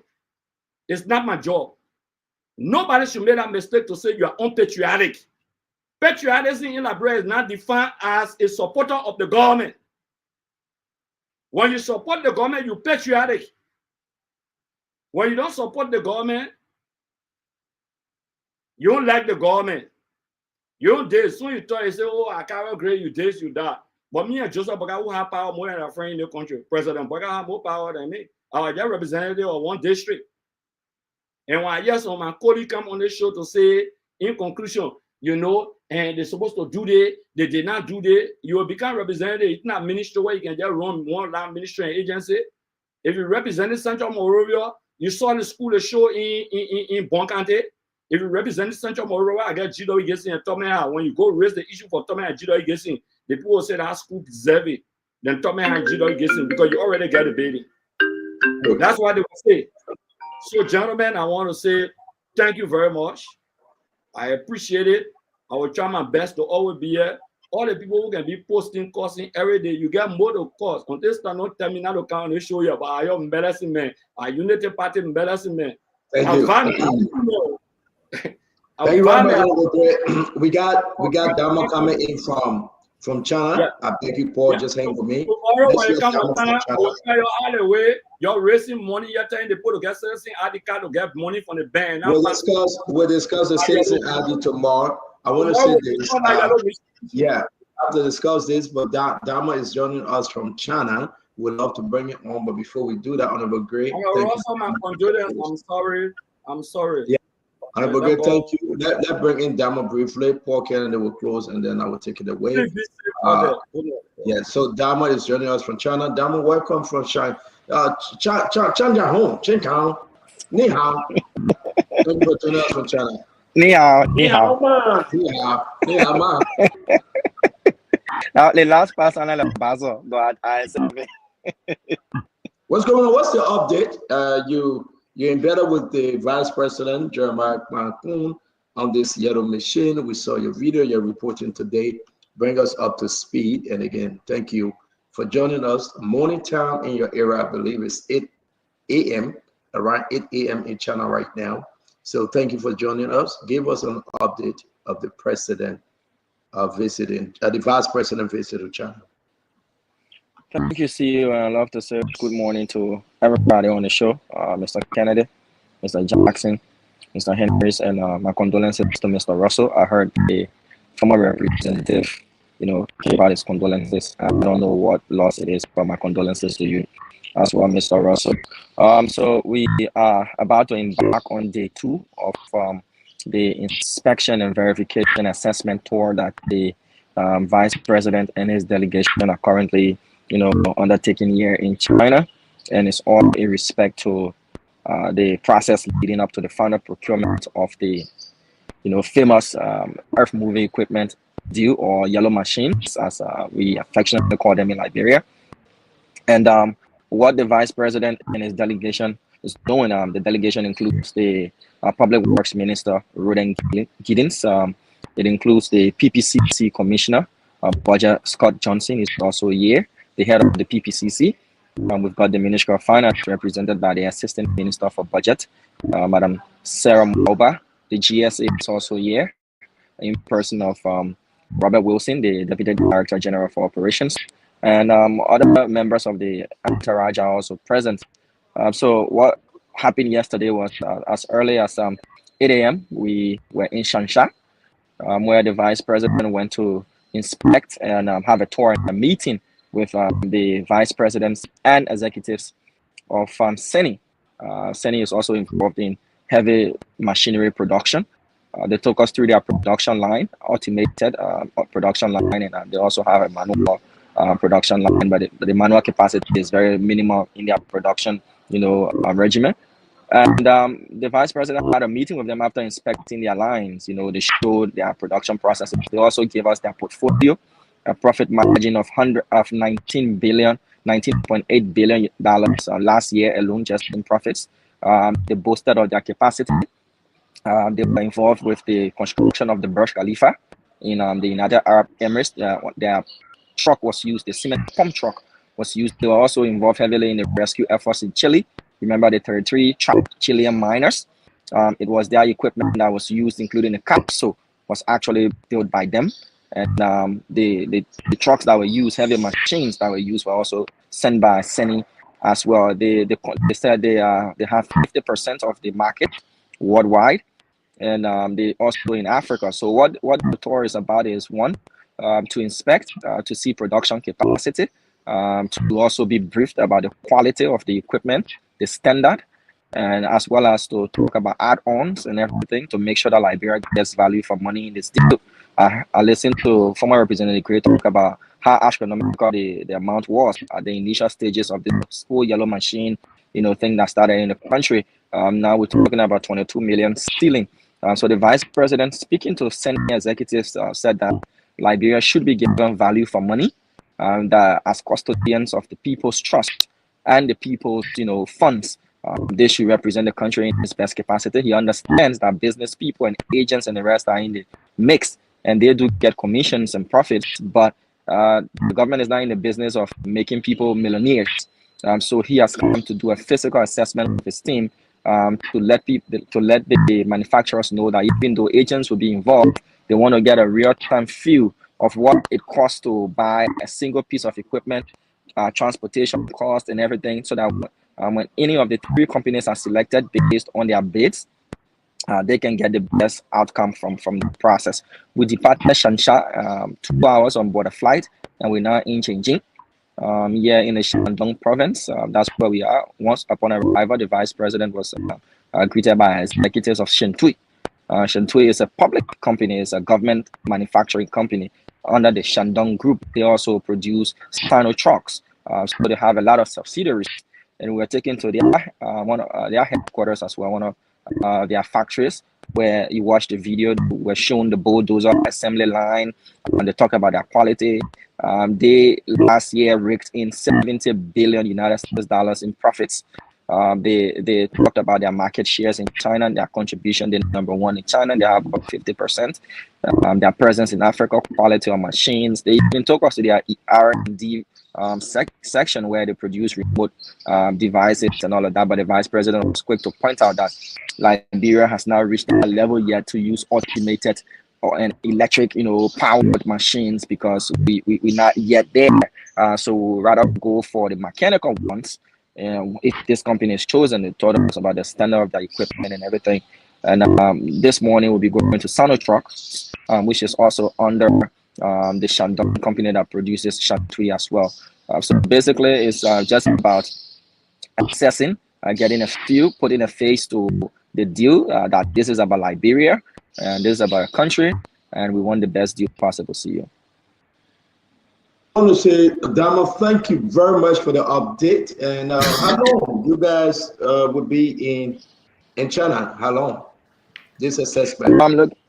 Looking at the itinerary that we have, this assessment ends on Saturday. But again, this is executive travel. I do not control the schedule. Things can change. It can either be adjusted to a shorter time span, or it can be extended based on what the needs are. But the vice president was also hosted by the Xinjiang municipal government. The chairwoman of the Chinese People Consultative Party for this particular area was present. The deputy mayor and other high rulers in the city also came to welcome the vice president at the banquet, where he also had indoor discussions with them, ranging around trade, cultural exchange. This is the cultural city of China, the cultural capital of China. We were informed of. They have two main streams of income in the city, that is manufacturing and tourism as well. So, Dama, thank you very much for Spoon Network. We want to say thank you for being on the trip. Again, we look forward to hearing from you tomorrow. For more updates, we want to say thank you very much for covering the Vice President trip to China on this yellow machine.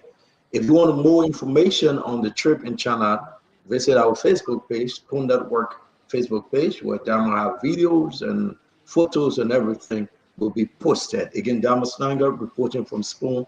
Thank you very much. But have a good morning. Thank you. Thank you, CEO. Thank you for having me now. You're welcome. All right, guys. While we go over to our brother Paul Kennedy, let me just make this very quick. And sorry, Honorable Greg left. When I said that we have over 24 documentation, Paul Kennedy, right, from LDCC, it came all the way. We have this documentation that was left by the previous government. It's true, on Clark Mountain. They didn't touch it. So under this LDCC, you know what happened? Look at what it said. Statute of limitation, close. Statute of limitation, close. Everything had expired because these cases have statute limitation. If you go through them, so the people that are supposed to be booked today, because of statute of limitation, former President Joe Weir, who have done this work for the Liberian people. Am I 100% with Joseph Boakai? Russell, no. Do I think the puppy can drag sometime? Yes. But this one, give it to him. Let's just agree.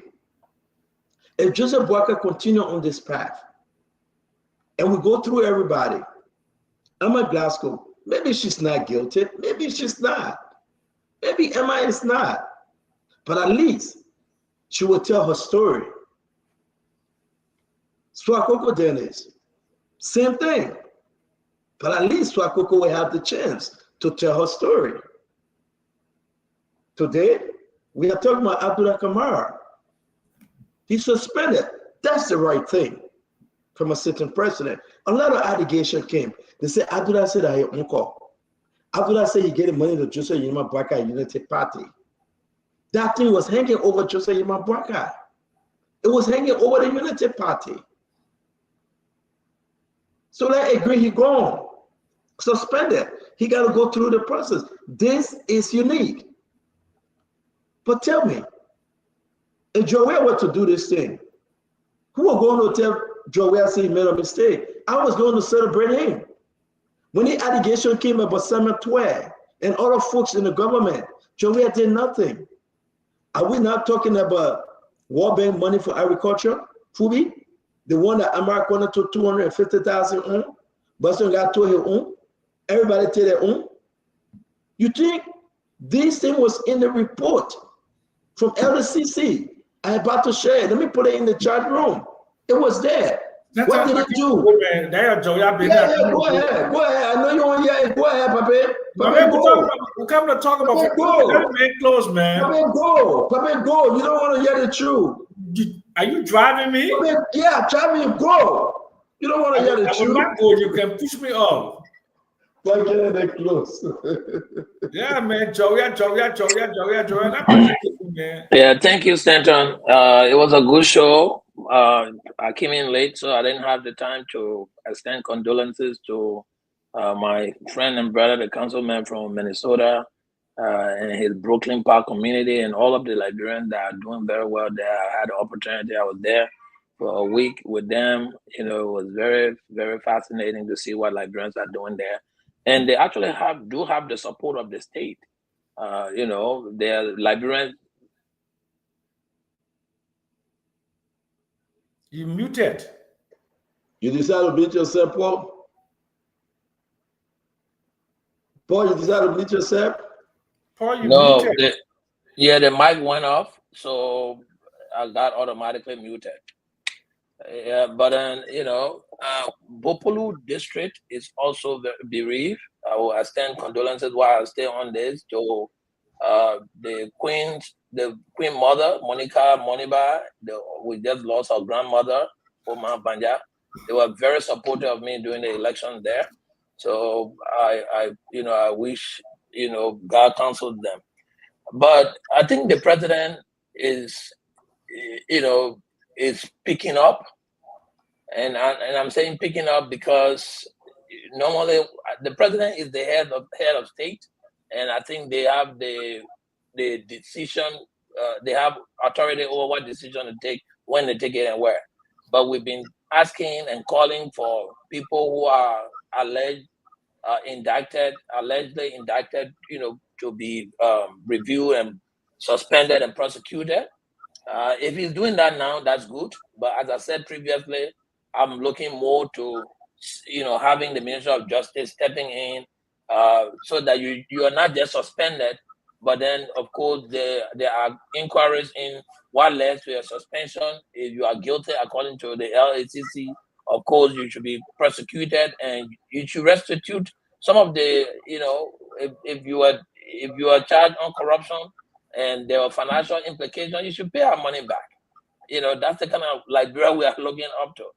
Look, let's not be political about the whole visa restriction. Let me jump to that. Rwanda is doing very well. Rwanda, just last year, she was among the highest visa restricted country in Africa. Liberia came first, Mauritania came second, and Rwanda was third. So this is not all about, and this is from Business Insider Africa. If you go to Business Insider Africa, it tells you there were 10 countries that received the highest restriction in Africa. Liberia was the number one, followed by Mauritania and Rwanda. Who would imagine that Rwanda would be getting visa restriction, right? You go to Rwanda, it's like you're in DC. But they're still getting restricted. They're still getting rejected. Not restriction, rejection, right? So there is something that has to be done. I'm not sure it's about selling passport or any other thing. What I'm sure is about is the people coming, leaving your country, they're coming, they're going to overstay. Those people need to go back. There are people who are applying for visa on a false document. They say they come for conference and they do other things. So all of those things are, reviewed and pushed forward, and the decisions are made on it. Our hope is that, this is not an actual case that runs to Liberia. We hope and pray. Somebody tell me hope is not a strategy. So I think the Liberian government has to put a strategy together in improving the situation so that we do not get on a visa restriction or the visa ban list. We hope our country does well. I was growing up as a child, and people used to come from Kenya, from all over the world to go to the University of Liberia. In fact, they had a dormitory there for foreign students. You don't see that anymore. I don't even know whether people are staying on campus anymore at UL. Most of the places there, they are not up to date to hold any foreign student. We should be able to work on those things. That way our students don't come to the US, only because they want to come. They should be coming for advancement in professional status. We have several missteps. The Davao University gave, 57 scholarships to Liberia, and those people were here between 2007 all the way to 2010 going to school. Online scholarship. They should have stayed there and improved the University of Liberia to accommodate more students, including, besides taking 10 to 15 students, they just bring them to the US. So I think it's our priorities. We need to review them. We need to readjust them. We need to be able to join the rest of the people. Everybody said it all. I think Liberia has a prospect, an opportunity. We need to prioritize foreign direct investment, but let's give Liberian-owned businesses the opportunity to thrive. To do that, we need to look at how loans are given to Liberian businesses. We need to be able to readjust the financial arrangement, the financial payment, interest payment for Liberian businesses who take loan. Liberian businesses to have to be able to pay back their loan. I went to the bank to get money on certain things. The people told me we can't give money to you because there are people who are taking our money and not coming back, right? To give you got to give house, you got to give car, you got to give a whole lot of property value as a collateral, because people before you came and took the money, they never paid back.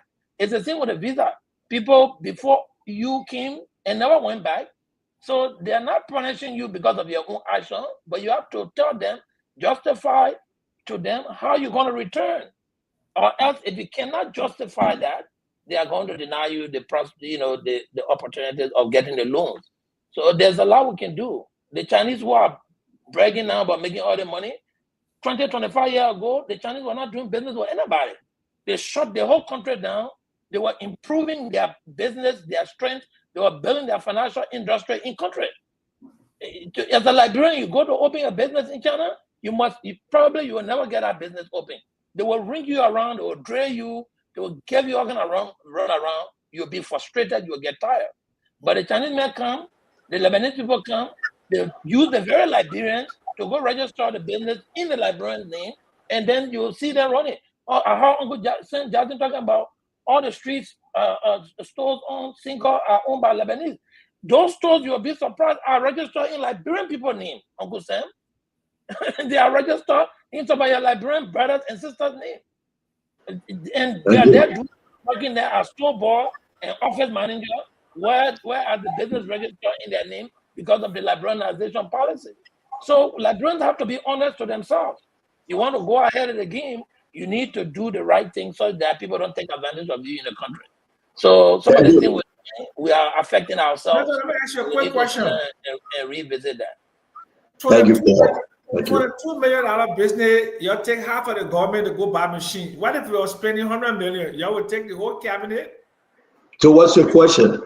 I got a question. No, you say you want to ask me a question. What's your question? Vice President to take all senior level officials to go purchase machines. What kind of country is that? Eh? It's opaque. Uncle Sam, you got a question for me? I'm not telling you, Stanton. LeBron do things. A vice president of a country will go be part of a procurement team to go buy machines from another. Let's talk it tomorrow. Let's discuss it tomorrow, Uncle Sam. Thank you very much. Good point. The whole thing is like Uncle Sam, you stopped me. Uncle Sam, you stopped me from talking, right? And now you carry on.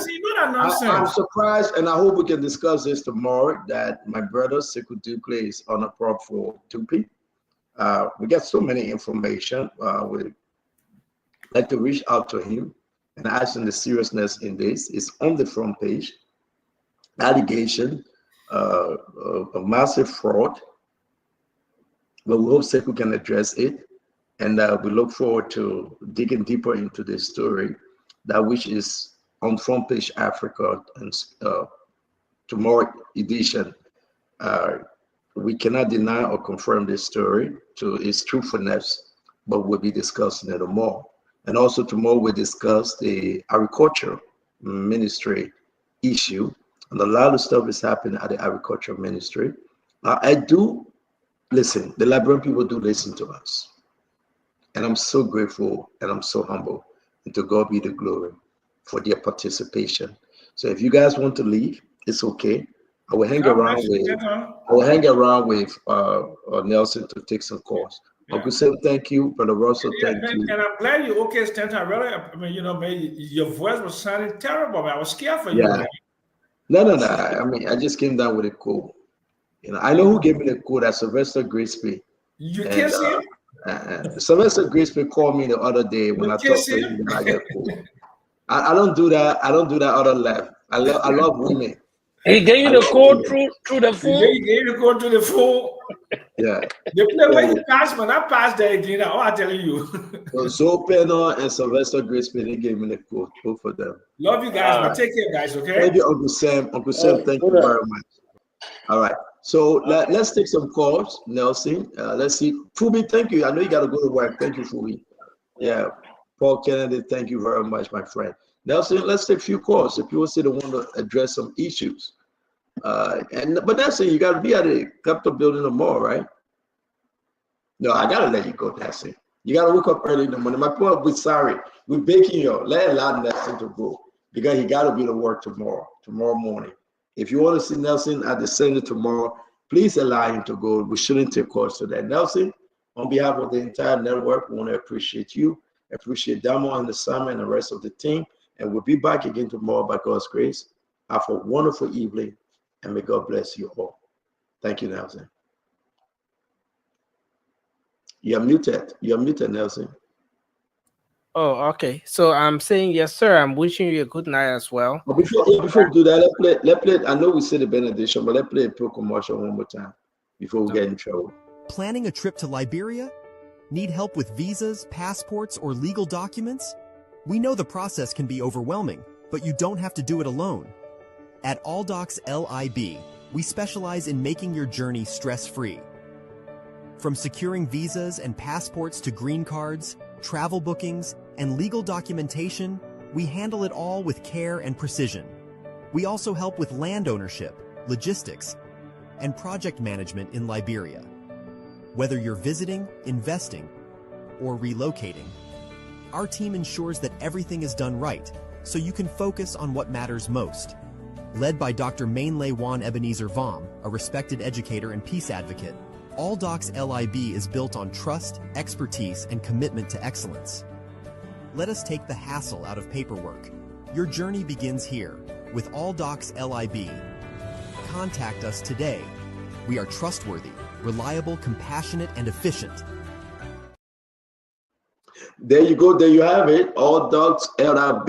If you need your travel document information about visa, passport, green card, laissez-passer, logistics, project management, land ownership, airline tickets to and from Liberia.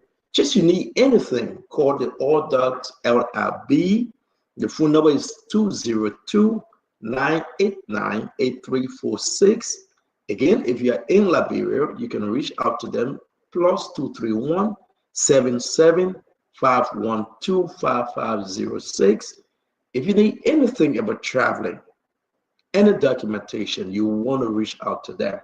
And if you reach out to them, say you heard the information on Spoon, they will give you a special bonus. They will give you a discount. Yes, because if you say Spoon, you heard the information on Spoon. I want to say reach out to AllDocs LIB again for your traveling and other information, passport, visa, whatever information you need on traveling, airline tickets, reach out to them. And also I want to say our sister Mankan is having a regular every year Dumbo Festival, right? This will be August 9, 2025, 12:30 p.m.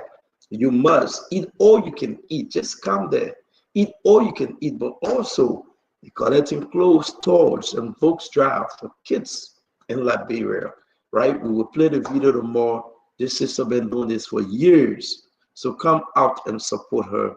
Our sister Manka, the best dumber girl in Maryland. This woman can put her finger to it. And I want to say indeed, thank you very much for watching Spoon today. We appreciate you. And I can leave you with us saying, the next year by God's grace, Joel will be the father of the year again. Next year. Since Joel, we have founded the church.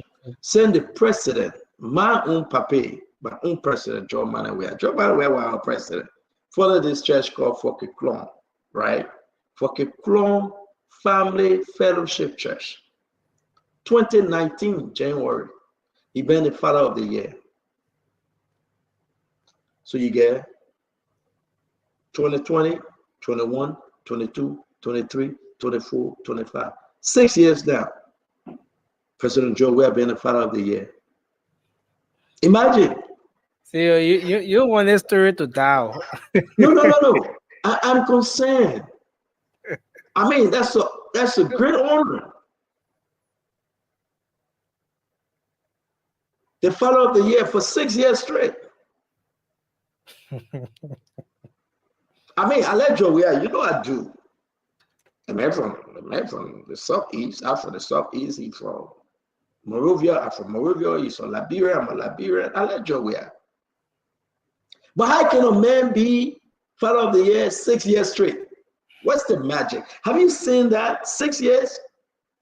Oh, it means that the man working hard. The man working hard. The hard work. He's the deacon. He's the pastor. He's the overseer. He's the bishop. I mean, he got all the title. So I want to say congrats to the former president, George Manawia, for again being the father of the year 6 years straight. You see, nobody get it. They said 2026 on the ribbon. You see that? Father of the year 2025, 2026. Then 2026, they will say 2026, 2027. The man will continue on Father of the year. Lifetime achievement. So we want to say congrats to George Manawia for being the Father of the year. All right? We're ready to do. We want to really appreciate. Don't forget, Snow have celebrated his mother's birthday, the 90th celebration, 90. A woman at 90-year-old, married, you know, Carpet Snow. Today she celebrated her birthday. Good life. And may God bless her and bless her offspring. A great, great, great woman. A wonderful mother. I want to say we celebrate with Edward Snow. I believe we have touched on everything. Oh yeah, the cow competition. I know what the cow team. That's it. Don't tell me about the cow team. Everybody giving cow. So we have touched on everything. So what's this, Nelson? Wait. So Vice President in China, listen to Damo talking Tabata. So Phoebe getting faster treatment all over. Everywhere. All road. Oh, he in a good car.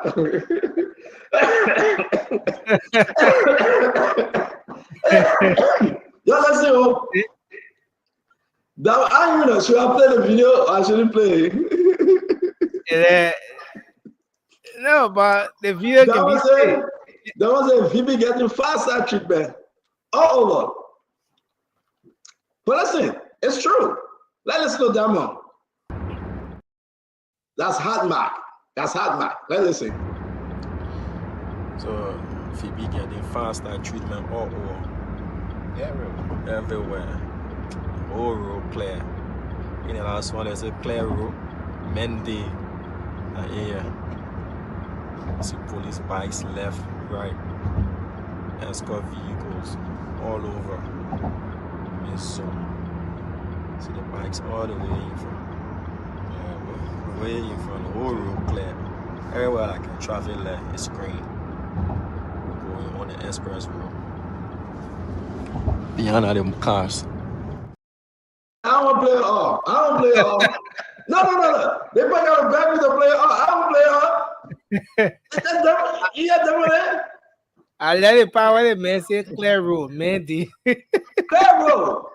Trevor, I don't play it all. Imagine, they got to send that in a convoy, they clear all the road, escort everything. Jeremiah Kun, yes. The man say all the traffic lights green. I wonder I should play it all. Should I play it all? Let me ask those should I play it all? You want me to play it all? They tell me if you want me to play it, I'll play it. But I want to keep it for the more. But I'm telling you, the people honor the VP. If you watch the video, they respected him. I mean, this thing, they honor him though. Jeremiah Kun would take this thing all the way. The man said, I got to fight for this president job. When Joseph Baga said he running, I was wrong. So Jeremiah Kun got to earn it, you know. That's it. He got to earn it. Nobody going to give it to Jeremiah Kun freely. He got to earn it. I'm serious. And President Baga said he's not running. And he put Jeremiah Kun up. Jeremiah Kun got to earn it. Jeremiah Kun got to repent and earn it. The Liberian people got to say, yeah, we see that you work for it, you suffer for it. He got to earn it. And we're discussing them all. So if you want me to play, you got to tell me. I get only few more seconds, or else I will not play. But I think Jeremiah Kun got to earn it. And don't forget, the Senate will be rough tomorrow. A lot of stuff happening about agriculture minister. We'll talk about it. Also, representative will be in Zico tomorrow. Don't forget, you got to join that. But Nelson, I think people say I'm going to play. I don't know if I should play it all, but I'm telling you, Nelson, on a serious note, Jeremiah Kun got to earn this thing. Yeah. Huh? No, I'm saying the people want you to play. The people want you to play the entire video. So no, I'm losing my voice. I don't want to play. No, but see, another thing, that video was created for the group chat. I'm gonna drop that video. You got to tell me for your group chat. So our team man dropping the group chat. So your team was suspending me. You're suspending for your group chat. No, I just for 1 week. I in all the chat room. So you get suspend me. But on a serious note, though, seriously, I mean, VP had a presidential welcome, and a big one. And I think he's making the sedition mad. What do you think? I think what you're seeing over there, and maybe a show, but I think sedition are not happy. Yeah, the vice president, his team, and the entire interaction, they were giving. They took half of the government.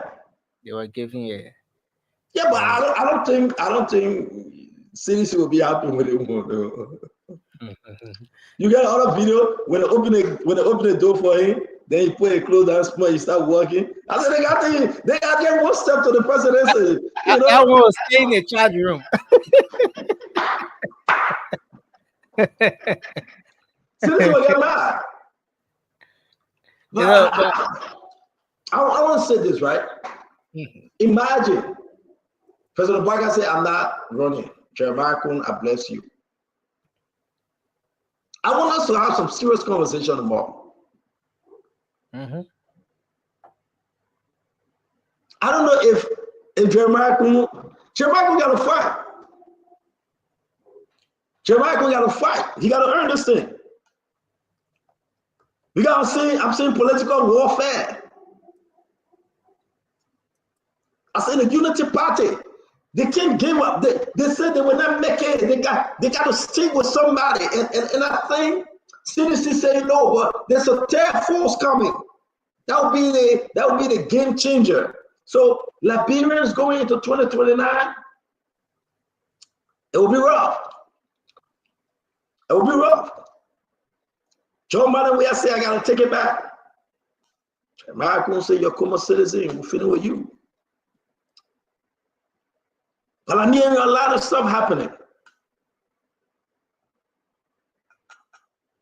But the government got to do better. Joseph Boga got to uproot the corrupt people in the government, make the government better.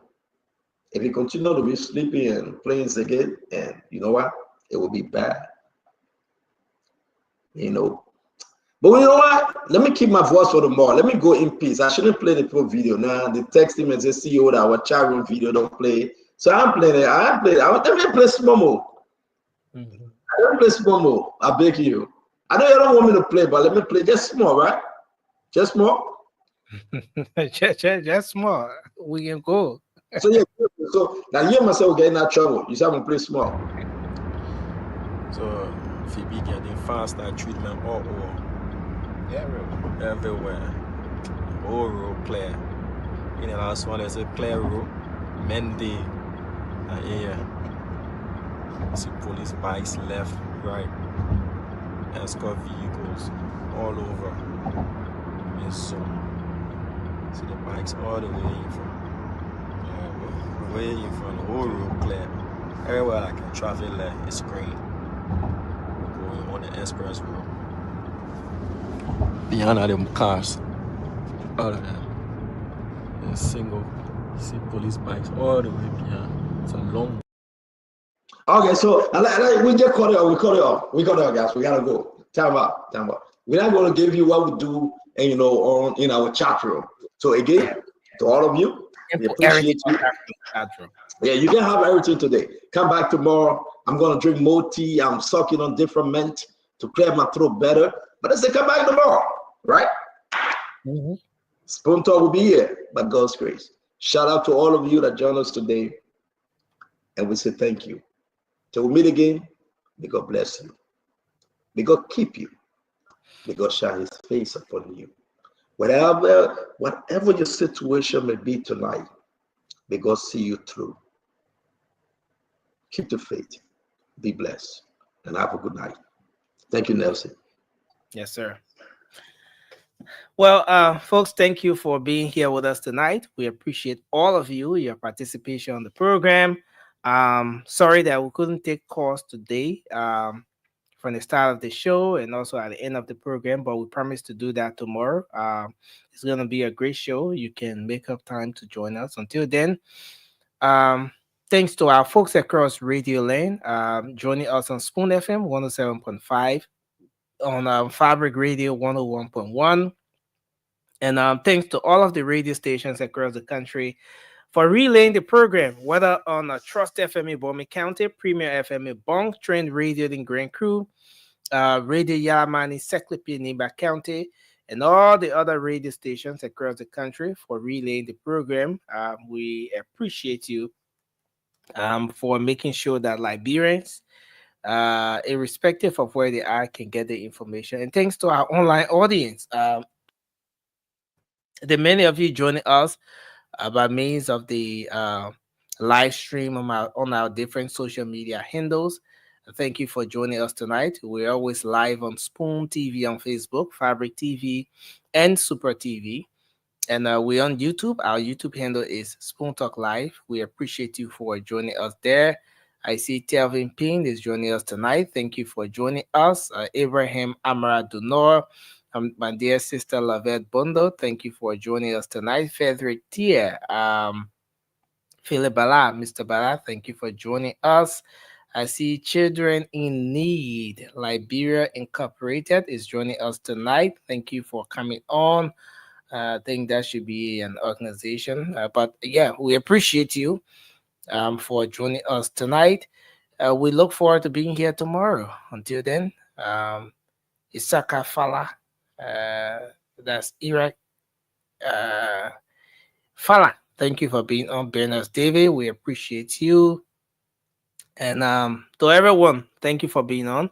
We look forward to being here tomorrow. Until then, I'm Nelson Colette. Have a good night, and let's hope we can be here tomorrow. Bye-bye for now.